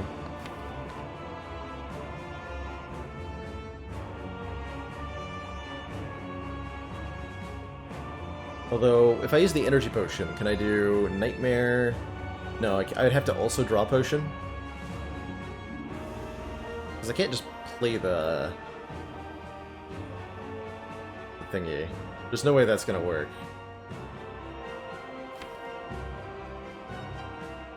Okay, so I just Riddle with Holes this turn. Put timer below half health. And block. Actually, don't even block.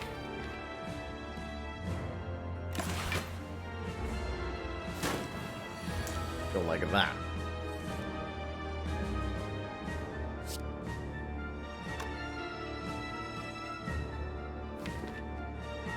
This turn I can play 5 cards if I want to, right? 1, 2, 3, 4, 5. Yeah, I want to do that. I want to do that. I wanted to find the lethal, but it wasn't there with the timer. I would have had to give away the Akabiko in order to expire his timer. And if I didn't expire the timer, I wouldn't be able to actually get the kill on the following turn. So he had us in a binding there. The jerk.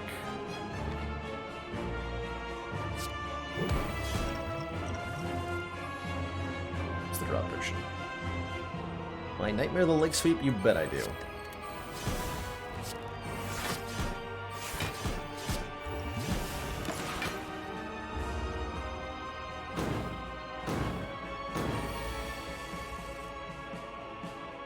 Oh, we have Paper Crane. I was like, why is he only doing 16? It's so wimpy. You're that time eater, you're wimpy.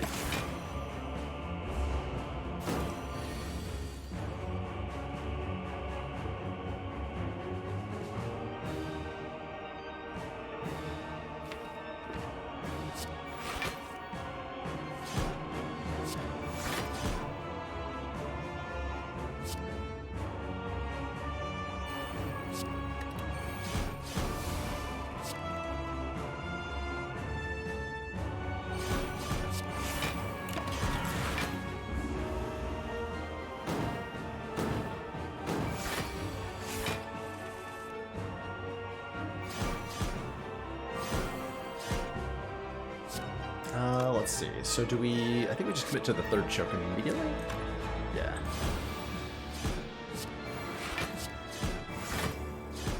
And if I could win without playing another attack, that'd be really good. I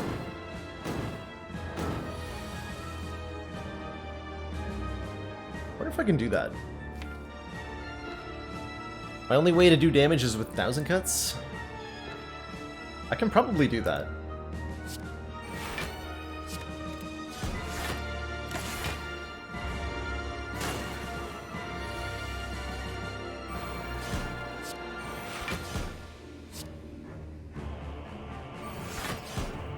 And the letter opener. It's pretty relevant too. That's okay if I take damage, because we are healing to full here. So I'm actually okay taking like a bunch, just to make this happen.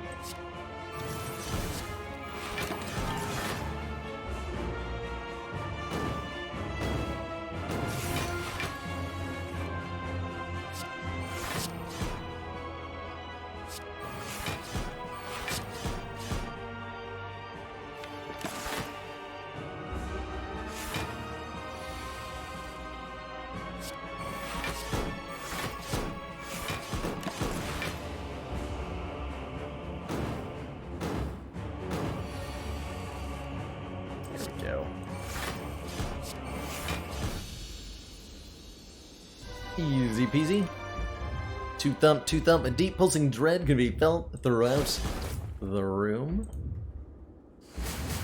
Have I been here before? Is this enough money to buy 2 relics? What are we gonna dig up? I'm gonna take it just because I want more relics, but that is actively bad. Because we overdraw the hand quite severely now. 72 plus 73 is exactly 145, right? Yeah, it is. Yes! Get the bonus relic. Bonus relic. Get! Take that, boot. Take that stinky old boot.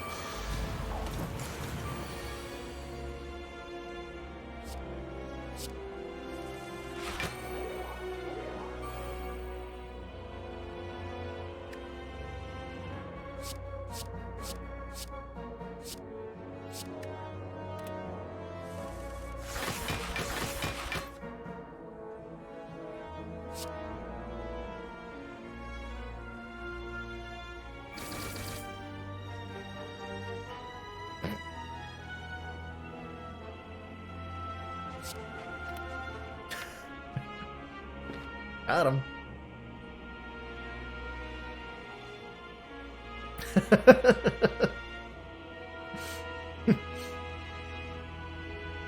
Sometimes rule with holes can be good. Sometimes. Oh, I could do some really broken things. 1 and 2. Yeah, let's get silly.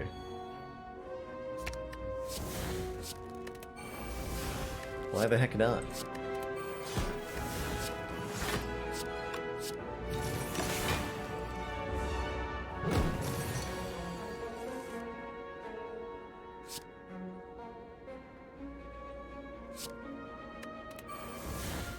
Why the heck not?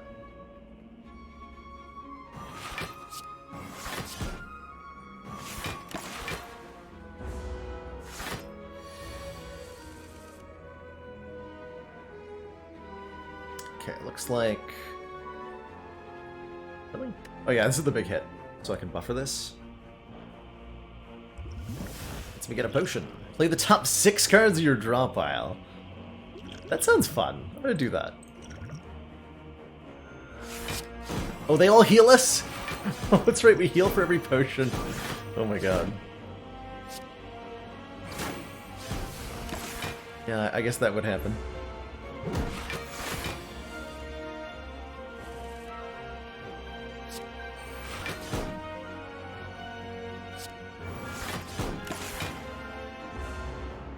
Strength will slowly get debuffed here, but we have plenty. Don't need that.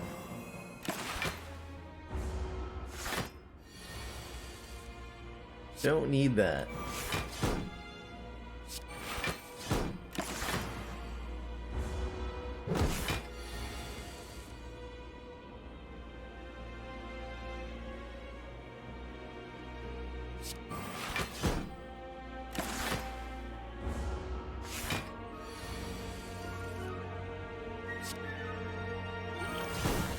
Blessing of the Forge, upgrade all cards in our hand. I think of better potions for us to have. We should get more of them.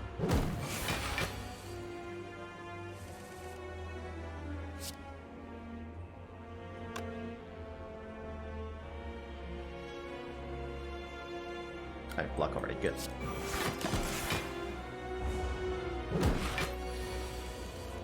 Tornithopter, 2 nightmares and an alchemize equals infinite healing. Yes, it does. Actually. Yes, it does. Didn't even think about that. Sure does. We should lose some of these shivs.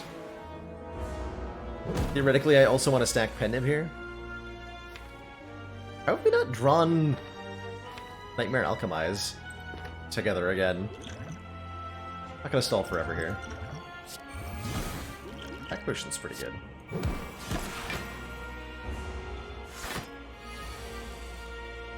Who says Silent doesn't have sustain? Certainly not me. Not right now.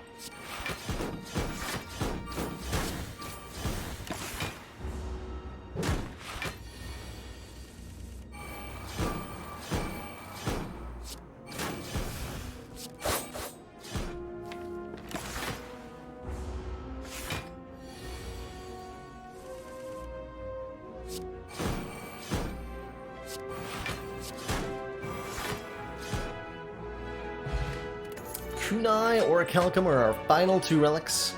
Every time we play 3 attacks, gain a dex, and if we end our turn without block, gain 6 of it.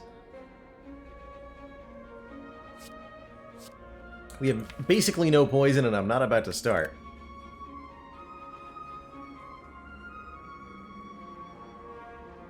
It's gonna be 30,000 cuts against the heart. I think we tried that before. I think we tried, Oh, it was with unupgraded 1,000 cuts, right? I once killed the heart with only 1,000 cuts. We got to about 20 before it died. Like, it just ended up being so much damage so quickly. Take a tools. For the tough bandages, and for the card draw, and for the fun! What else is fun? Secret techniquing for Nightmare is fun. Oh, that's why there were shivs in my discard pile, because I did this last time. Correct. I will continue to do that.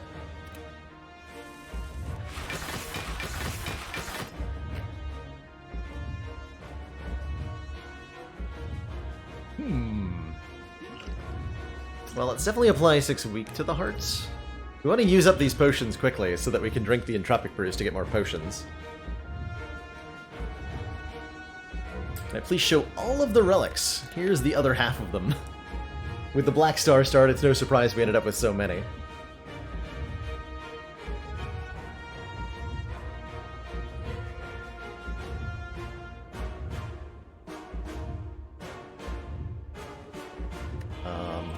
Do I need to keep track of anything on this end right now? I'm going to leave it over here for the moment. What is the plan here? Nightmare 1,000 cuts is an option, as is Nightmare on Dark Shackles, on all-out attack. You would assume Entropic Brew can't make more of itself, and you'd be incorrect. It totally can. It totally can. And it's crazy. But you wouldn't think it'd be allowed to. It seems wrong, right? It just seems like cheating. Okay. Maybe I just leave the nightmares for being drawn with one another. That sounds great. In that case, let us... Secret technique for alchemize? But it's 0 cost. Let's use a bunch of potions right now.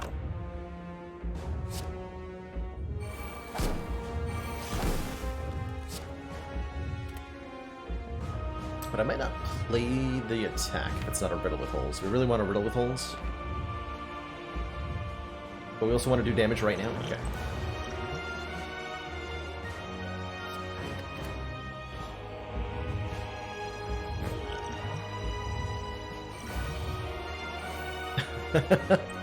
Never mind. Oh!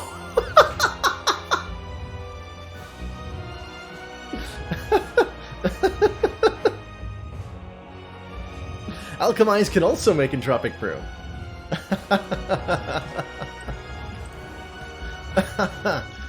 All right, what's in brew numero uno? Got a duplication potion, another regen potion, and a strength potion. I don't have anything to duplicate. Duplicate this. It's our next 2 cards. We want to wait. We want to hold on to that. So am I willing to? We'll do that next turn, so we can get more potions. 20 regen, by the way.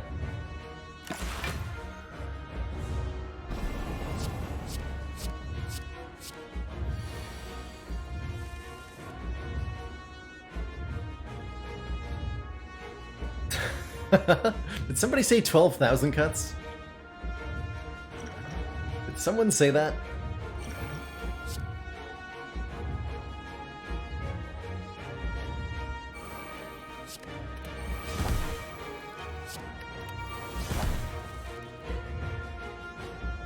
Someone say that? Baylor, no! Alright, what's in the... We want a riddle with holes. For 54 times 5 damage. And I, of course, want to duplicate that first.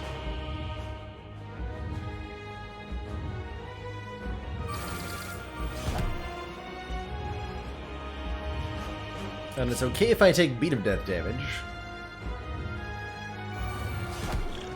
Because I'm healing it back up right now.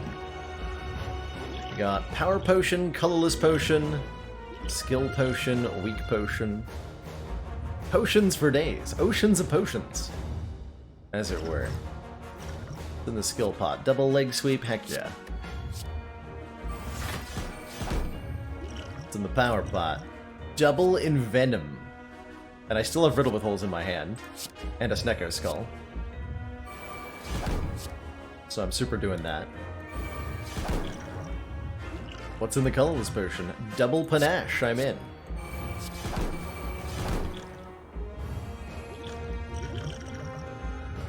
Last but not least, 2 intangible off Ghost in a Jar. 4 decks off that potion. We can play the top 6 cards of the deck, but I'll do that next turn.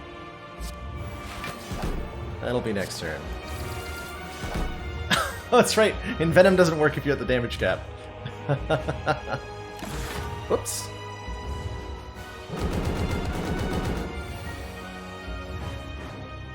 I like this hand. This is a good hand.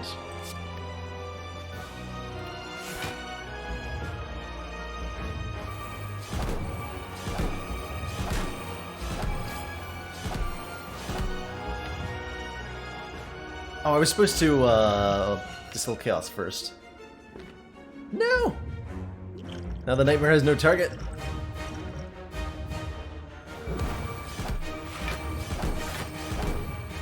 Sorry, we'll dupe dodge and roll then.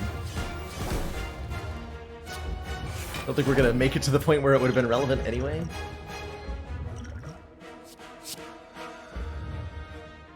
Got him.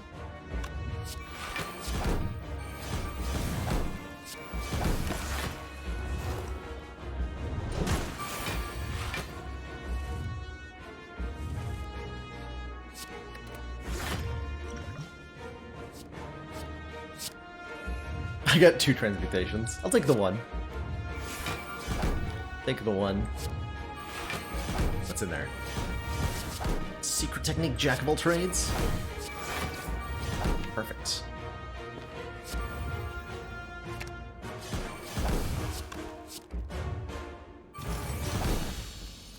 I've heard you should never Dark Shackles the heart on a buff turn, but it seems like it worked out perfectly there. You should try it at home.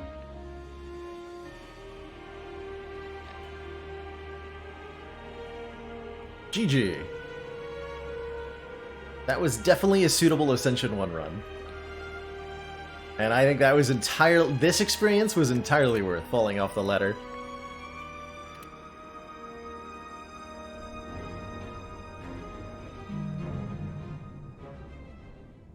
Has it been done? The Spire sleeps, but I'm not. I am not gonna sleep.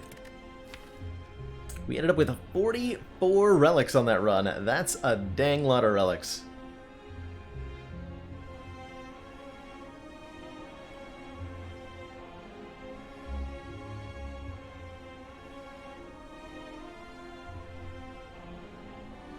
Never have I seen...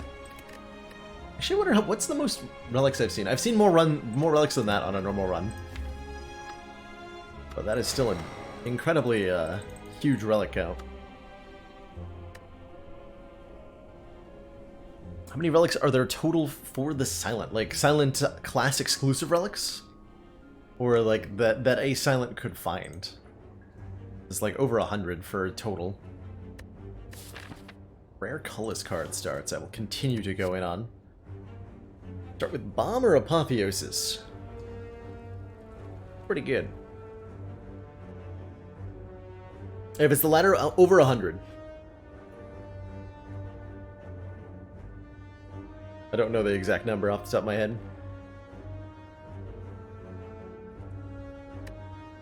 Chat's leaning towards Bomb.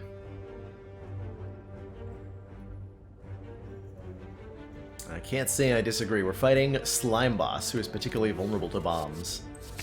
Do the bomb. Do the bomb. On Ascension 2, normal enemies hit harder, but elites don't. So our elites are probably the easiest enemies of our Act 1 here. and therefore we should take as many of them as possible. There are also fights where the bomb works considerably better than it does against other foes. Get as many as 3. But that means not going to a shop or so many fires. Otherwise I'm getting 2, 3 fires. 1 fire's plenty. Right over here. We'll start over here. Dunkener. The Burning Elite path looked okay. This one, that was what? I was actually 4 fires and 2 elites if I went up the very left. Maybe that was actually probably the pick. Although this start to the path looks a little questionable. This one's more reasonable. Yeah, that was probably the better take ultimately. This one does still get us an extra elite compared to that, though. So I shan't complain. Block cards sure feel good when I have a bomb. Yeah, block cards sure feel good when I have a bomb. Got plenty of damage output. I'll take the leap. Normally, Darkness and Bullseye, very good cards there. Get our health back. I think I can be greedy here though and remove a card. Feels pretty likely. On Ascension 2. I can actually just make the greediest decision at every point. It'll work out.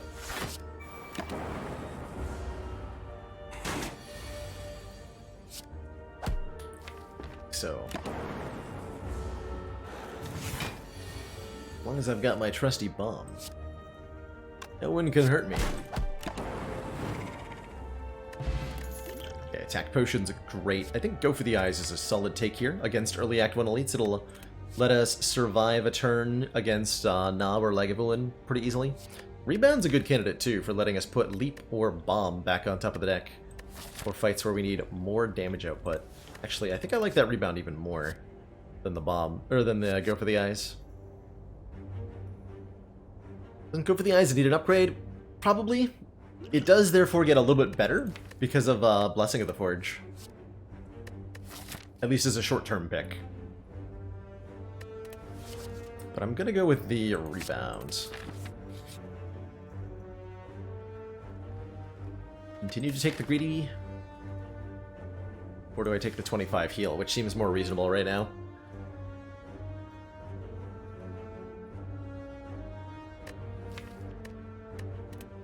Greedy choice is to take 5 max health, because we're gonna be fine anyway without resting. I think I do get an extra upgrade out of the banana. I will probably have to rest. I think.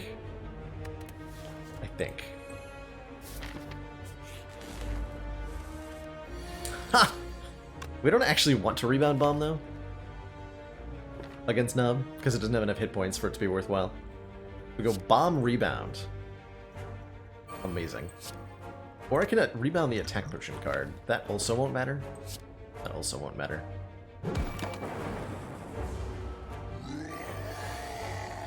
Turns out 1 bomb's enough.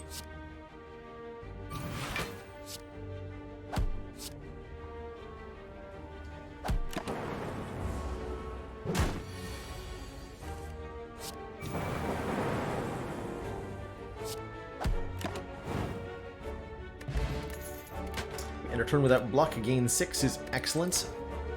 Paper Bee.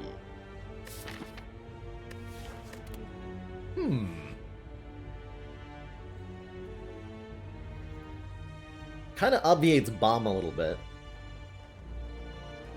And yet... it's pretty strong. We don't have any orbs yet, so it's not punishing, it's not removing anything that we currently have. Like, we just have Zap and Dual Cast and our starting relic. So we could build around it potentially by just not specializing in orbs much and finding our block from other sources.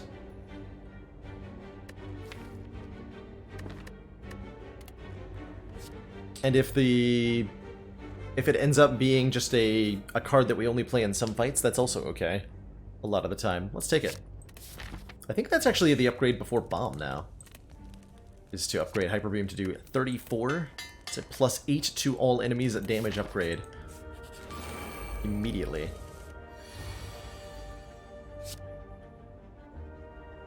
Of course, I could also draw a bomb turn 1 against these guys. We draw the Hyper Beam this turn. Okay, we did not draw the Hyper Beam this turn. And save a decent amount of health with Blessing the Forge. Heals only 6 hit points. That's probably not a good trade, huh?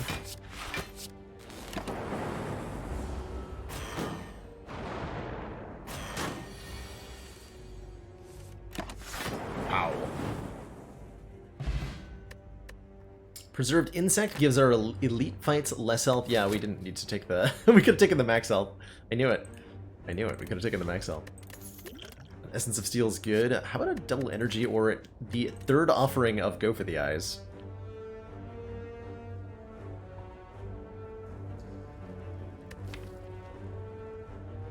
Go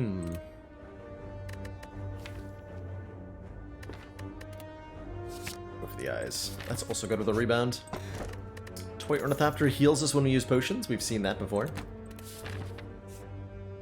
Last run, in fact.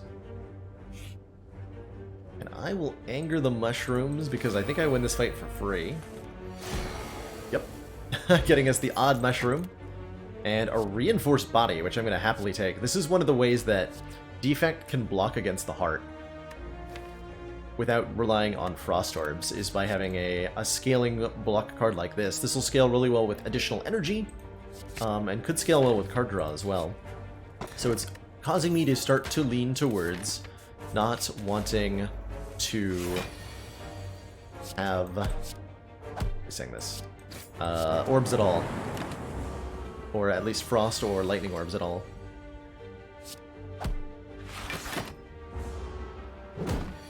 Scales well with Echo Form too, that's right, which we also want quite a bit.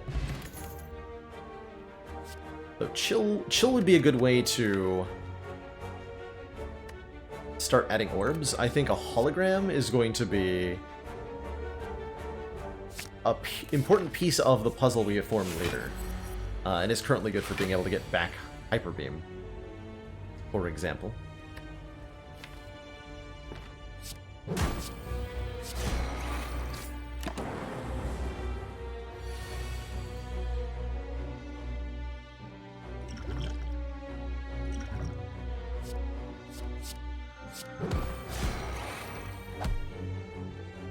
Want to rebound that again for funsies. Pennib is insane, and continues to support a world where we do not use orbs at all. So I think we can pick up our second hologram here.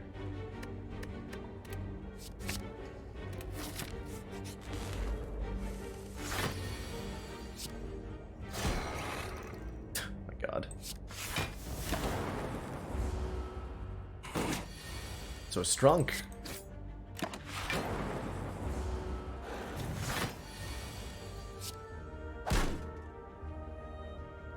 We got a hologram dual cast to kill? Yes, dual cast to kill. That'll do 5 times 2. Maybe it'll block some way. Equilibrium is a good block card, speaking of block cards. Do we have too many block cards? Eh. Not yet. But we do need to upgrade our damage dealing cards. Bomb? This is still an important part of our strategy, so we will get it upgraded now, just in case of a draw like this one. I think we win.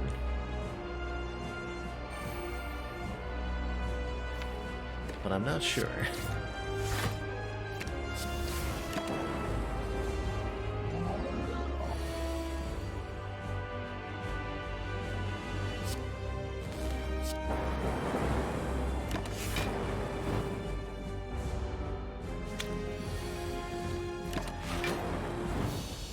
Good job, Bomb.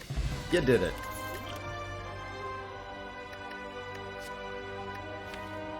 Orb Surge is kind of interesting here. Could let us play Hyper Beam once without losing focus.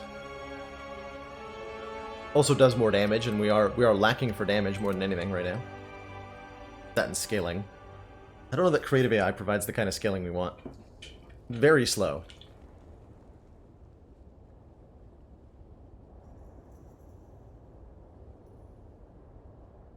Very, very slow. And we have no powers to amplify currently. Would have happily taken something like a machine learning here. This deck functions a lot better with more card draw, and that is a card I'm still going to be looking out for. Just get Snicko Eye. I think even with the Snicko Eye, I take the Core Surge. And we do not get Snicko Eye. We're offered Velvet Choker. This deck actually can work pretty well with the Choker, as we're currently focused on playing a few big cards. There are some opportunities to do things like loop hologram with Go for the Eyes that we'll be missing out on if we take the Choker. And sort of gives us an orb slot every 2 turns. I think this is not so good with our current lack of anything orb related, and so would likely be hobbling ourselves to take. Or Astrolabe lets us transform and upgrade 3 cards.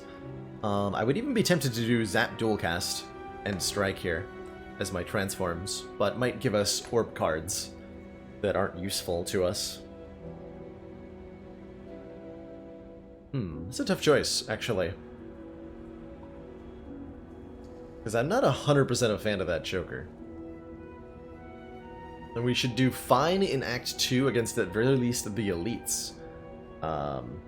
Just with the Hyper Beam, Pen Nib, and Preserved Insect.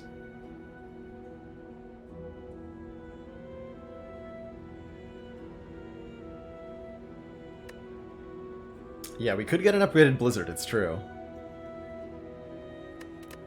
I go with the Astro here. I think there's a lot of worlds where this gets kind of wacky. That's interesting. Overclock plus, draw 3, put a burn in your discard pile, Heat Sinks plus, Doom and Gloom plus. I like the Doom and Gloom plus. That's fine, even with the Hyper Beam. Another decent source of AoE, another good thing to pen in. The Heat Sinks, though, not doing it for me.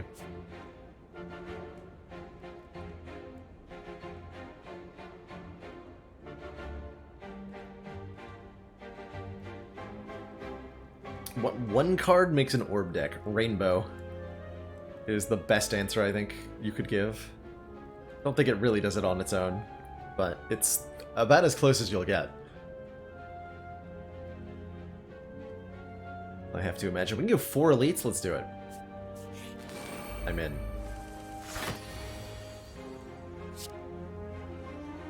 I am in it to win it.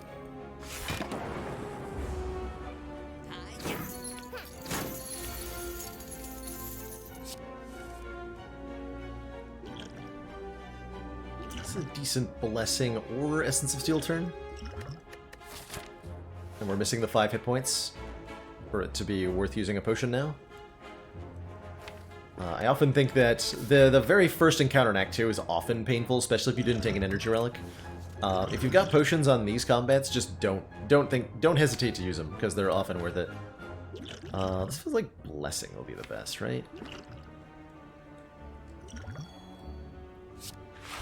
The full block. And do more damage.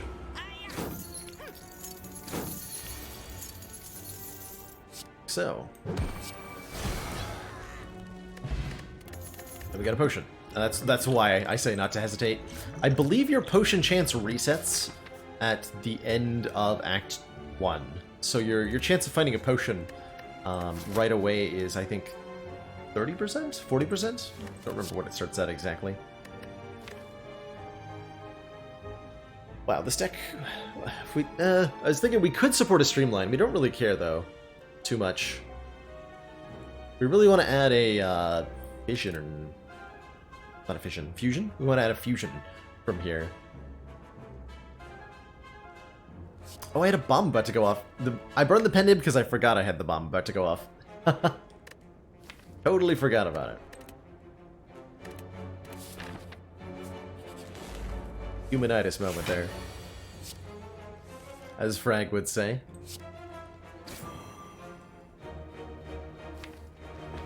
We're just gonna go for the more immediate damage.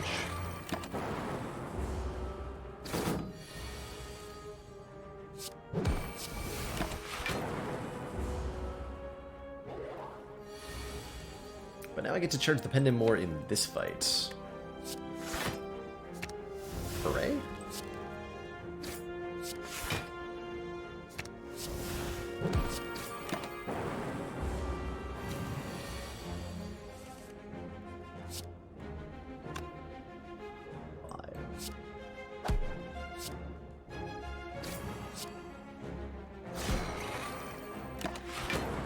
Okay, there we go.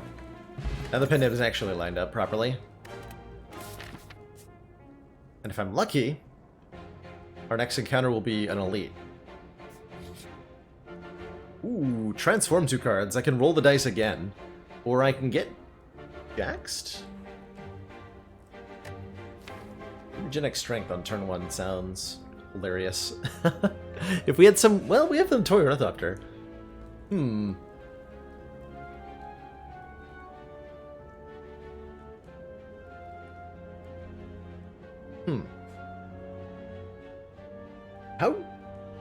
How well can Defect Jax scale? If you, like, invest into it.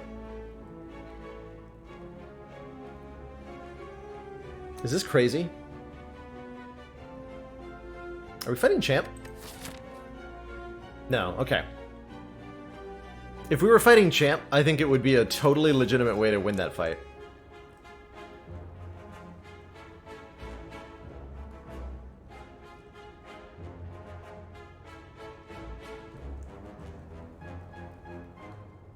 Yeah, it's a lot of hit point loss, right, Carissa? That's what I'm thinking. That we can get it back with the holograms against boss fights. We're on easy bosses still, so I don't have to worry about boss fights too much. Okay, I think we'll go for the transform then.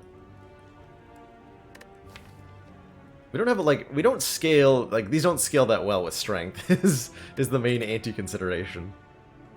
We're fighting collectors, so we're already set up to win that fight. Let's get rid of this heat sinks and one of our strikes, one of our defends, one of our strikes. Scrape Tempest. Was that better? Not sure. Honestly, not sure.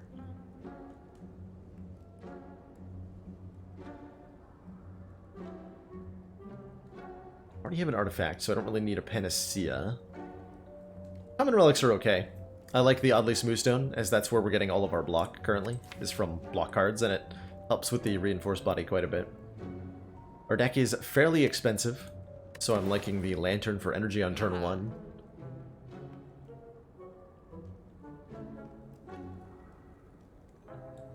I think Scrape is better than Scrape is better because of the 2 holograms. So it's not as disastrous if we like put Bomb into the discard pile, because we can get it back from there. But in a deck without any holograms, Scrape can be can really give you a hard time by putting an important power into the discard pile. Like if Echo Form gets dumped by Scrape, you just have a bad time. I think I go Stone Lantern, card remove, the Tempest, or Tempest. We're Tempest, taken before its time. I want a Steam Barrier. Yes. Yes, I do want a Steam Barrier, if I'm taking the Smooth Stone.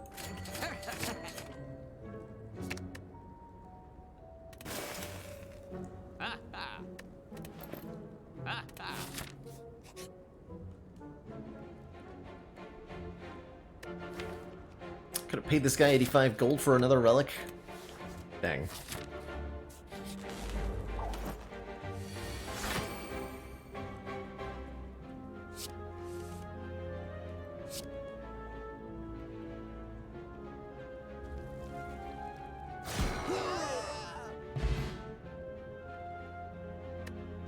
Good times.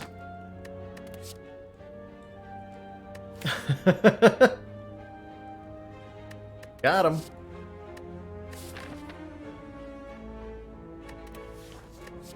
I would take that if it was upgraded.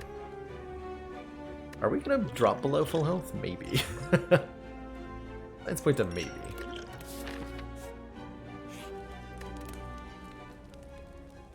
I Important upgrades. Go for the eyes is good. Getting one of these holograms upgraded is nice as well. I think actually go for the eyes is more important right now. Especially if we're about to fight a book of stabbing. We're not. We're not. Why Ascension 2? I am trying something called the Ladder Streak Challenge. Octopodes. Of my own devising, where the goal is to defeat the hearts on every Ascension level. Back to back. That's what I'm currently trying to do, and we just had a restart of that recently. So every time I win, go up an Ascension level. Every time I lose, we start back at 1.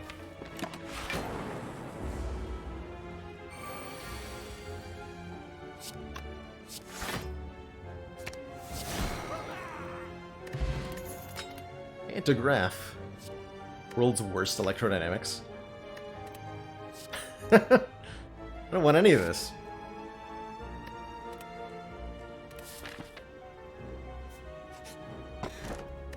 This I do want, though.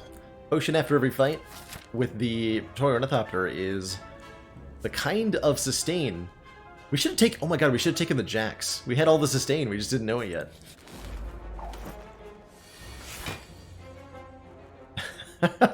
I get to do this again, but not quite. Dang it doesn't kill them? I'm so satisfied, though. I accept. Let's go for the full block, then. Amazing.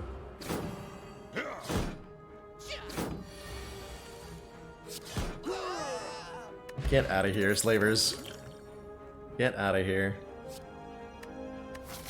Do I take the card that I can't play yet? Because I know I'm gonna want it later. We have to, right? This is a piece of the puzzle. It gives 3 plasma orbs. It'll generate 1 energy every turn. If we can play Meteor Strike once, the entire energy game is solved. For a fight. And we're only 1 energy away from being able to play it on turn 1. Thanks to Lantern.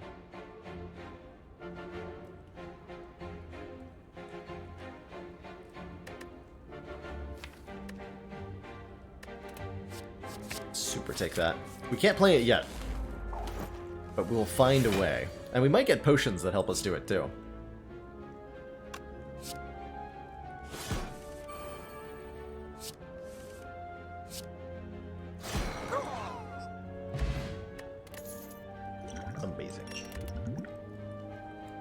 Charge battery. That's a way to gain energy. It's not... It doesn't get us there yet, but it helps, so we're taking it.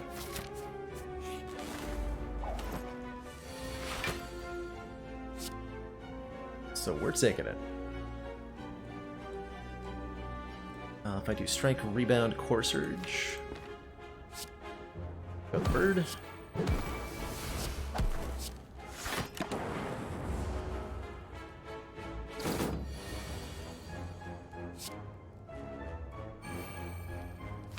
Bomb. Hollow overclock? I don't want to do that. We block with Orichalcum, so I don't need to...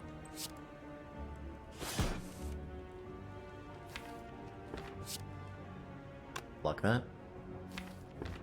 Penib's at 4. Certainly playing Hyper Beam next turn. Okay. Just making sure I optimized my damage output there. As best I could.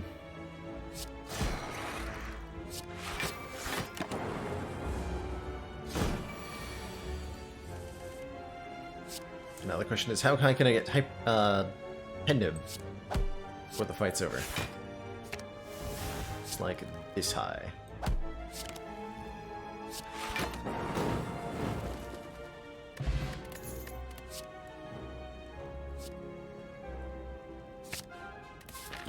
That's another way to play Meteor Strike. Double your energy. ×2. This is also another way to play play Meteor Strike. Let's have Snecko let us play it.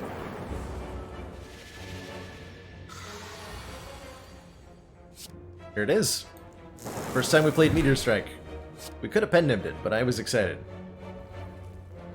Plus we get the energy back this way, anyway. Was optimal or something.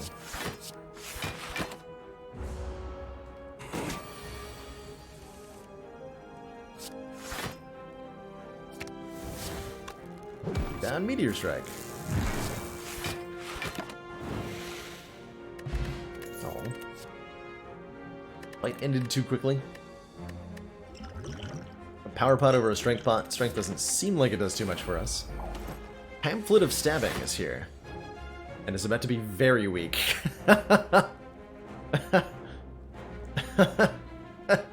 Nice turn 1 draw. How many turns a weekend can we apply? 8? 8. You could also mix some Vulnerable in there, or Secret Technique to pull the bomb. And play that right now. We have Anchor, right? Yeah. So we're already not taking damage on this turn. Secret Technique Bomb looks pretty good. 4 turns of Vulnerable looks pretty good. Those are both good.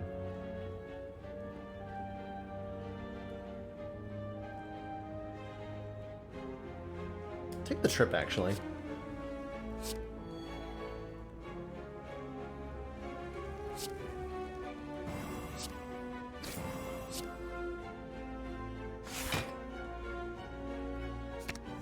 Get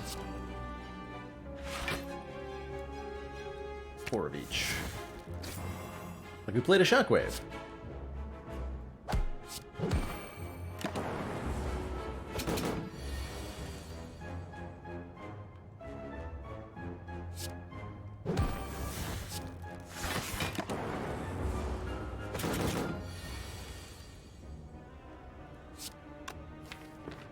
Man.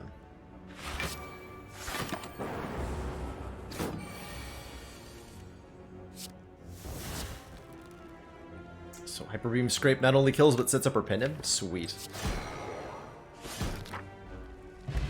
Not too bad. Bottled Lightning. Bottled Lightning says, choose a skill, start each combat with this skill in your hand. That does mean that we're allowed to bottle the bomb. If we want to always deploy that on turn 1. Or we could bottle double energy to really make use of the lantern. Or we could bottle Equilibrium to retain our hand on turn 1. As well as for a decent energy dump for the extra energy that we get from the lantern. Could bottle Overclock too to help us draw faster. That's like a bag of prep, kind of.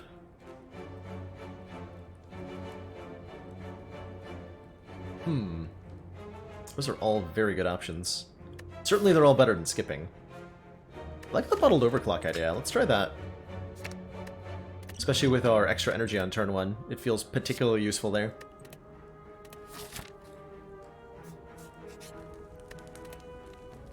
I am going to upgrade this double energy so that it more reliably allows me to play Meteor Strike.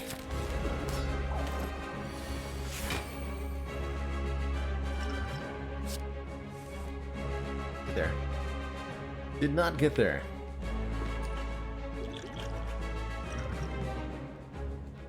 The machine learning I've been saying that I want.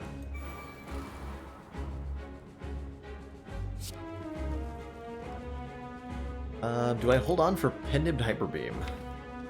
Yes? I think I do. We want those minions to die immediately. So we play nothing? Pass is my best turn? Okay. Sometimes that's how it is. Oh god. Well, now I have a Pendant to go for the eyes. That's not better. Not better. It is, however, a lot of block. Fine here.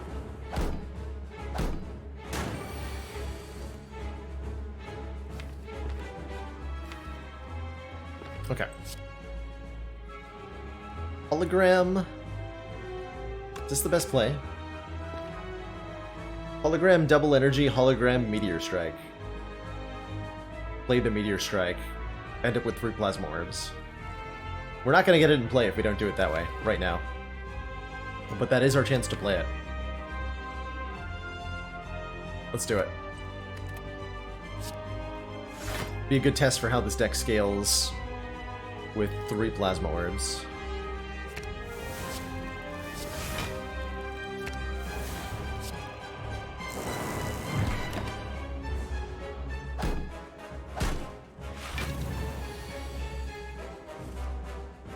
And a Machine Learning. Oh yeah. Right, because once we play the Meteor Strike once, we can play it again, and when we play it again, it just gets better. It generates energy now, instead of taking it away from us.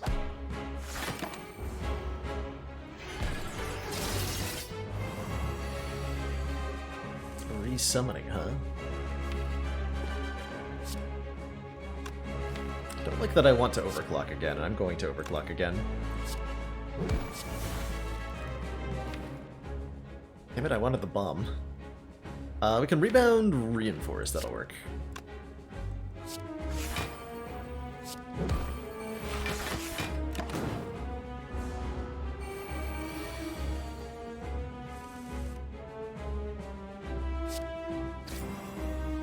Doom and Gloom refunds.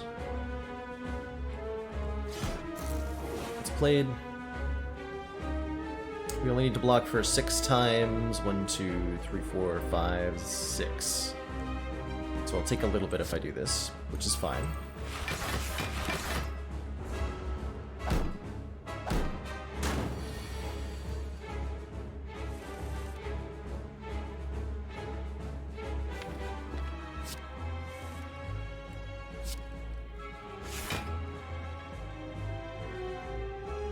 Oh, I get to Pendant the Bomb, or Pendant Hyper Beam here. Seems like a good thing. Aha!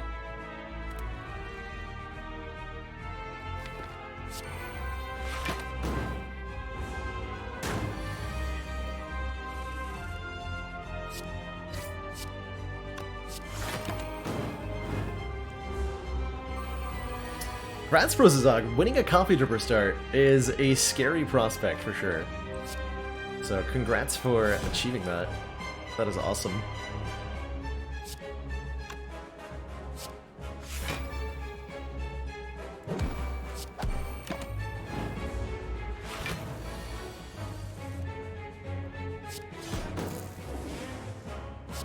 I'm 1 damage short. I'm just blocking whatever. 1 damage short. GG, Collector. GG.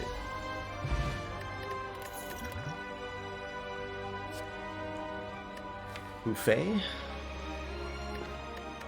Seems pretty solid. I don't need another Core Surge, nor do I want an Electrodynamics, so we'll take a buffer. And Nuclear Battery seems pretty great, right? Starting us with a Plasma Orb in play is brilliant.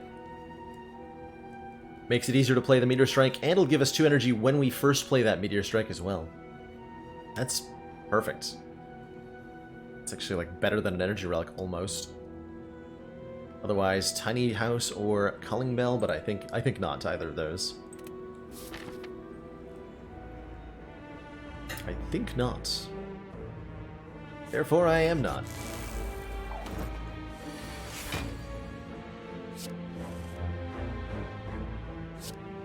Means we can now do things like hologram the bomb and play it twice. Excellent work, On turn Commander. This council is pleased to see our continued support of this project has been worthwhile. Nyax, thank you so much for those 2 months of Twitch Prime support. Greatly appreciate the continued council funding, and in return, enjoy your renewed smug sense of superiority. Oops, I accidentally discarded my pendiv there. Distracted by money.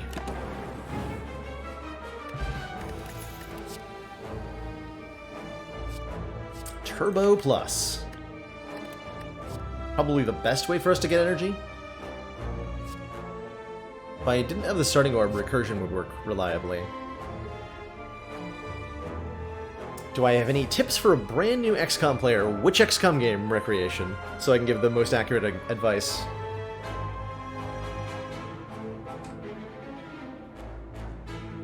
Because I definitely have advice. Do we actually need more energy? We benefit from more energy. Partially because of this reinforced body. It also increases the consistency of Meteor Strike. We're using energy as our scaling. It's kind of like asking an Ironclad deck, do you actually need more strength? The answer is, yes we do.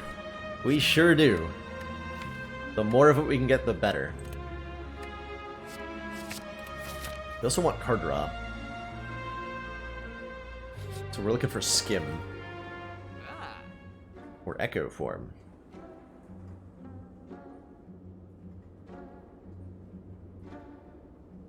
What XCOM do I recommend to start?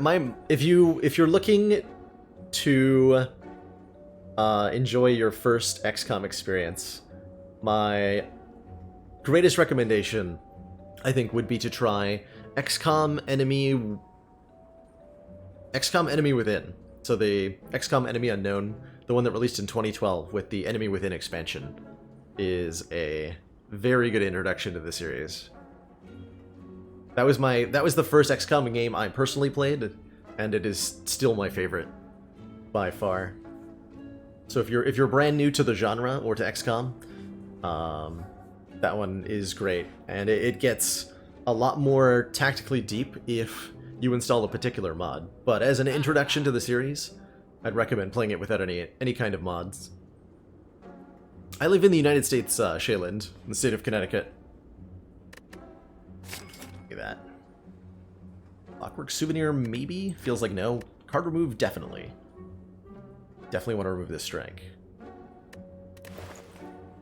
Stinky, stinky strike.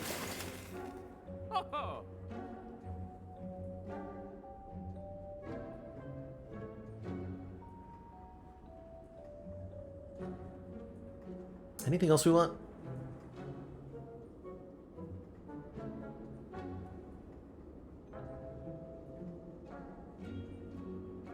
Starting with XCOM 2, gotcha recreation. What's good advice for XCOM 2? Oh, one of the first things I had to learn. XCOM 2 is very much it's very much important to control how much enemies see you. And one of the first things I had to learn when I started playing XCOM 2, coming up from XCOM 1, was that it's important not to run past corners that you can't see around. If you can't see around a corner, don't move. Actually, that's a better way to phrase that. If you cannot see around a corner in XCOM 2, do not move a soldier to that corner, as you are likely to. You'll gain line of sight around a corner when you move to the tile that's on the corner, and that's goes both ways. So enemies will be able to see you, and that can put them on alert in a way that can go disastrously.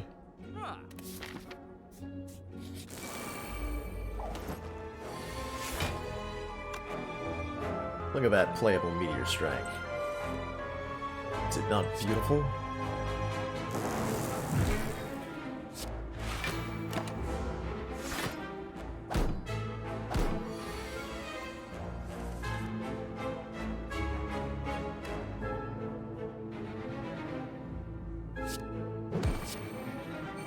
I don't actually need to rebound the bomb, did I? I probably wanted to rebound reinforced body.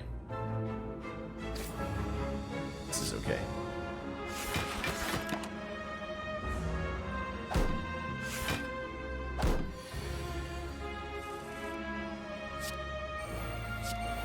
Oh yeah, we definitely want more energy. There's no such thing as too much.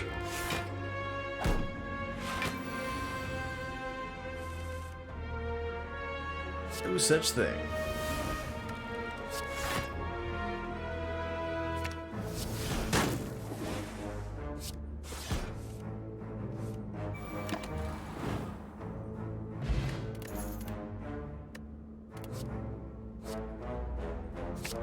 Okay. 2 Distilled Chaos. Or 2 Echo Form, rather. We have to go this way. That'd be... Hell, I was tempted to go here initially. I'm glad I double-checked. They want to take stock of the situation and pick a correct path here. Discovery is definitely tempting. I think finesse is okay. Or another discovery could be good. Do not want a deep breath, though. With the oddly smooth stone, let's actually take this finesse. It's 3 block and draw a card for 0. And I will take 1 discovery. That can do some very silly things and can provide us ways to scale in fights that we wouldn't otherwise be able to.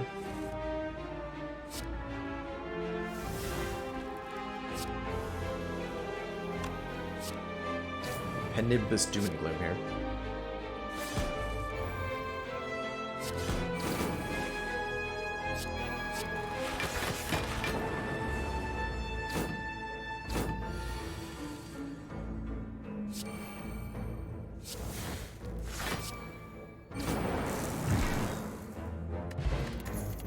Good Memories is ridiculously good.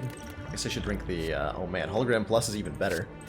Oh my goodness, this is really starting to pop off now. This is really starting to pop off. In the best of ways.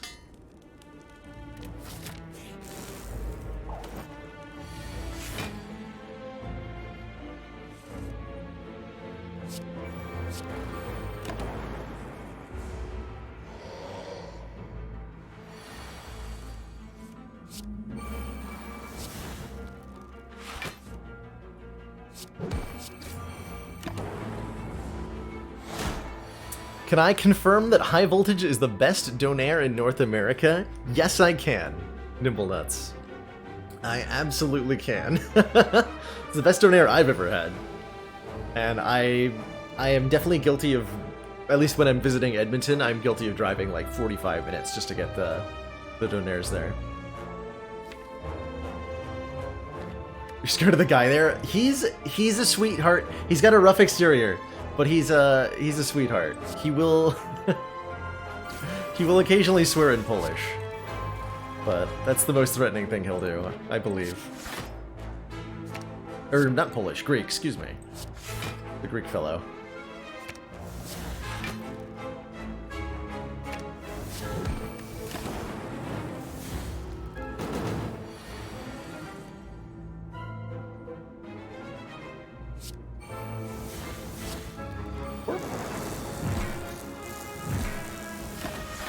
Even the old Borpins.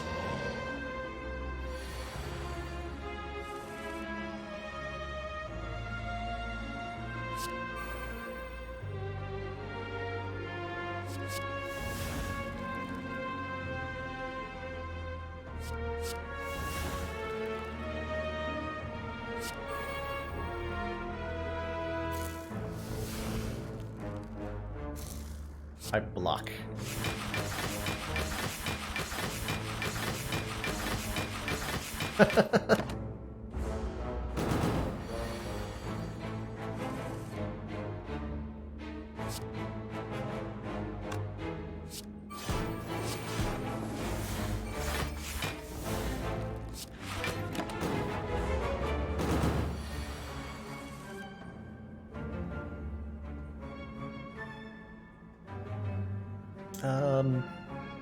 We went to 20 last time. Is this going to work the way I think it is?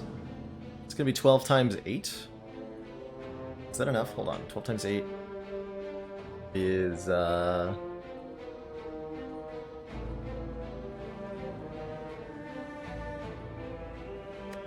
hell, what is 12 times 8?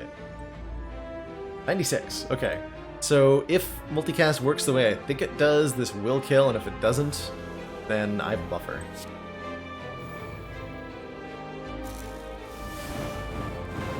Okay, it's only 12 times 4. Oh, but we end with 8.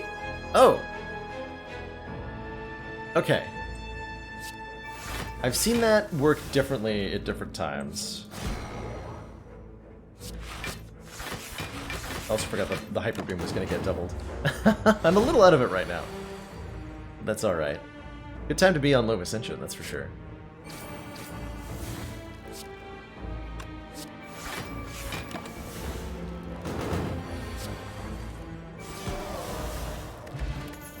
+1 to Strunk. I'm supposed to use the, was definitely supposed to use the regen potion in that fight. We'll just discard it now for the Gambler's Brew. That'll aid us with our setup more reliably. And let's get our recall now, followed by our blue key. Am I going to the shop? A smiling mask and 214 gold? Yes.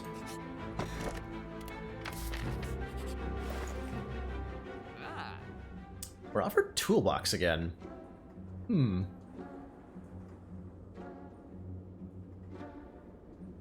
Is toolbox good? I wonder.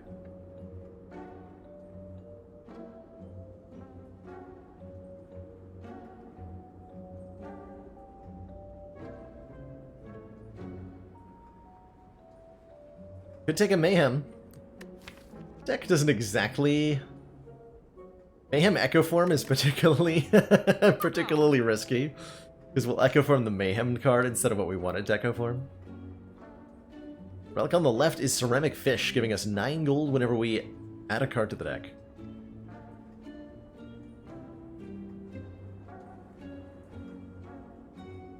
Let's take a toolbox.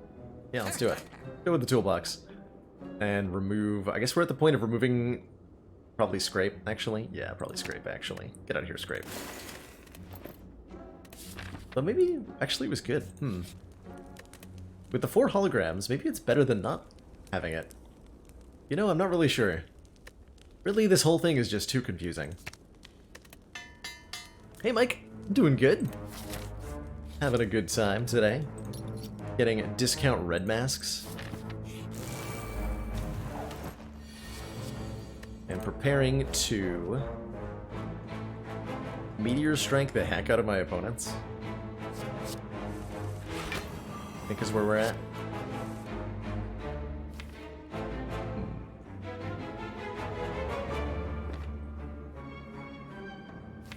You know, if I had a letter opener, I'd be really happy right now.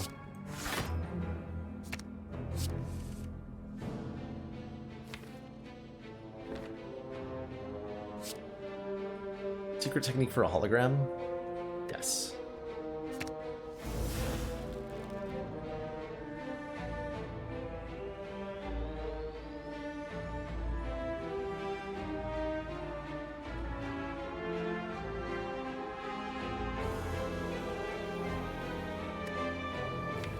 Yes, I do.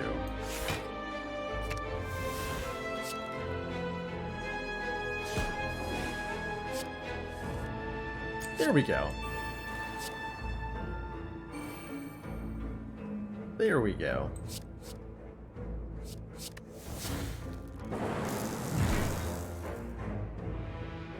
That's sound.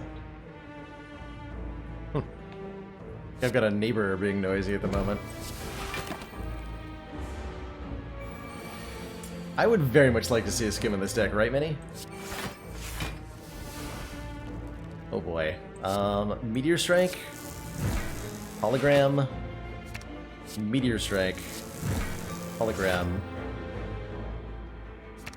Pendant Meteor Strike. That's why we have 4 holograms, by the way. That's why. Mercury Hourglass. At the start of our turn, deal 3 damage to all enemies. Are we at the point where we take a cool-headed just because it says draw 2 cards, and not because it says channel a Frost Orb? I think we might be.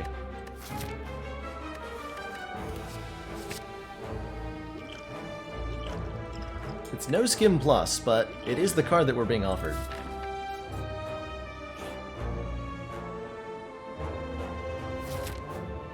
Like, I maybe shouldn't have rejected the Madnesses so quickly.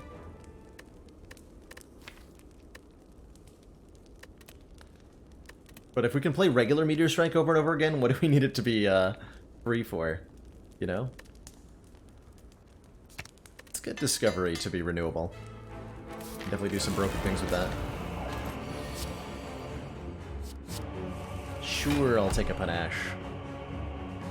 Why the heck not?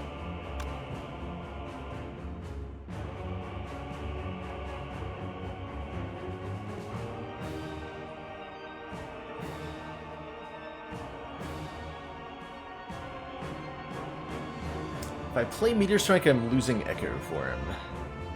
Unless I do something hilarious like Gamblers Brew Liquid Memories to get it into my hand for free. Yeah, that'd be a little excessive. Okay, I'm okay sacrificing the Echo Form here. We have a spare one after all. And we really only need one against Time Eater. We probably don't need any against Time Eater, let's be real. Let's be real here.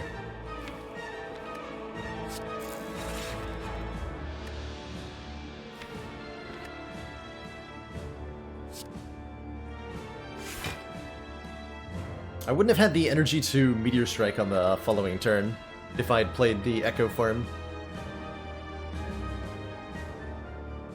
So it was then or never for the Meteor Strike.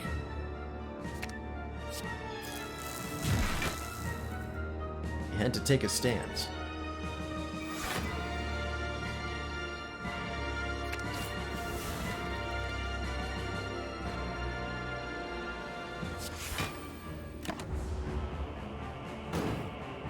Cards this turn. No worries. There's so many things to keep track of in Spire. I don't begrudge anybody for misinterpreting the situation. Even I am constantly forgetting my own relics and cards, right? It's incredibly difficult to have all the pieces in mind at once.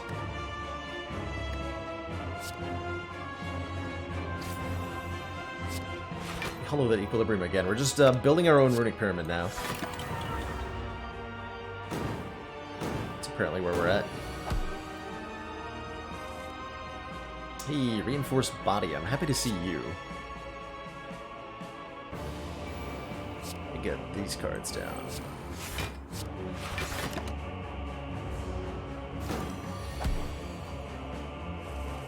Here's my Echo Form.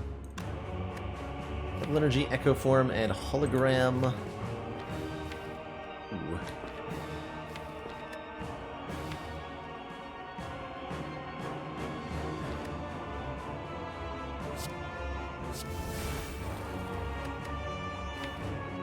Some hologramming.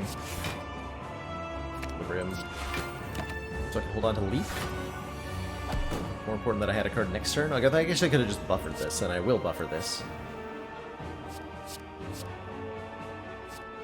I will also gain more block cards in my deck. Never mind, I will not buffer this? No, I can only play 2. Very well then.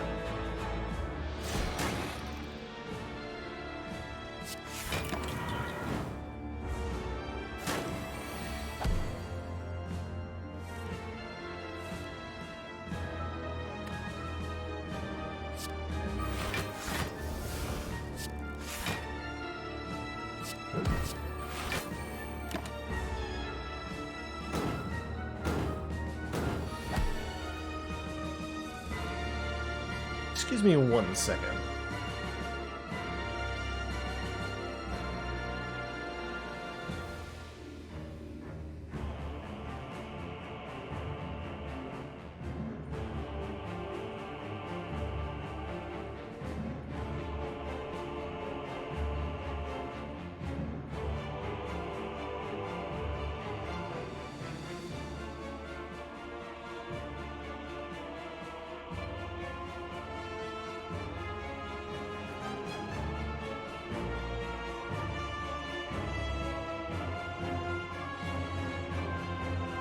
Alrighty, we're back. Give that moment of patience. We'll assemble the runic pyramid. It has happened.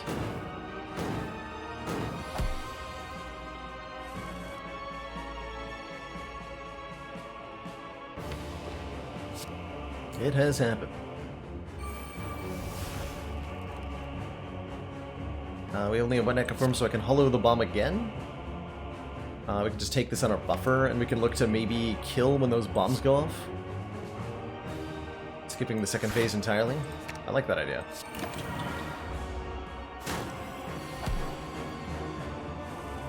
Oh, we can almost assuredly do that, actually, because we can double hollow again here. Fetching bomb and hologram. Although... yeah, we can do that.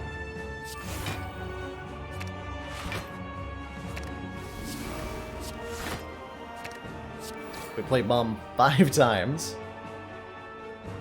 I will take some damage, but that's okay. We're super winning.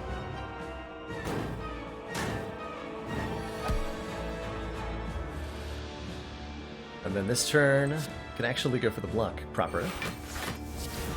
As we play Hyper Beam.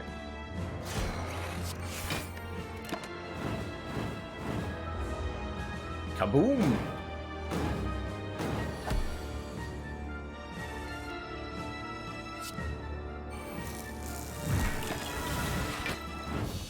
Got him. Two thump, two thump. Deep pulsing dread can be felt throughout the room. Is this the heart of the Spire? The source of this evil. 1121. That's the same as my bank account number. Incredible.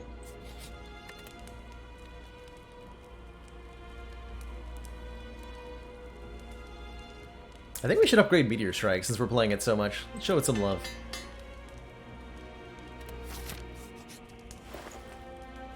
Let's show it some love, but not any of the things in this store, because the store has not shown us any love. By being affordable. Rhyme. Turn 1 bomb, or turn 1 guaranteed. Meteor Strike sounds better. Sounds much better. Or turn 1 guaranteed Echo form. Into Equilibrium, into double Hyper Beam. Next turn. One of which will be pen-nibbed. That seems pretty good.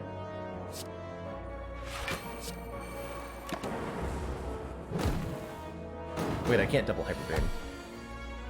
Unless I draw it? Haha! Unless I draw it. Correct it, nerds. Gambling chip lets us discard any number of cards at the start of each combat, and a second to go for the eyes will allow us to have persistent weak uptime against hearts, so I think it's probably worth adding.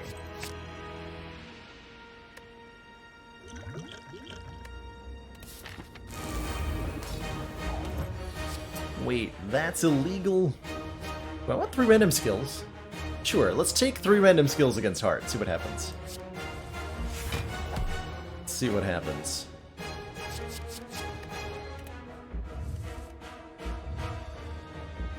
Excellent.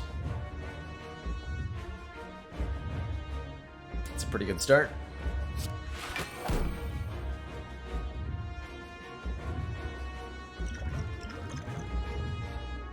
It's like I don't fear heart at all. Listen, when has the heart ever killed me?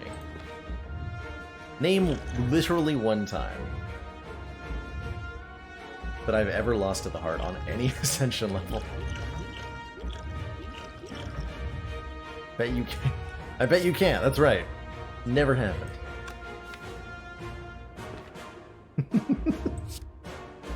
Alright, I don't think we're doing anything other than just doubling in our energy and playing out all this. No, don't aim that time. It's too soon to bring up the Brimstone run. Dare you rub my face in my own trauma.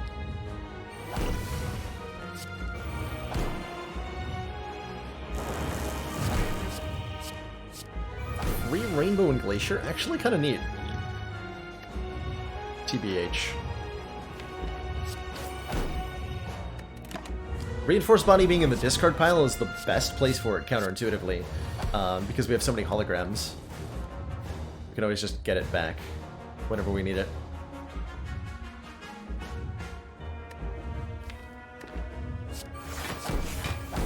I was probably meant to double the hologram, actually. Yeah, I was. Whatever. Play the top 3 cards. Perfect. Hologram the bomb.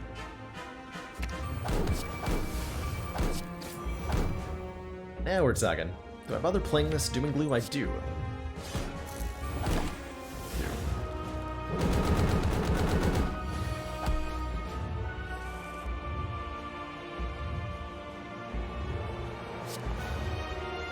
So this gets doubled. 2 turns of retain. Hologram our reinforced body, or we can hologram anything we want and rebound it.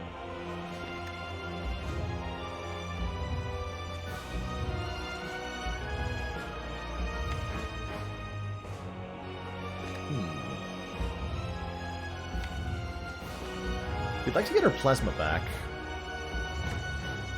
We can just do Rainbow Hologram Meteor Strike. I could also just Liquid Memories the Meteor Strike. Next turn. Yeah, that's better. Okay, so we're gonna holo Reinforce to get a full block, I think. Although maybe we can hologram Chain to spend some of our energy blocking and end it with a bomb instead.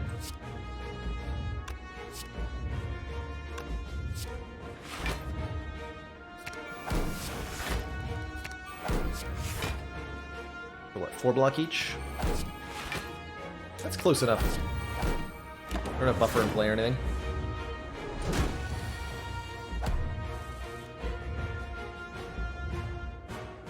Still retaining cards. No Echo Form yet.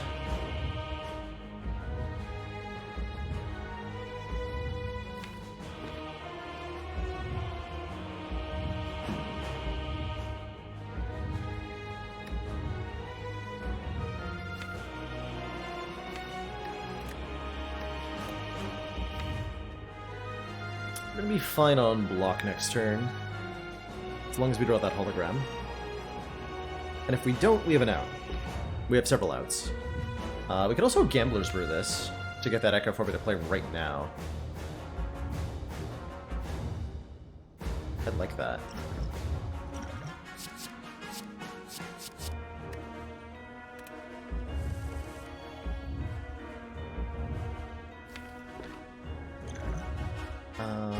Whoops. I don't think that would work. Wait, I can hologram Turbo. We can still play that. Just can't play the Echo Form twice. Yeah, no, that's fine. Oh,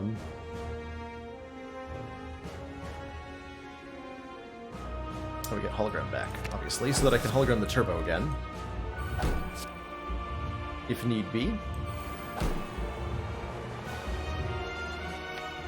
We're shuffling the deck. Would I like to play at the start of the turn at next turn? I'd like to have orbs in place. Oh, of course. Therefore, we want to do this.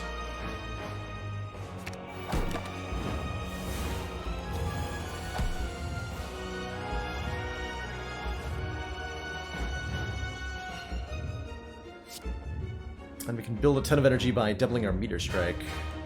Double the... no, we have to double the Meteor Strike first.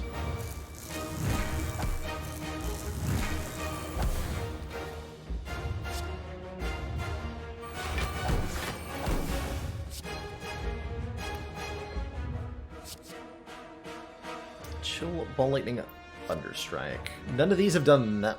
The Thunderstrike won't do that much damage. The other ones aren't useful. I can't skip, so I'll take the T-Strike for 16 times 2. Let's see. Exactly draw 3. No reinforced, unfortunately. A little bit sad, the way that played out.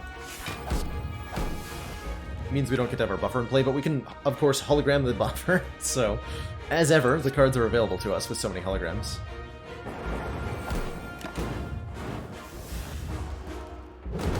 Take a decent chunk of damage there.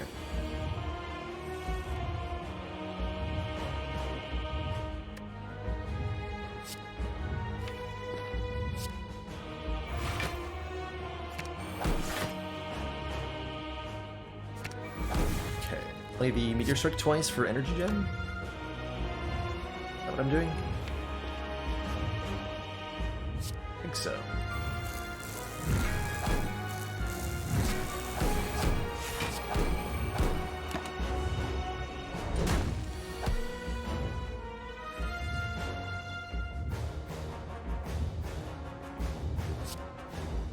Feels like I have to overclock twice. Yeah, I do.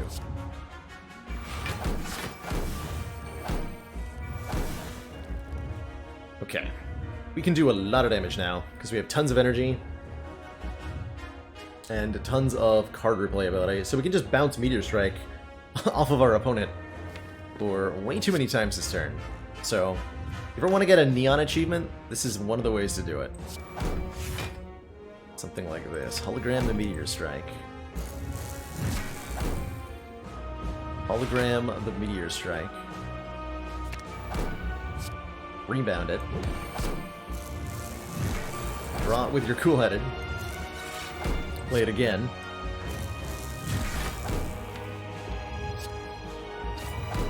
And then just draw a Reinforced Body next turn so that you're fine.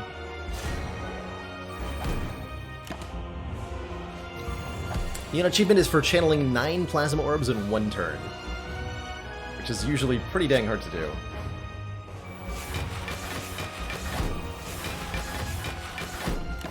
I think it's one of the hardest achievements in Slay the Spire to get.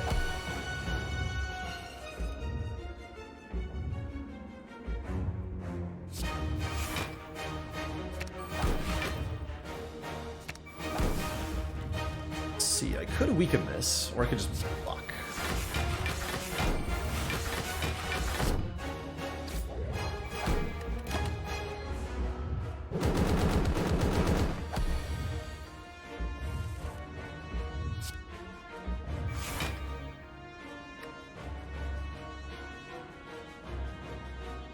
Cool-Headed and Hologram.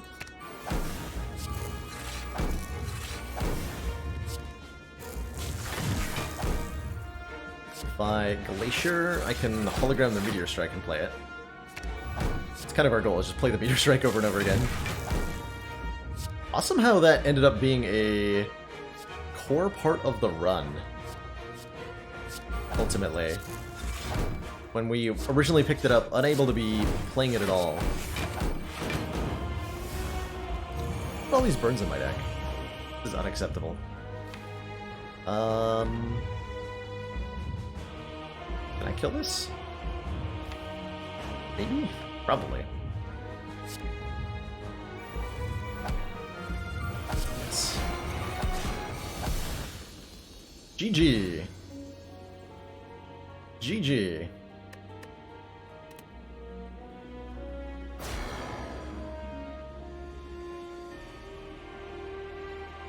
Good times. Yeah, who needs focus anyway? Not that run. Not that run.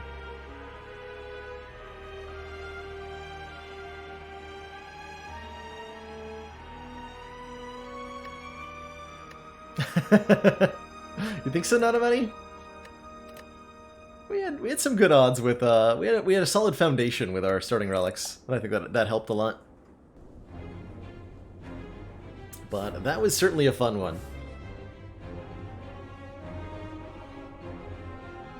I'm learning a little bit more how to do that. It feels like there's a number of pieces that have to come into play, and it's just so hard to get the Plasma Orbs on defect to be able to really try to do that. There's only 2 cards that generate them. But if you can find Plasma and get them in play, man, defect can do some wild energy scaling.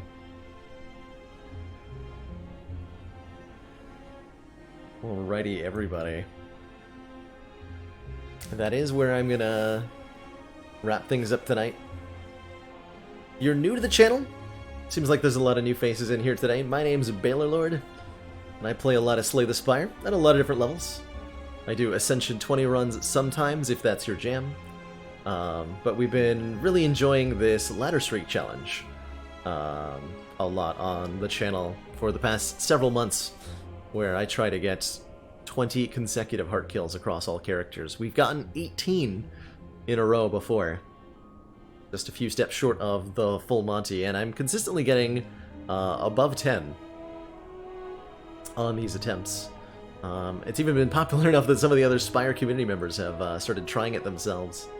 So I'm curious to see who will be the first to climb to the very top of the ladder. But if you're new here, you like Spire, this is a great channel. I highly recommend throwing me a follow or joining me on Discord for our stream notifications. or for chatting with the community, of course. You can also expect to see some more Phoenix Point on the channel.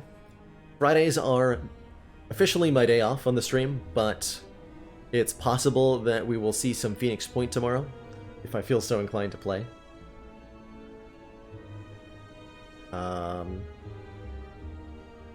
Beyond that, I guess, yeah, that's my spiel. Thanks for watching, everybody. Greatly appreciate the new faces, greatly appreciate the support today. Fall in love with the extra comfy big-ass chair. I have too. It has really given like a whole nother layer of coziness to the stream that I think it really needed. So I'm super happy to be hanging out in this thing. See you later, Squeak. The great Salty. Failey. Schwipes. Zenthulu.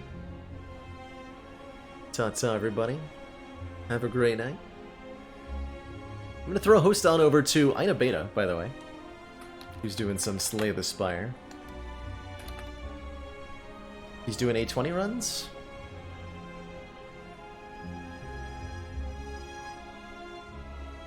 Yeah, it looks like he's practicing silent A20 runs. Awesome Spire slaying member of the community. I think he needs some help getting towards his partner application too. But he's getting pretty close, I think. Knows a lot about neuroscience and psychology. Super chill dude. Baddest cat on Twitch. So, show him some love. Say hi for me. Thanks for watching, everybody. Ta-ta for now. I'll see y'all next time.